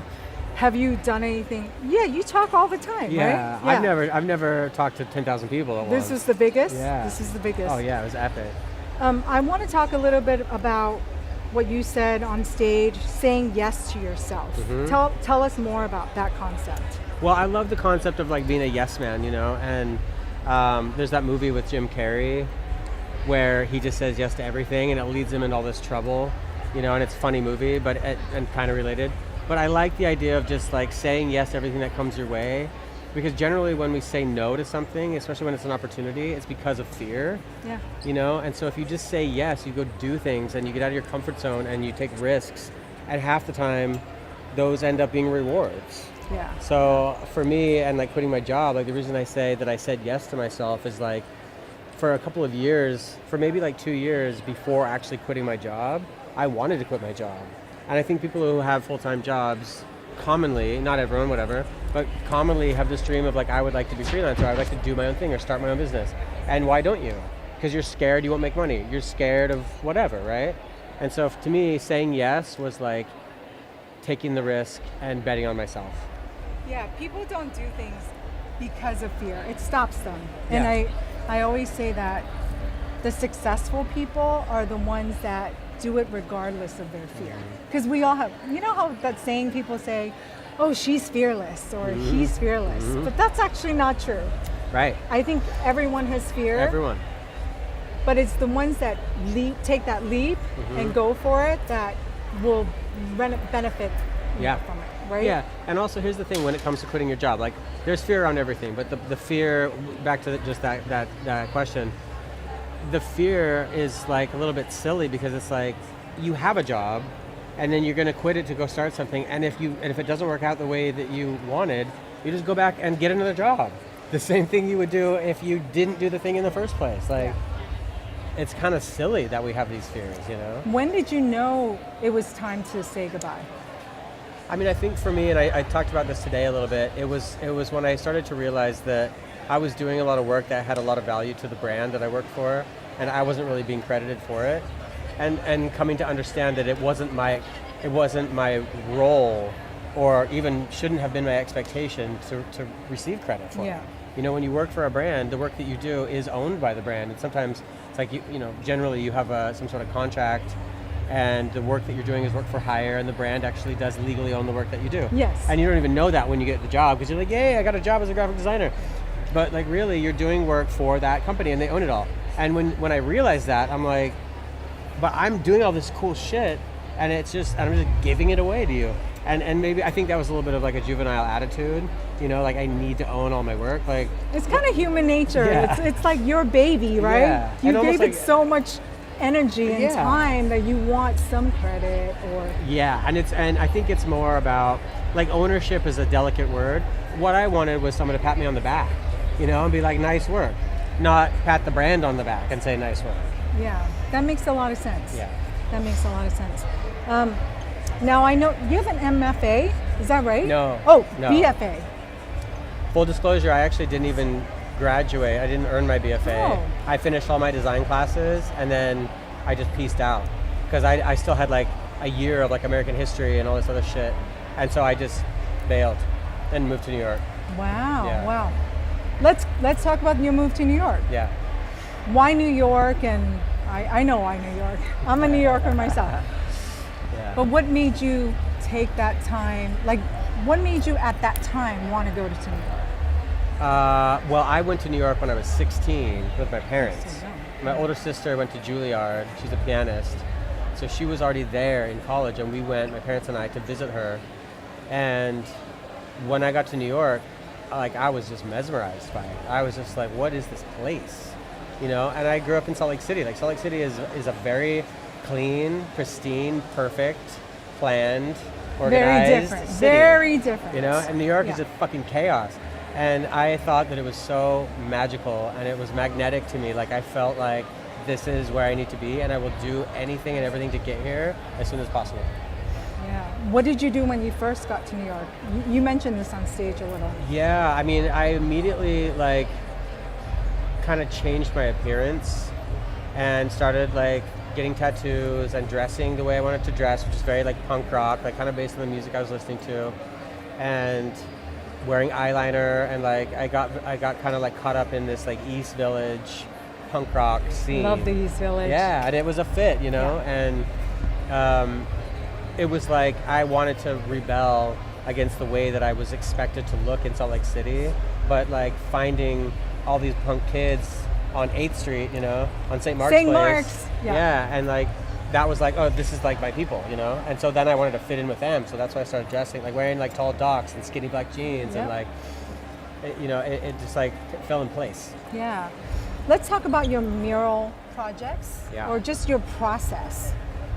They're so big, they're so huge. So when you were showing the art on stage, how long does it take you? And you did say, how do you transfer it from an idea to something you either sketch out or do it on a computer? How do you put it up on a big wall? Yeah. What is your process like?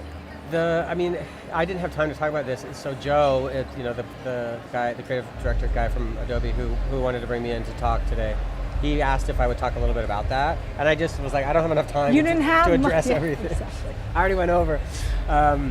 But the process is pretty simple. So, and for anyone who works digitally, I just work on an iPad. And I use Fresco and Procreate. Those are my two apps. And I just do the sketch, like I do the sketch like any other sketch, right? On on the app. Excuse me. Then you get the wall. Obviously, you ideally would make the sketch in proportion to the wall. Right.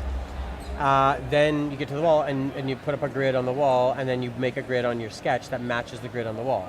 And you can do it numerically, like scaling 1 inch equals 1 foot on the wall. You can do it like that, or you can do a visual grid that makes sense to you, like triangles or something, and then the same grid. But all that matters is whatever grid you put on your sketch is the same It grid has you have to to put on the match, wall. Because then when you get up onto the wall, you zoom in on your grid, and whatever is in each square or triangle, then you just paint that into the corresponding square or triangle. So that's a traditional grid method. Did you ever mess up in the beginning? Oh yeah, because it's weird when you get up on a wall, Yeah. and like you have a 1 inch square on your iPad, and you have a 3 foot block in front of you, Right. and you're like, paint this line here, and then it turns into this Right. like kind of awkward process of like connecting lines, and then you stand back and you're like, oh, this doesn't actually look like the thing at all. So it's practice makes perfect, but that is the process. The other process, and this is complicated to explain without a visual, but it's called a doodle grid, and basically you just put random marks all over the wall, and then you take a photo of the random marks, and then you Photoshop or overlay your sketch or an outline of your sketch Oh, you do it in the reverse. I onto see. the random marks. Yeah. And then when you get up there, if you have like scribbles or something, you're like, oh, the line that's like, let's say it's a portrait, right?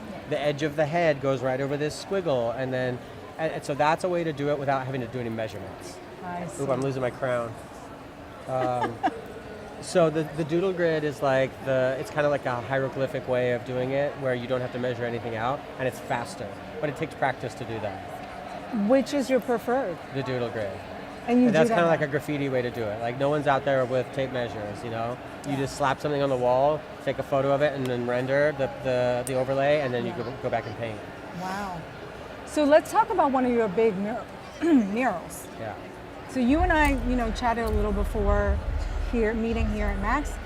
I love what you're doing with You Are Not Alone. We had talked about that.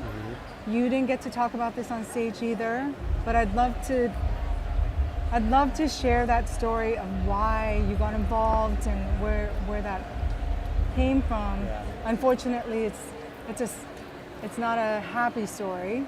Yeah. But you're doing something about it to change. Yeah, let's talk future. about it. I mean, I'll kind of start from the top, talking about my sister. Like, the reason why I have dedicated time to get involved with anything related to mental health is because I lost my sister to suicide a couple of years ago. And it's not a happy story, but it's a story that brings peace. And I'll start by saying I feel at peace with the loss of my sister because I feel her peace. And she suffered for many years and attempted suicide for many years, many times, and finally died by suicide. But while that's a tragedy to people who are still living, you can feel the peace of the person when you know how much they were suffering. And so knowing that she no longer suffers, that's what makes it not a happy story, but a peaceful story and a motivating story.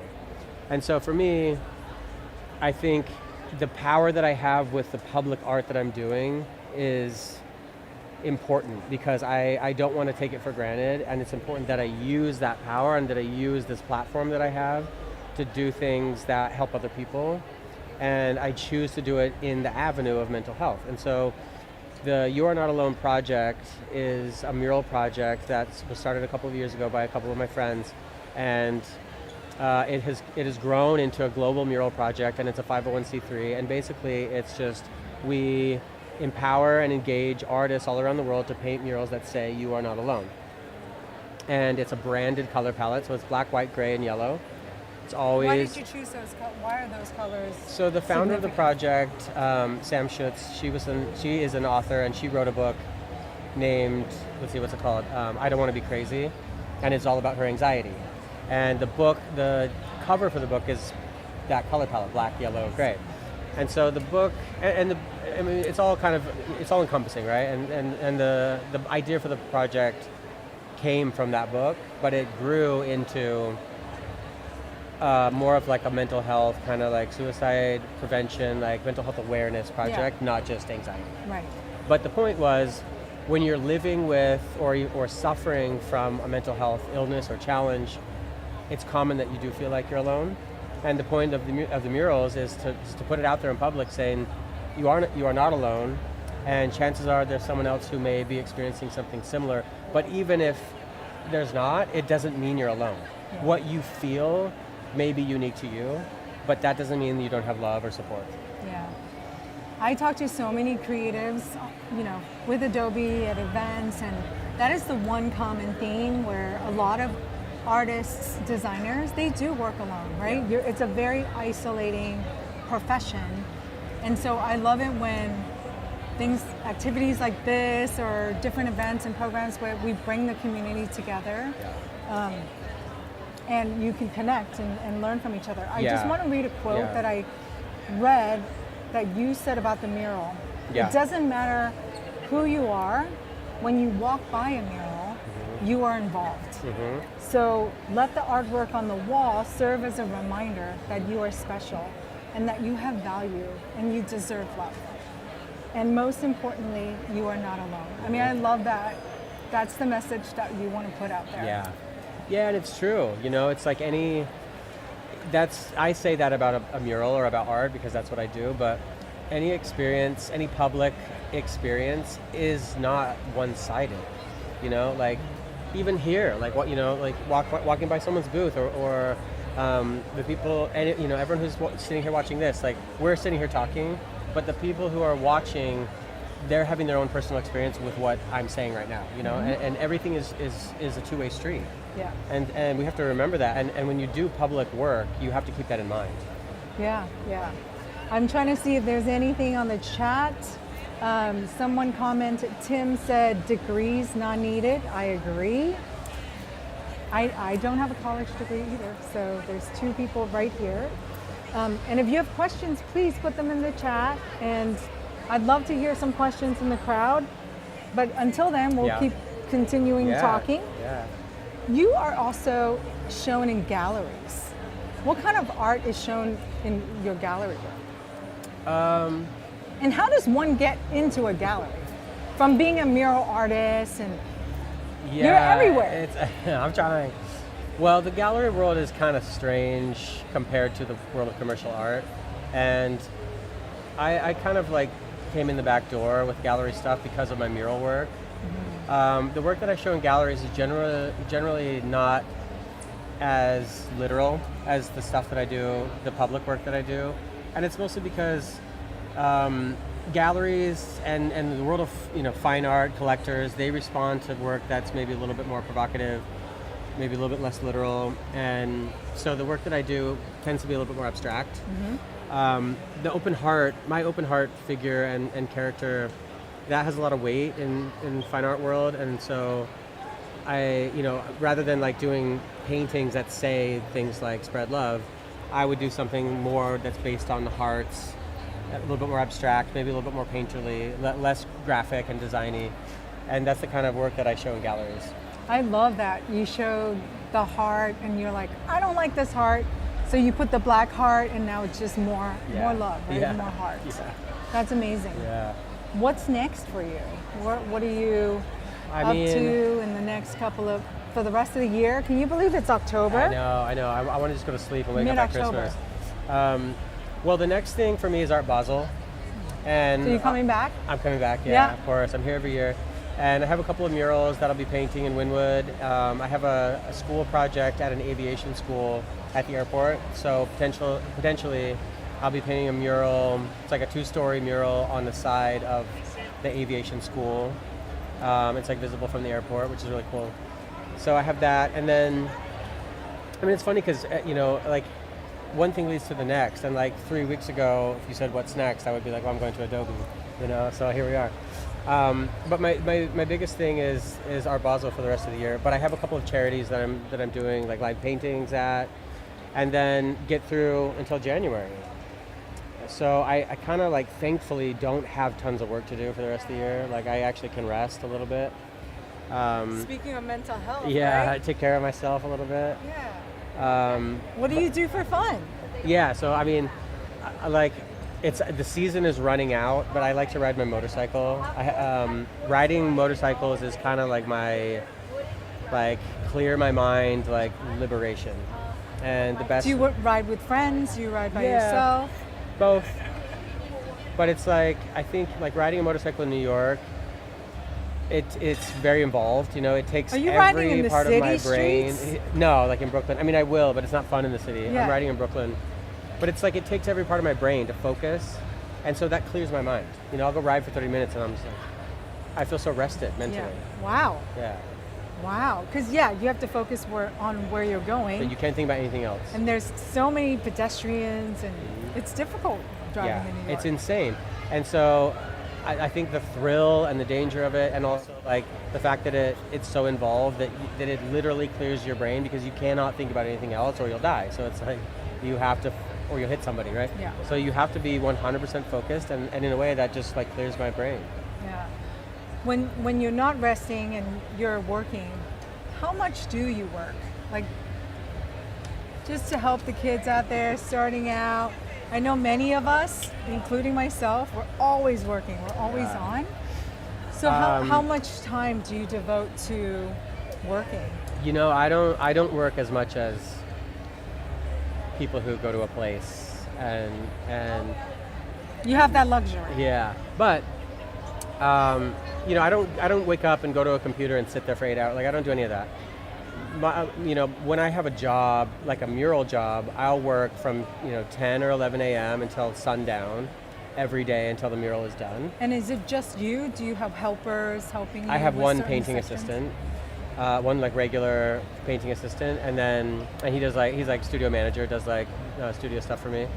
And then if I have a really big project, I'll bring on another 1 or 2 assistants. So if it's a really big job, I could potentially have a team of 3 people helping me paint. Yeah. And they're all people that I've vetted and know can do the task, they can use the tools. I only use spray paint, so it's like they have to be able to use spray paint. It's usually like graffiti kids, you know, that can like use the tools, but also follow my sketch. My assistant is great. He went to Cooper Union, insanely talented artist, and really good with spray paint. And like he, you know, I can hand him my sketch, and he can do it. You like trust him to. He can get it like 85% there. How do you test the other kids? Do they just? They come on the job, and you know, we try it out. Check them out. Yeah, and if I have to like repaint all their stuff, then they're gone. You know. Has that ever happened? Not really, no, because it's usually they'll send in. I'll look at their work, I'll look at their portfolio, we'll have a conversation. I mean, it's pretty easy to find people who are good artists. Yeah. And when you're looking for an assistant, you know, you don't, like looking for an employee is different than looking for an assistant. Because all you need as an assistant is someone who can do the creative portion of the job. Yeah. And most people who are artists or creative types, they can do the creative part. Yeah. You know, it's like finding people who can do the other stuff, that's what's hard. That's hard. I don't need that, you know. So speaking of just finding inspiration and knowing what to do next, where do you go for inspiration? You know, I'm kind of like in the mindset of like fill the well. Like I don't seek inspiration. I like to like do things in the world that provide like opportunity to fill the well with inspiration.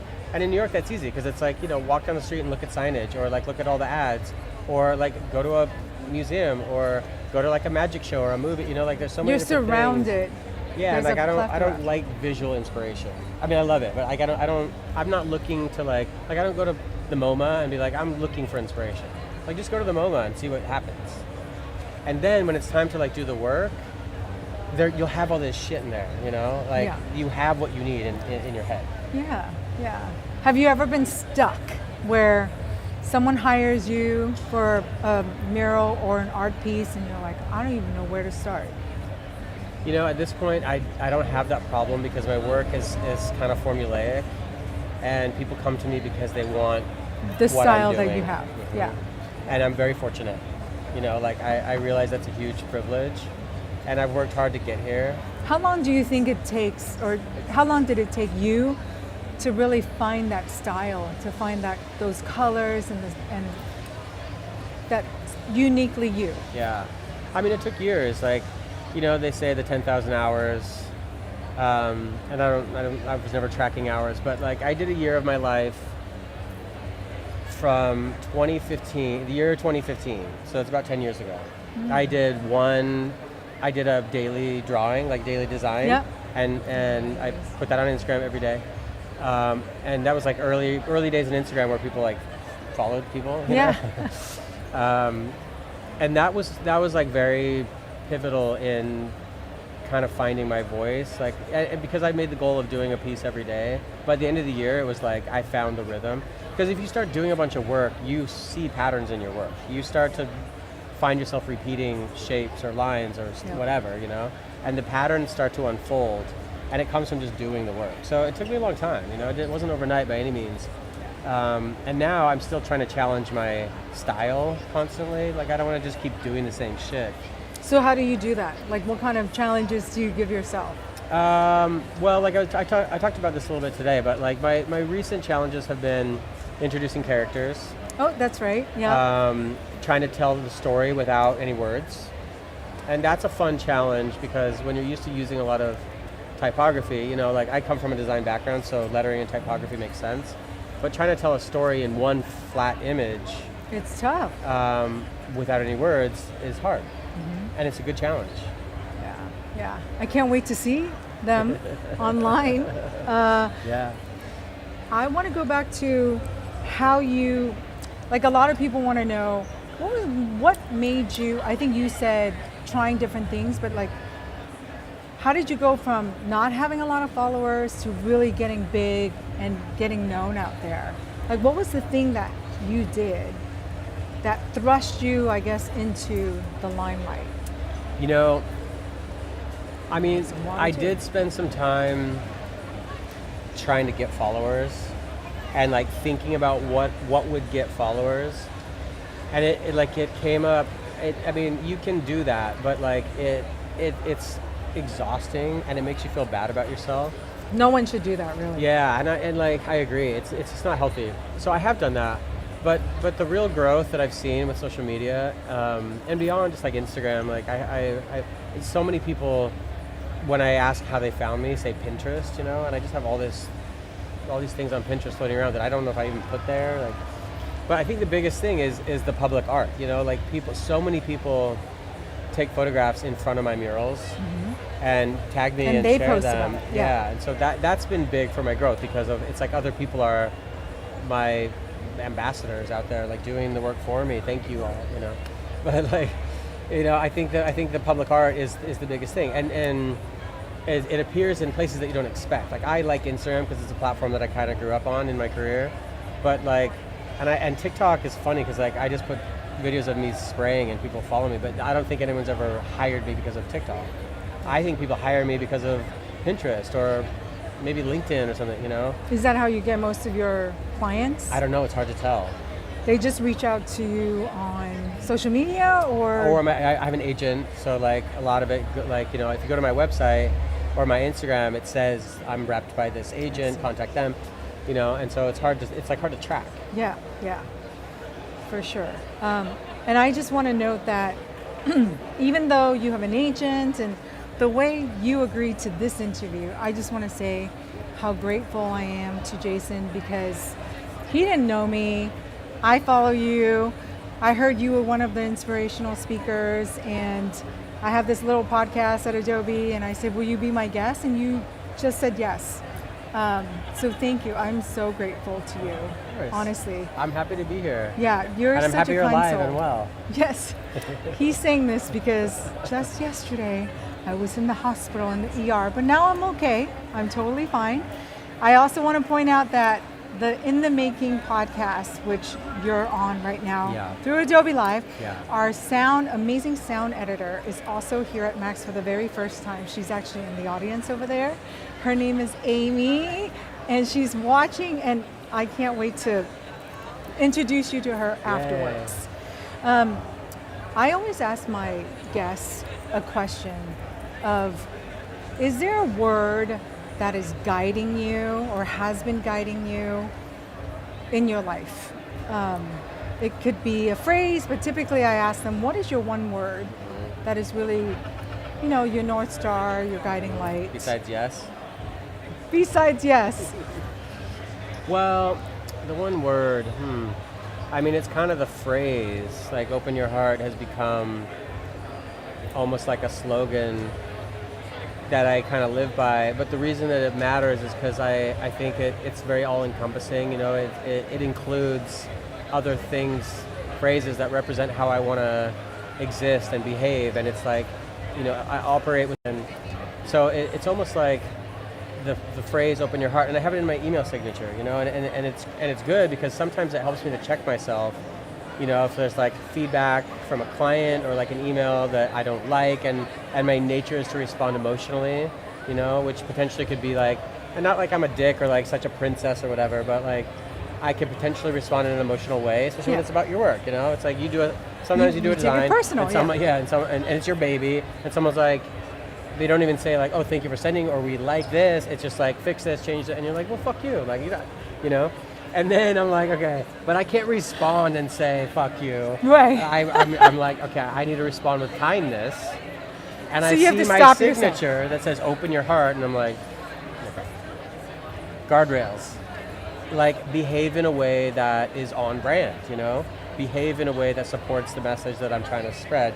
And generally that's what's in my heart, but when it's not, I have to check myself. So that's kind of that's my thing, that's my message. Yeah. You grew up in a big family, Mormon, Salt Lake City. Was that the lesson you got growing up that way? Yeah, I mean, that's kind of the general message of the Mormon church as a religion. Like, you know, I have my reasons for not participating in it, but the general attitude of Mormon people is lead with kindness, treat people with respect, golden rule, like all those things. And Mormonism is not unique to creating an environment where kindness and love are, live at the forefront. There's of a lot of behavior. religion That's a common human philosophy. thing. Yeah. My version just came from Mormonism because that's how I was raised. But I think it's a human philosophy. I'm going to ask you, has opening your heart ever disappointed you or not worked out the way you would like? Yeah, that's a good question. I mean, I think there are times when, being vulnerable with myself, with my work, with my clients, has not been well received because people don't necessarily operate in the same way. And when you make yourself vulnerable with someone else and they can't match that, you can be embarrassed or feel small. And that's of course happened. And I mean, there's also been things where I've done work and never gotten paid. Like, I've had all those things too. So it doesn't always work out. Yeah, life is funny like that, right? Yeah. But generally it does. And I believe, and I stand by, that if you treat people with kindness, like generally you will be met with kindness as well. And it's like, you'd be surprised how far you can get in life just by being kind and treating people with love and respect. So even with setbacks, you keep going. Yeah. What's the biggest lesson you've learned in your journey of being an artist? The biggest lesson is about me and understanding myself, because I think when you're young, obviously young is relative because I think I'm 21 still. We all do. We all do. When you're young, you kind of like have maybe like a more aspirational, like I'm going to be this energy. And later you start to learn it doesn't matter, like I'm not going to be anything. I am me, and who I am, who I actually am, what I really think about when no one's around, what I really want, like those are the things that define me, and those things matter. Yeah. And I want those things to be positive things. Like I don't want to be something that I'm not someday. I want to continue to be the thing that I actually am right now. Yeah. I think that's the lesson. Yeah. And what do you want to see in the world? Like what changes are you hoping to see? Because everything you do has such great impact. It does. I'm curious to know what your personal aspiration is, or what you personally want to see in the world with the art that you're making, with the messages that you're putting out there. Well, first of all, thank you. I appreciate it. And it does, I'm happy that my work makes an impact. And you know what I want to see? Like I'm not looking for world peace. And I am. I would love that, but I'm not going to be unrealistic and think that me painting a mural is going to stop, the fucking genocide. Wars and whatever. But I think that if I can impact one person at a time, then I feel confident that, the ripple effect is real, and each person who I can impact with my work is going to therefore go and impact somebody else. It is a ripple. And together we can make the world a better place. So I don't think that by myself I can do that much, except one day at a time, one person at a time. If I can put a smile on someone's face, then they will go put a smile on someone else's face. And that's how we're going to do it. Yeah. And so we're all in this together, and I have to remember that. Like, it's not my work that will change anything for the world, but it might change your day. And that's good enough for me. You have. I think you changed a lot of people in the audience. When you were putting up your art, I was taking tons of photos. I took screenshots I took photos of all the different messages and the colors and the art. And indeed, I truly believe that people will share your work even more, like 9,000 attendees, and to share your message. Yeah. Well, I hope so. I mean, and even if it's not about me, like you don't have to share my message. Share your own positive message. I have positive messages, yes, for sure. I'm going to read some comments. Okay. I think Bliss Art says, I love that Jason is so unapologetic himself. And, oh my God, I'm so old. What you see is what you get. Ah. No, first of all, never say that. Never say what? I'm so old. Oh. I am me. Yeah. I am me. I am me. You're right. That's cool. I like that comment. That's awesome. I am me. 2025. I know it kind of asked you what's next. Yeah. What is on your radar where I really want to do that or get that done? Are you thinking of writing a book like a lot of other people? I have a book. Do you? Yeah. What's it called? It's called Live Life Colorfully. Live Life Colorfully. Yeah, it's published by Chronicle. Is it in your booth? I sold the last one. Oh, Yeah. there's no more. Because right after I spoke, like everybody came to my booth. And They wanted an yeah, autograph, let's see what's happening. probably. Oh, see, there's still a whole ass line. Yeah, the booth is over there. Yeah, it's fucking crazy.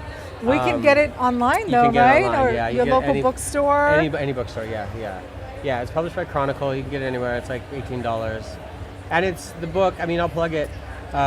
Please It's do. basically it's 99 ways to live a more colorful and creative life, and it's all through the lens of color, meaning it's like kind of quirky, like tongue-in-cheek little like ideas and things you can do to make your life more inspired Yeah. and to live a more creative life. But everything is kind of like with the angle of color.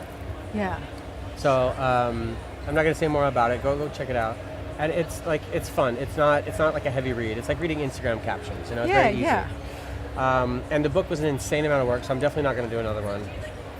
How long did it take you to I mean, like a year and a half of work. Like it's so much work, and partially because there are 99 concepts, but quite it a was lot. to actually do it. It was like 300 because there's an editor. You know, when you have a Yeah, publisher, it's like yeah. the process of like the editor and like narrowing this thing down. Like you can't just be like, here's my 100 ideas, because they're like, well, 60 of these are terrible. So like, So you had to come up with a lot more than yeah. 99. And then you have to write them, and then the editor's like, this is bad. Rewrite that. You know, like it's a fucking Goes back and process. forth. Yeah, I mean, it's like a terrible client, you know, except for it's your own little baby, you know. Like, my editor was awesome. She's she's a legend, and What's her name? Her name's Kara. She's Kara. at Chronicle. She left Chronicle, but yeah, she was at Chronicle. My podcast editor, Lisa Campbell, was Yeah. also a Chronicle editor. That's right. We talked Yeah, about this. yeah, I yeah, forgot about that. exactly. Yeah, Yeah. yeah, but so the book is tough. So you mean now I can't get a copy? They're all sold out? Oh. They're all gone? You know what? I have one more in my hotel room. So I'm going to sign it tonight and bring it with a bow on it and give it to you tomorrow. Are you here tomorrow? Yes, I'm here every day. I'm here. Okay. So I have one Anytime. more. I have one more for you. We only have a little time. Well, we have some time. I want to talk about the colors. Yeah. So I have another friend who also loves color. I think it's very ironic that you don't wear color Right. yourself. Right. You wear a lot of black. Mhm. Is that all you wear? Only black, yeah. Only black. Maybe white.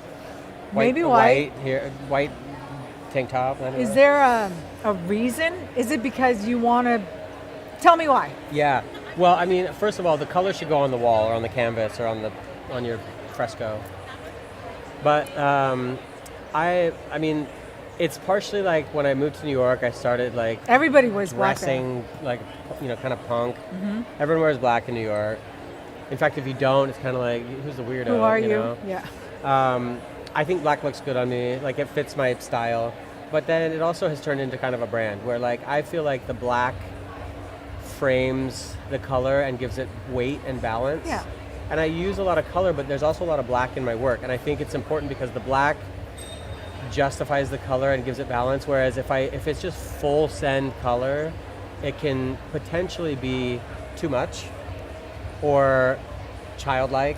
Yeah, I was gonna or say. too lean. It could skew to like rainbow pride. And the reason I say too pride is that my message and what I'm trying to say to the world includes all the messages of Yeah. pride, but are it's not not limited just, yeah. to the pride message. And I do a lot of work to support as an ally, and I've done a lot of like pride related work always as an ally, but I think it's important to like balance out the work with the black. And so I wear the black as part of the balance. Yeah, it makes a lot of sense, and there's accents in your work that picks it up and it really frames it very nicely. Yeah. It's like even like the Max branding, which I fucking love. You know, it's so cool. But it has the black and white moments, like the black and white stripe moments, and like that gives it a lot of balance. And without it, it would be a little bit like maximalist, obnoxious color. Yeah. It's so true. I think it's important. Yeah. So we have a lot of young creatives here today during this conference this week. What advice would you, I'm sure you get this all the time, what advice would you give someone just starting out who is trying to make it, you know? Are they trying to make it on their own or in a corporation? Nope, I would say make it on their own. A lot of people here are working for themselves or want to quit their day job and work for themselves? I think, I mean, like the logistical advice for quitting your job and doing your own thing is save up enough money to live for 6 months. That is always the plan. When I talked to Aaron Draplin last year, he said the same. Yeah. He's been saving. Yeah. Don't do it. Be smart. Yeah. Don't quit without a plan, Yeah. without money. Yeah, and so the advice that was given me was 6 months, you know, but I don't think the 6 months is the number that matters. I think the principle matters. Save up enough money so that you can have a plan and like know what you're getting into and what you'll do if you run out of work, right? Like, so that's the plan. And then the second thing is don't just have a plan with like the savings. Have a plan with what you're going to do to make money. Yeah. You know, because you can't just be like, I'm going to be a freelance illustrator. You have to be much more specific than that, because there are a million people who are freelance illustrators. There are a million people who paint murals. So you have to have and I'm not saying have your style or have your niche, like work on that, of course. Have a plan of like, how are you actually going to make money? Like, who are you illustrating for? What are you illustrating? Like, Right. maybe that's the start to figuring out your voice. Right. You know, because it's like, if you want to be an illustrator, for example, do you know anybody who works with illustrators? Let's start there, right? Talk to them. Talk to them and be like, listen, I'm about to quit my job and I'm going to be a freelance illustrator. Would you ever have work for me? Do you have a once a month gig for me? Like, that's the kind of planning you got to do. Do a lot of exploratory like meetups and get advice from people who's doing it, who's done it. Yeah. And then that's a big point too, to talk about.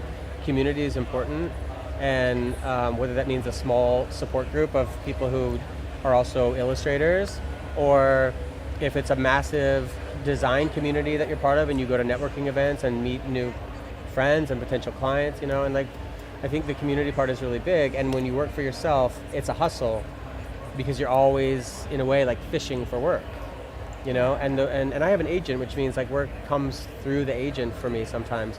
But a lot of the work that I do doesn't come from Instagram, it doesn't come from my agent, it comes from me being in social settings in New York City. I'm always out partying, not like getting wasted, but like out at events, you know, doing things. And I mean, my girlfriend's into this too. She's an interior designer, and we're always out at like furniture events, like launch parties, gallery openings. Like, you go to social events and you talk about what you do. Yeah. And if you go out 3 nights a week to a social setting, have one drink, talk to people, talk about what you do, get a couple business cards, potentially once a week you meet somebody that knows somebody who wants to hire you or whatever. That's how it works. You have to always do that. Networking is also another key component. Yeah. For sure. And you know, that part of it can be very hard for some people, and especially creative people are commonly more introverted and like to hide behind the screen or the canvas. And that's something you got to work through. Like, if you're like a digital native kind of person, figure out how to network online. You know, for me, it's like, I don't want to sit on an app. I want to go talk to people because I like people, and I love being social, and I love being around people, and I love when people watch me and talk to me and whatever, right? Yeah. Not watch me creepily, but like watch me paint. But like, that's my vibe. Yeah. So you got to figure out a way to network that fits your vibe. Yeah, for sure. Yeah, well, I don't know if you have anything more to share, but it's been a wonderful 45 minutes with you. Yeah. I would love to chat some more. Yeah. I don't see any questions. Okay. But, there's one question. Marco wasn't going to be a 3D Adobe Substance stream also today. I can't answer that. Somebody over by the command center can totally. But thank you so much. Thank you. Actually, I don't shake hands. Okay, I don't shake hands. Bring it in. Oh, thank you. No, it was so awesome. much. I appreciate you having You're me. amazing. I'm glad you're alive and well. I'm glad I'm alive too. Do you want to go offline and talk more about that? Yeah. So thank you everyone for watching. Tune in for the next stream.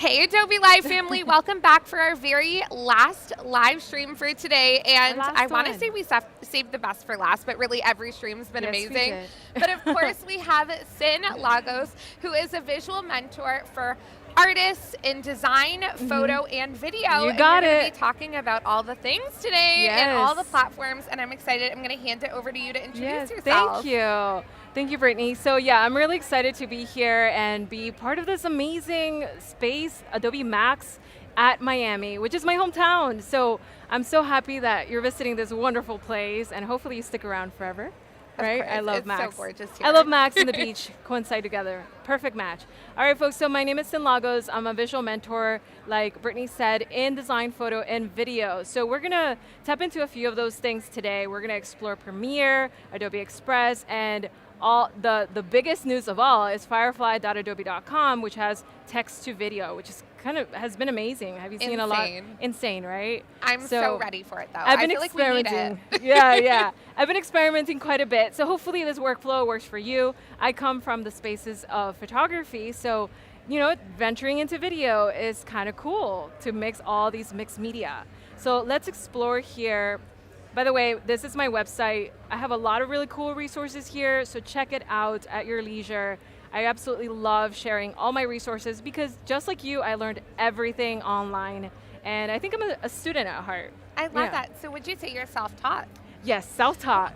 I love it. So what's your biggest piece of advice before we jump in for aspiring, I want to say creatives, really? Yes, I would say like whatever you're excited about and you feel like every single morning you wake up to kind of be curious about, do it for at least an entire year. I'm not kidding, because I know you're a big dreamer, so your goals have to be hefty enough to to take as long as a year. And that's what I've done. And so at each point, I've recognized whether I can stick it through or this is it. This is something I really believe in, and I want to develop my skills even further. Right. Yeah. So I love that so much. I know it's a hefty ask, but hopefully that works. I feel like it was so perfect. You couldn't have said it better. And I want to take a second before we jump in to say hi to everybody in the chat. I see lots of friendly faces, familiar faces. Chat, I want you guys to go off. We need to end this live stream today with a bang. So any questions that you have for Sin, drop them. We're really going to talk about everything. And if you're beginner, if you're experienced, let's just go off in the chat, okay? Yes. So hey Val, hey Tim, hey What's Mom, up? because I see my mom popping in. Hey Oh, Keys, there you go. Ray, Robert. Mom's invited. Everybody. I love it. Right? I love it. Okay, Yeah. I'm going to hand it over to you, Sin. Let's jump in. Thank you. Yeah, so, all right, so we're going to jump into Adobe Firefly. So that's going to be the first place. Now, I've got a couple of references here, and I want to show you what happens with some of these images. So in firefly.adobe.com, if you just step into this space, you're going to find yourself this homepage, right? In here at the very bottom, there's a lot of aspiring dreams that the Firefly team is always working on. So some of them are locked most of the time, but after Max and all of the incredible announcements, they've been unlocked. So we got here generative video, which has been absolutely exciting and thrilling, and I'm kind of like, what kind of workflows are we awaiting in 2025 with this? So of course, this is the area of experimentation, so I'm really, really excited to explore it. Now, like I said, I come from photography, so most of my work explores the urban cities. A lot of it developed here in the city of Miami, so some of these might look familiar to you. These incredible spaces here, some of them are here in Miami Beach. I love finding geometric expressions among all of this wonderful tropical weather, right? And I am not shy to photograph a nice, beautiful palm tree because, there's some folks out there in the snow, and we've got to give them a little bit of that tropical weather. I'm in the snow. Yeah, oh. See? We need the palm We're not that trees. far away. Exactly. So we've got some really cool photos, and I picked these specifically because I wanted to drag these into Firefly as a point of reference. So you don't have to start Firefly from scratch, right? So we can, definitely. When you do, you've got all of these really cool options in here. So camera is probably the most important part. So in here, if you hit this little tab, you're going to find your self-camera and all of the variations. So we are in the control era, right? We have control over the things that we create. So in here, we have control to create an extreme close-up shot, a close-up shot, medium shot. So in a way, it's a great way to learn how to do video, even if you know nothing, absolutely zero. You start to learn some of the verbiage, some of the terminology. Yes. Right? For so sure. So I'm gonna let you watch this shot here, some of the cool shots we've got going on. Now this so shot amazing. is inspired by a photo. I never filmed this. This is quite incredible to see how it turns out. So how did I accomplish this? Now, what I did is I uploaded an image in here. So I grabbed one of my reference images, and I keep a nice vault of reference images in here so you can see some really cool stuff that I love to explore. A little bit of before and after right there. Super That's so neat. beautiful. I know, right? So I've got a nice ship. Also, I love some drone shots of the beach. They're absolutely amazing. Let me see. It really does like give the vibe of Max right now too. It does, right? And so I've got this image, and what's so interesting about this image is I photographed this image in like 2009, which is nuts. It's not a drone shot. I actually won a helicopter ride. So this is, no drones were in existence Wow. yet. So this was the first time I ever saw this aerial view, and you could just imagine my mind was like, whoa, hold on. And my legs are flying in the air. It was so cool. But at the time, I didn't know any video at all. So this is one of those moments where I'm pulling from my archives, and I'm trying to see what else is possible in 2024, 2025, right? This amazing technology. So I'm going to load this into my firefly.adobe.com. It tells me, are you okay with generating content from this image? And because Firefly does not use my images, I feel completely safe to use these images as my references. Okay, love that so much.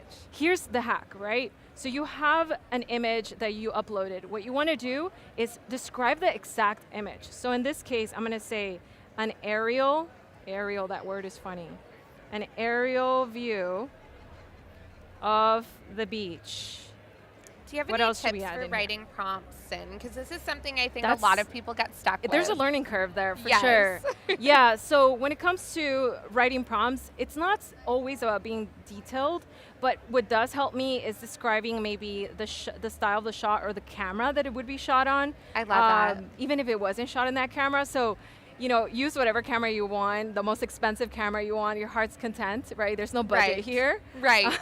So this is great for Dream big, guys. us Dream folks who big. are learning and maybe we have low resources, we can try it out, right?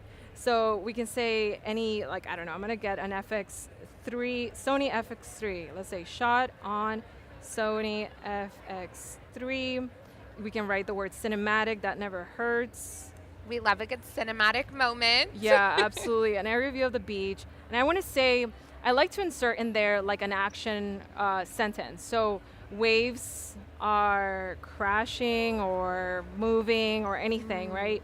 And I don't even think I need commas. I don't think AI worries too much about my grammatical errors, thankfully, right? So we've got here an aerial view of the beach waves crashing, shot on Sony FX3, cinematic, right? Now we get to select what type of motion do we want our camera. Do we want it to pan left to right, which is really beautiful. Like, it's all imitating our eyes ultimately, right? So do we want it to go in and out? Do we want it to tilt up? There's a lot of impact that happens just on the Right. camera movement alone. So again, if I knew nothing about cameras, this in itself is a little bit instructive into like this world of video, Right. right? You get a little hint of how and why you would choose certain techniques. So love I'm gonna this. do maybe zoom out in this case, and it gives me an automatic number there. So I'm gonna hit generate. Now, this takes a little while, maybe I feel like 30 seconds or something like this. And this little fella here is always really funny. He's so cute. So while this is loading, right, let's take a look here on Adobe Premiere. So now I'm in Adobe Premiere. I love to be curious and I love to be an insider. So love that. download beta on the same Adobe Creative Cloud. And in here, we're gonna find some really cool stuff. So let me see, I'm gonna mute this. And we had lots of new stuff announced in Premiere. so many cool stuff. So I went on, I decided let's do a nice video to showcase all the cool stuff that were launched here. Yesterday was an incredible announcement. So I recorded a couple things in the hotel and then created this series showcasing what is possible when I grab my photos and turn them into moving images. And these are images that I've never filmed before. These are still photographs. So same process, we upload these images, we write a nice, nifty, but very mighty prompt. And I think you can hear it, right?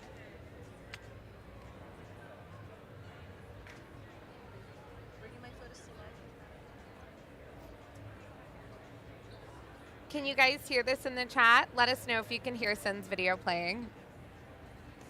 Dave says, I'm on the video wait list. I love that. Good job. And a couple of features that were just announced in Premiere Pro. We have generative expand. Our man behind the scenes. Right? Yeah. Thanks, Always Paco. Paco doing the most, and we love him for that. Yes. So thank you, Paco. Shout out. And another one is text to video and image to video, which is so amazing. Yeah, absolutely incredible. And again, these are so new that in a way you gotta experiment and find what is the workflow that's gonna work for you. Maybe you don't have one, right? Our workflows have been so traditional for such a while that we're accustomed to something, so shifts are scary.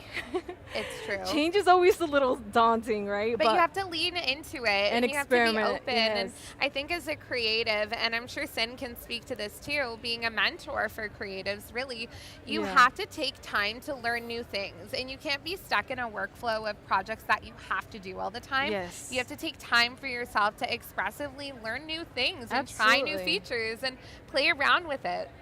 I'm glad we're on the same headspace. Yes! Yeah, I absolutely agree. And you know what? Sometimes you have to give yourself that permission, because I know we love to be good at a thing that we're good at, but that challenge can be actually very, gratifying and enriching at the end of it. For sure. Even if it sucks at the beginning. All right, so let's see if we can watch this with a little music. Grab your favorite photos and bring them to life using generative video. Now we can do just that. I partnered with Adobe to experiment with the latest Adobe Firefly model in firefly.adobe.com. I uploaded some of my favorite scenes as my photo reference with a small but mighty prompt, and explore their various camera angles like zoom in, zoom out, move right and left. I created a bunch of variations, and these were my results. Bringing my photos to life with Firefly is going to be my new favorite pastime. Can't wait for you to try it.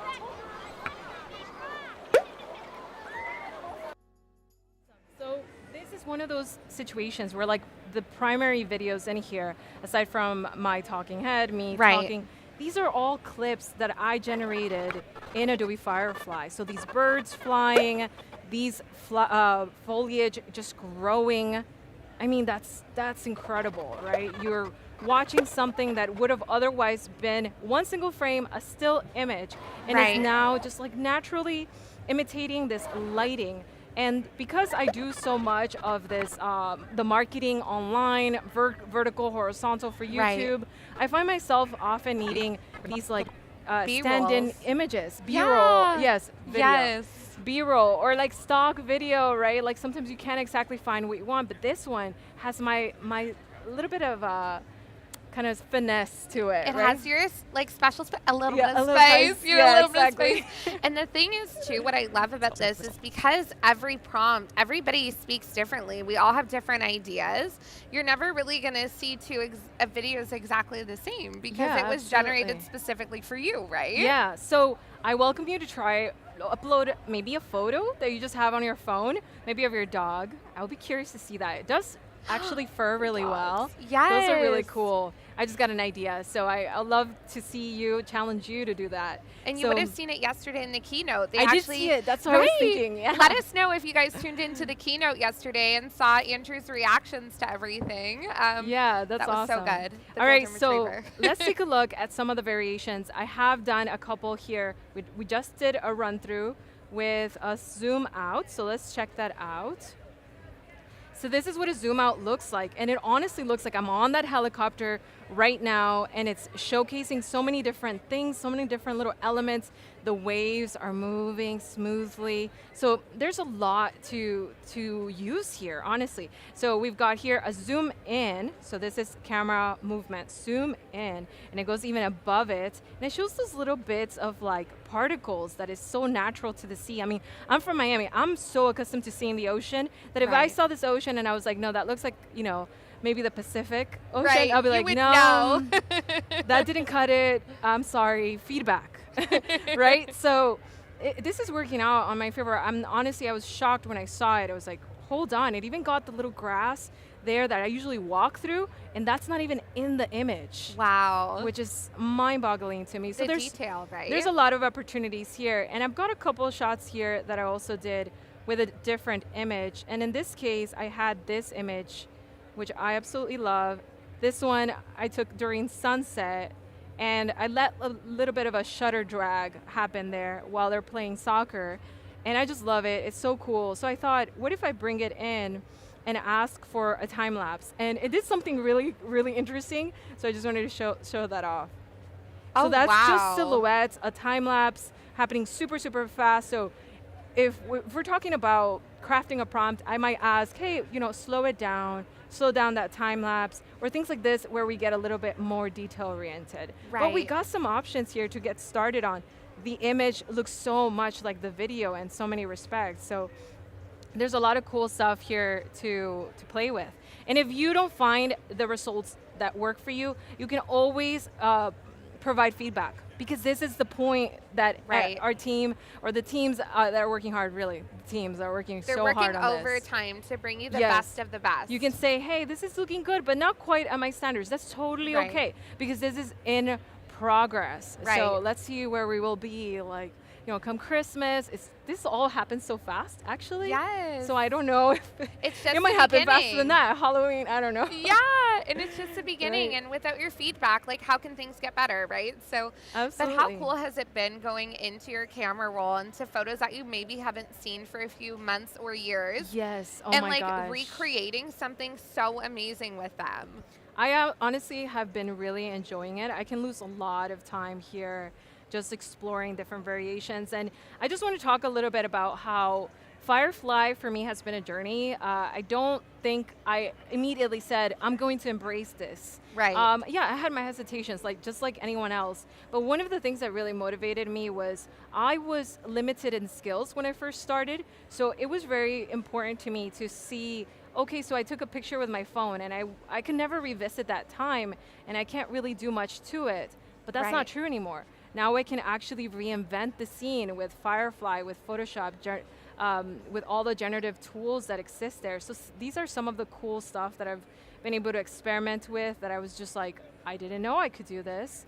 And because I give myself that permission, I've been able to explore different variations. I love that you just said that you gave yourself the permission. Like, can we talk about that for a second? Because I think that's something so many of us struggle with, right? Is like giving ourselves the permission to explore, to make mistakes, to have fun. Yes, I think that's the hard part, right? Because we are told to be in a box quite too often, but honestly, I feel like my interests are too vast to fit neatly into a box. So I kind of rebel a little bit and venture into other spaces all the time. But you know what? It's paid off. So so far, I love novelty. I think that's my motivator. I love that. How about you? Do you feel that? I definitely you like feel consistency. You know what? It's hard for me. It's a struggle because I think, like, too, when you work in this industry, you get wrapped up in the fact that, like, what you're known for, what you're good at is what you make money doing. Right. So how do you give yourself that permission? And that's why it's so inspiring when you get to see, like, just how you can grow and how you can create and how you can learn new things. And then get to meet amazing people like Sin who are doing the thing and creating all of the amazing. And that's the thing that in my experience, I've always kind of gone with the flow. The energy here in the industry is often shifting in different places, but you always got to keep in mind, like, am I interested in this enough because I have a story that fits this? Or can I, like, think about, because at the end of the day, that's the fingerprint that you're leaving behind, is your story. So the medium may change, but the story remains the same, right? And that feels like a good anchor for me most times. I love that. Yeah. Yeah. Can we put that on a T-shirt at the one I'll of the put it on a booths? T-shirt. Yes. Send it to you for Christmas. Yeah. So this is some of the explorations I've done in the past on Adobe Firefly. This is on my website if you want to explore it. I've come up with a bit of a methodology here because the first time I ever stepped into Firefly, I thought it had to be 100% Firefly. And what came out of my mind was everything I'd always seen, right? So the tropical Miami, and I've always wanted mountains, so I put them in there just for fun. But the cruise ships and the rainbows, the countless of rainbows, you know, I loved photographing double rainbows, yes, you know.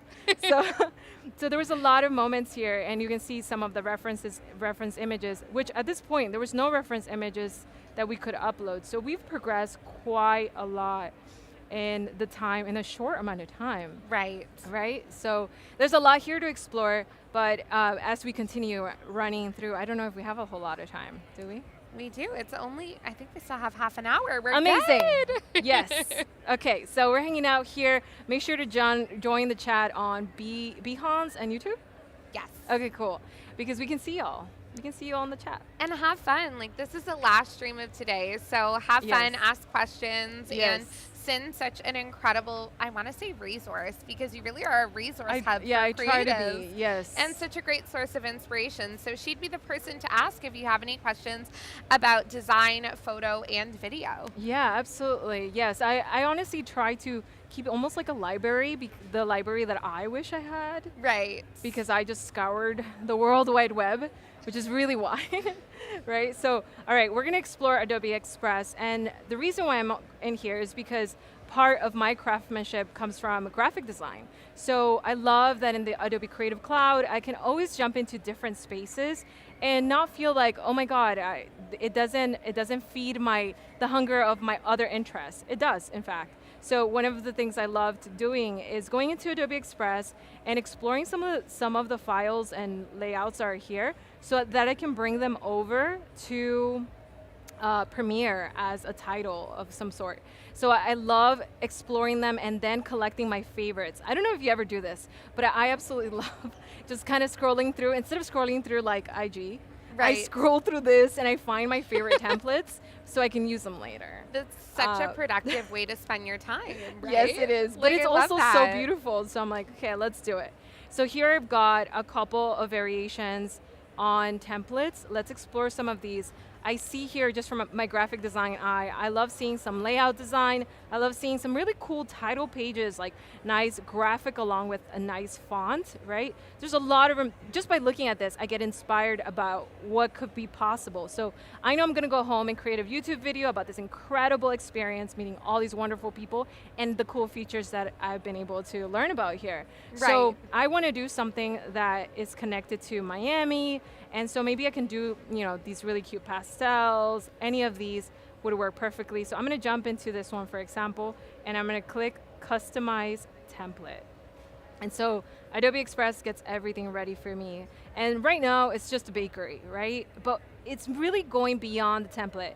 And what's neat here is that you're not starting from zero, right? So we don't have the time to start from zero. It's just wonderful to be able to see this and see the potential of it. So we've got here a really cool font. It's called Beloved Script. Of course it would be called that. It's so gorgeous. It's so pretty. So I'm gonna name, I love this because this is such a cool flair to write Miami. I love It's already looking so cute, right? And we've got some layers here. So I might bring this to the bottom so I can take care of this little cake. Because, you know, it's cute, it's pink, which is very in tune with Miami with the pastels. Right, we've seen our soccer team, so pink is in. So what I want to do here, though, is make it a little bit more relatable. So what I want to do is replace this graphic with something different. So what I could do is go into the design assets in here, and we find all sorts of elements. So most of the time I used to have to scour the internet, like I said, but this brings it all together. In one place. In one single place. So you can see already, I've been searching some interesting Miami stuff. Palm trees, flamingos. My creative director would be like, are you serious, Sen? Flamingos? But yes, you know what? Some things are classic. Some things are absolutely classic. I love that. So I can start to see like the possibilities of different styles. Maybe we do a little neon flamingo. Maybe that we is do very Miami. That's very Miami. Honestly, I photographed flamingos before here in Miami, so it's not impossible. They are out there. And so in here, we would have to resize it, for example. We can do a combination of things. I love that one, right? That's cute. So pretty. And so there's so much opportunity here to explore different graphics. And what I'm doing is I'm replacing that little cake. So everything's already in place, locked in. And what I can do is bring this all the way back, because they're layers, all the way back. And then here we're gonna put, instead of $20.99, oh my God, $20.99, can you imagine? We're going into the and future. And it's saying EST, so $20.99 is in the past somehow. We're gonna do 2024, and we're gonna write here, Adobe Max Miami. Max Miami Beach. I love it. I love how I can go so fast at everything else, but once we start typing, it's like this. It's so funny. Now, one of the things I love about this is that we can explore recommended fonts. Right. And in here, we've got some of these are so Miami, this kind of like futurist Art Deco vibes. Have you seen all the buildings in Ocean Drive? They're so stunning. They're so beautiful. Right. And they're Art Deco, the geometry all over them. And honestly, they're not just in Ocean Drive, they're all over the place, and they're historical. So definitely take a second, peruse all of Miami, because there's so much to see here. And I know this is your hometown, Sin. So how has it been having Adobe Max in Miami? This is our first time, I believe, I've been being on telling the East them, Coast. we've got so much talent here. It's amazing, honestly. Like when I heard about it, it was from a friend. It's like, are you gonna be there? I was like, no way. It's I dropped everything. I was and having now we're dinner. Here. Yeah, this is incredible, and I love that everybody's like taking a second to go see the ocean. Yes. It's literally right there. So it's been absolutely amazing. It's so stunning. And how do you think Miami, or being in Miami, has impacted, I guess, your signature style in the space? Yeah, so for me, being able to explore urban cities has always been important to me.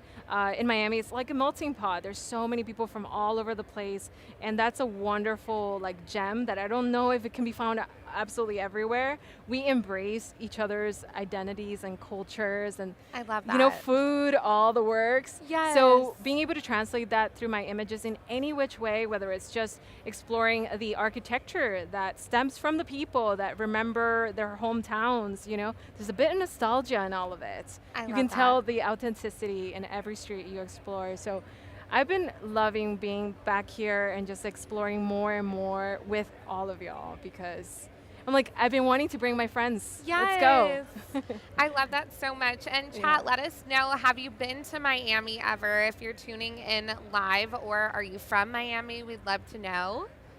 Yeah, are you from Miami 305? Or are you visiting? Because I know there's a lot of folks. I met someone from Hawaii today. I love that. A long way, but they made it. A lot of people traveled very far to be here. We had people from the UK, from, I want to say Japan, we heard today. Yeah, we heard Japan, Brazil. So all over the place. We did a little shout out today. And it's so cool when you get to be in a room with other creatives, right? Yeah, absolutely. And I think it's funny because, like, the only thing I ever ask here now is like, what kind of work do you like to do? And I've met so many people who do mixed media, so they're very curious to play around with absolutely everything. So we've got a couple of choices here on our font, and I think I'm just gonna make this just a tiny bit smaller, maybe there. I want that max to stand out. So we've got some hierarchy, right? So here's the key when it comes to this. We wanna make this background color absolutely nothing, so that we've got a transparent PNG, because this is what we're gonna place on top of our video. This is all gonna connect back on Premiere, so stick around. This is an awesome workflow that honestly kind of saves me a lot of time. I love that so much. So I'm gonna hit download here, and I'm gonna do a transparent PNG, right? So that's the key there, and we're gonna download it. I absolutely love the little ice cream. It's all so the adorable. little elements there. So let's see if I can just transfer some of those files over. Where's my download?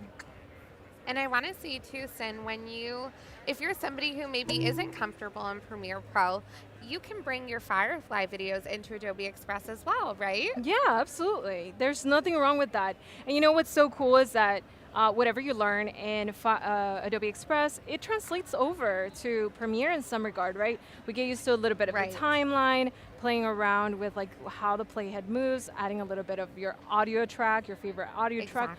The workflow is similar, so don't get intimidated by the pro environment. You know, it's honestly not as difficult. So we've got here's the space where I like to collect all my files. So I'll double click here, and we've got Express titles. It is important to stay organized. I think that's the most valuable part. And I think there you go. So we'll download it in here. That's my file. If you want to have a better visibility, you can increase this, and you've got your file there. Just keep increasing it, and there's your cool design. Now it looks black here, but it's not, okay? It's transparent. So we're gonna explore this by dragging it over to our timeline. So under this, we wanna put one of the videos that we've created. So I'm going to go into this vault that I've now developed of a bunch of really cool generated videos. And I'm gonna let you look at some of these because they're absolutely amazing. I'm just like shocked at how much detail there is. And the possibility too. Like, this is perfect if you need something and you can't quite find what you can't quite shoot what you're looking for. Like example, I live in Toronto. There's no way I'm getting a video of a palm tree in the middle of the winter. So this is perfect. That's a good point. That's a great point. Yeah, there's these moments where you still want to, I created something kind of funky here.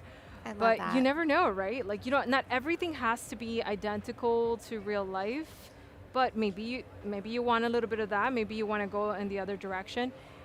This is a photo I took that I'm like, wow, that did a really good job. Even the buildings. So I'm gonna grab some of these here. I've got so many I can't even select, but these three I think I vetted earlier. So let's say we bring in our original shot. So I'm bringing this under. So we're accustomed to layers, right? In Photoshop and Adobe Express. It's very much the same here. So we're looking here at our timeline, and our timeline is going to have these layers too. But in here, they're called tracks. And that's just as far as it goes, honestly. Like you can create so many cool things in here too. I absolutely love wasting or spending productive time here.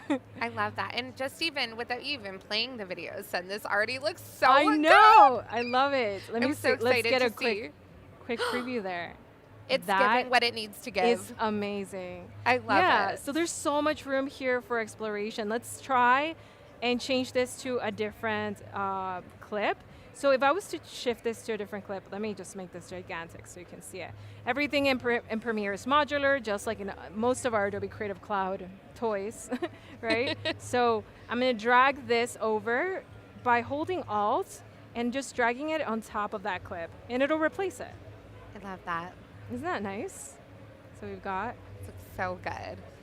And chat, let us know, do you love the beach view or the palm tree best? Yeah.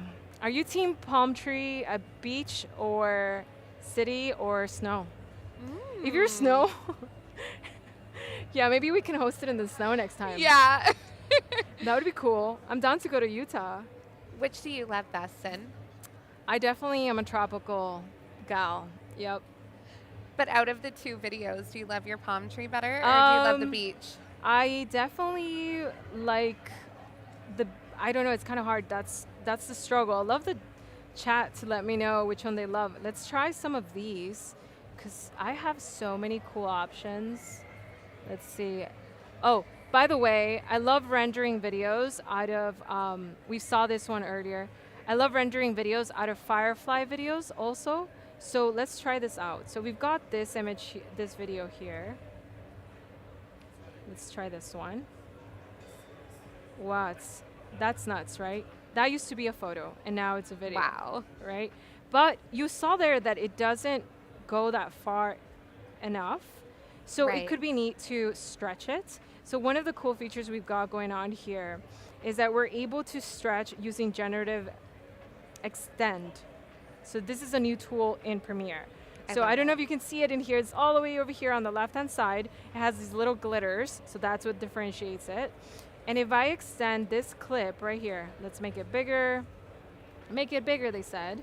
Okay, so we're gonna extend this over, and it gives me a bit of a limit, but it's great because you get just that much more. So it's telling me it's progressing, and this little dashes is gonna tell me, okay, this is generated. This is the generated clip. This is the little bit. That. So we're gonna let it do its job there. But these are great whenever you just kind of hit, record, but then you stop. Right. And you're like, wow, I wish I could keep going. And I honestly, wish that was a little longer to match the Reels audio. That's what I run into. Oh, right, you're right. And sometimes storytelling is all about that tempo, and like almost like keeping it there a little bit longer so it's important. There's like almost like that value there, and sometimes I run out of clips. I think that when I started filming, I used to say, what is the number? How long should I film? Should I film for a minute? Right. Should I film just 10 seconds? 10 seconds is actually my favorite. Is that it? Yeah. I was going to ask you, what's your answer now? For B-roll, it's 10 10 seconds. seconds. Most of the time, I tend to do that. I love that. Jean says, oh, awesome. You like the beach better. Yes. And we have lots of people saying that We've they love got- fall. Yes. Oh, okay. So we have a bit of a torn. Yeah, I generally don't get anything else than summer. So, I'll give anything for rain. You're in LA, aren't you? I can see. Yeah, so we've got a couple stuff here. All right, so here's the generated bit. You can see here it says AI generated. So if we do an I and a quick out, we can see here that generated clip and press play. So that was that extra little clip, just enough that I get a little more, but you can see it matched the exact bit. So of course the camera's not moving anymore, so that's as far as it did here. But I love to do it on something like this. So for example, generative video right now can only do 5 seconds, and I want more. So that's one of those situations where I get to elongate a lot of these videos, even though it has a limitation. In Adobe Premiere, that limitation is no more, right? So let me grab this one. I love this one. I think this one is the one I keep coming back to. So it's got to be your favorite. It's got to be my favorite. It's really hard to pick favorites. It's like they say. It's like your children. It's like your you children. Made them. It's like your like, darlings. how are you choosing? Yeah. Yeah, you called it. So what I'm going to do here is the same approach. We've got generative extend, and all we're doing is pulling that little bit. And you can do that to regular clips too. So, maybe you're taking photos of like your recipes, then you can have that little bit of extension while you're like tossing that little bit of powder. I'd love to be a creator, but I'm not. I love that. But I'd love to. I mean, hey, we're all making something, right? Yeah, I'll cook digital stuff. But yeah, there's a lot of really cool stuff to explore here. And generating doesn't take a whole lot. So this is the moment where maybe you can go into the kitchen and cook yourself Grab a little snack. Yeah. See how we're both thinking about food right now. I think we are. Honestly. Jean says, okay, that's the YouTube chat. And it's currently cool, says 57 here right now. So you see, you gotta film the palm trees for somebody out there that is absolutely cold. And tomorrow morning we'll be down in the upper 30s. Oh my gosh. All right, so I think this finished. I think this is definitely my favorite. Let's put the graphic on top of it while we explore it. Let's see. Shift I and full frame. And we've got this really neat intro to our YouTube video. It could be a really cool reel that you do for Instagram. There's a lot of opportunities here to play around. If I wanted to shift this into an Instagram clip, it's easily done by changing the sequence settings and changing the sizes right here. I love that so much. And the way that turned out is like chef's kiss. You can tell this is what you do all day because it's stunning. There's honestly a lot of room to explore different things. How much time do we have still? We still have another 10 minutes. Okay, great. So I want to share a couple things with y'all when it comes to some resources. So I love exploring things in Adobe Firefly here and hold on, here it goes. So one of the things that I love doing, so we were talking about mixed media, is this one I think has a little bit of sound, is doing these like moments that maybe don't exist, but in your mind. Right. And I love this idea. I've always been kind of a fan of space.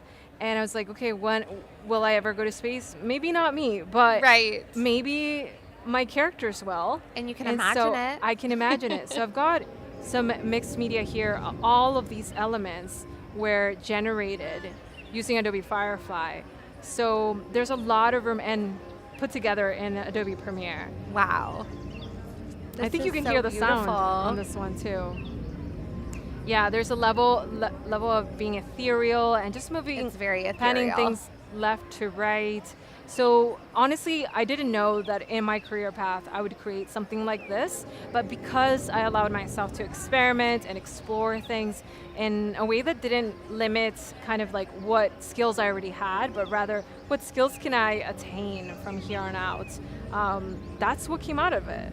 I love this so much. Right? And I feel like one question that I have for you would be, what would be your biggest tip for somebody that's learning to jump into Firefly for the first time, or wanting to jump into Firefly for the first time, and maybe it intimidates them, or they're worried about the results that will be generated for them, and maybe they have that expectation in their mind and they're worried that they'll maybe need a little bit more of a skill before. There's a lot of there's a lot to explore now because we've developed so much at this point. So if this is your first go, I think the best thing you can do is explore the gallery.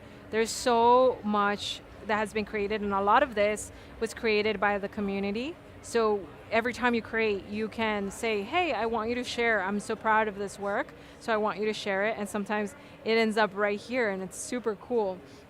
I love the different variations, and when you jump into any one of these, you can hit, let's say, these beautiful flowers right here.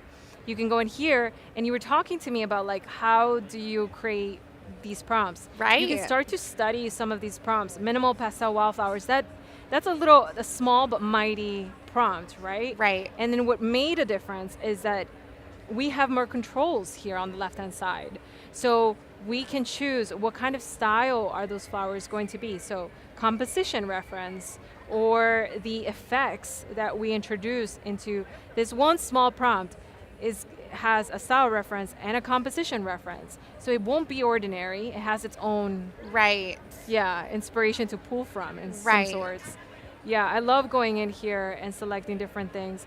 I've also, well, it doesn't have my favorites this time. I think we gotta connect, but I love exploring different things here on the gallery. And like I said, all of these different elements down here are often just aspirational, but as of late, all of these are unlocked for you to explore and try out different things. We've got generative expand, we've got generative video, text to image, which we've had all year. If you haven't tried it yet, I know you're late to the party, but it's a party nonetheless. So give it a go. I love that so much. And out of all the features that have been announced at Max for Express, because I know you were just in Express before. Yeah. What's your favorite? Well, I absolutely love the templates, like generating templates. That's one of my favorites. I use it all the time. And I feel like it's also been improving a whole lot. When you go down here, when you go in here, most people don't know. Let me see. Let's go to the home page. When you go in here, most people don't know that there's like all of these different options for you based on everything that you've created, but also all of these different AI generated elements. Like, for example, you got all of these quick actions like resize video, resize image, and then you have all of these different templates in here, and you have so many options here like generative AI. We've got insert object, generative image, which is very much like how you use it in Photoshop. And this is generative template, which is the one that I was telling you about. I absolutely love using this. So yeah, there's a lot of room here to explore AI within Adobe Express. If you have it, if you feel like Adobe Firefly, maybe it's not your thing. Right? Like, well, firefly.adobe.com is not your thing yet. Yes. Yet. Well, you'll find it sprinkled all over the Adobe Creative Cloud. So in a way, you might be asking yourself, like, why is that tool acting a little bit cooler? and it's like maybe it's boosted with a little bit of Firefly. So that's what I've noticed when you see some of the tools that are traditional to me and have just like, I don't know, more intelligence in them. I love that so much. So resources, let me ask you, what resources do you have for everyone to kind of really take the next step in their creative career? So I was referencing you to cinlogos.com because there I have a lot of really cool stuff. One of them is my Skillshare class. So in here you can explore several classes. One of my favorites is an exploration of visual language, because I think visual language is kind of like this common language we're all speaking, but not everybody quite understands it to the core. And I would love for you to dissect your own artwork and explore how visual language is already translated into the things you make. So yes, you can go in here and explore photography for graphic designers for photographers. So I love mixing media, like I said. And so there's a lot of room. You can see here using my own portraiture and introducing some graphics in here using Adobe Express. Actually, this class introduces Adobe Express, so it's great for beginners. And I also just started, here you go, where is Learn?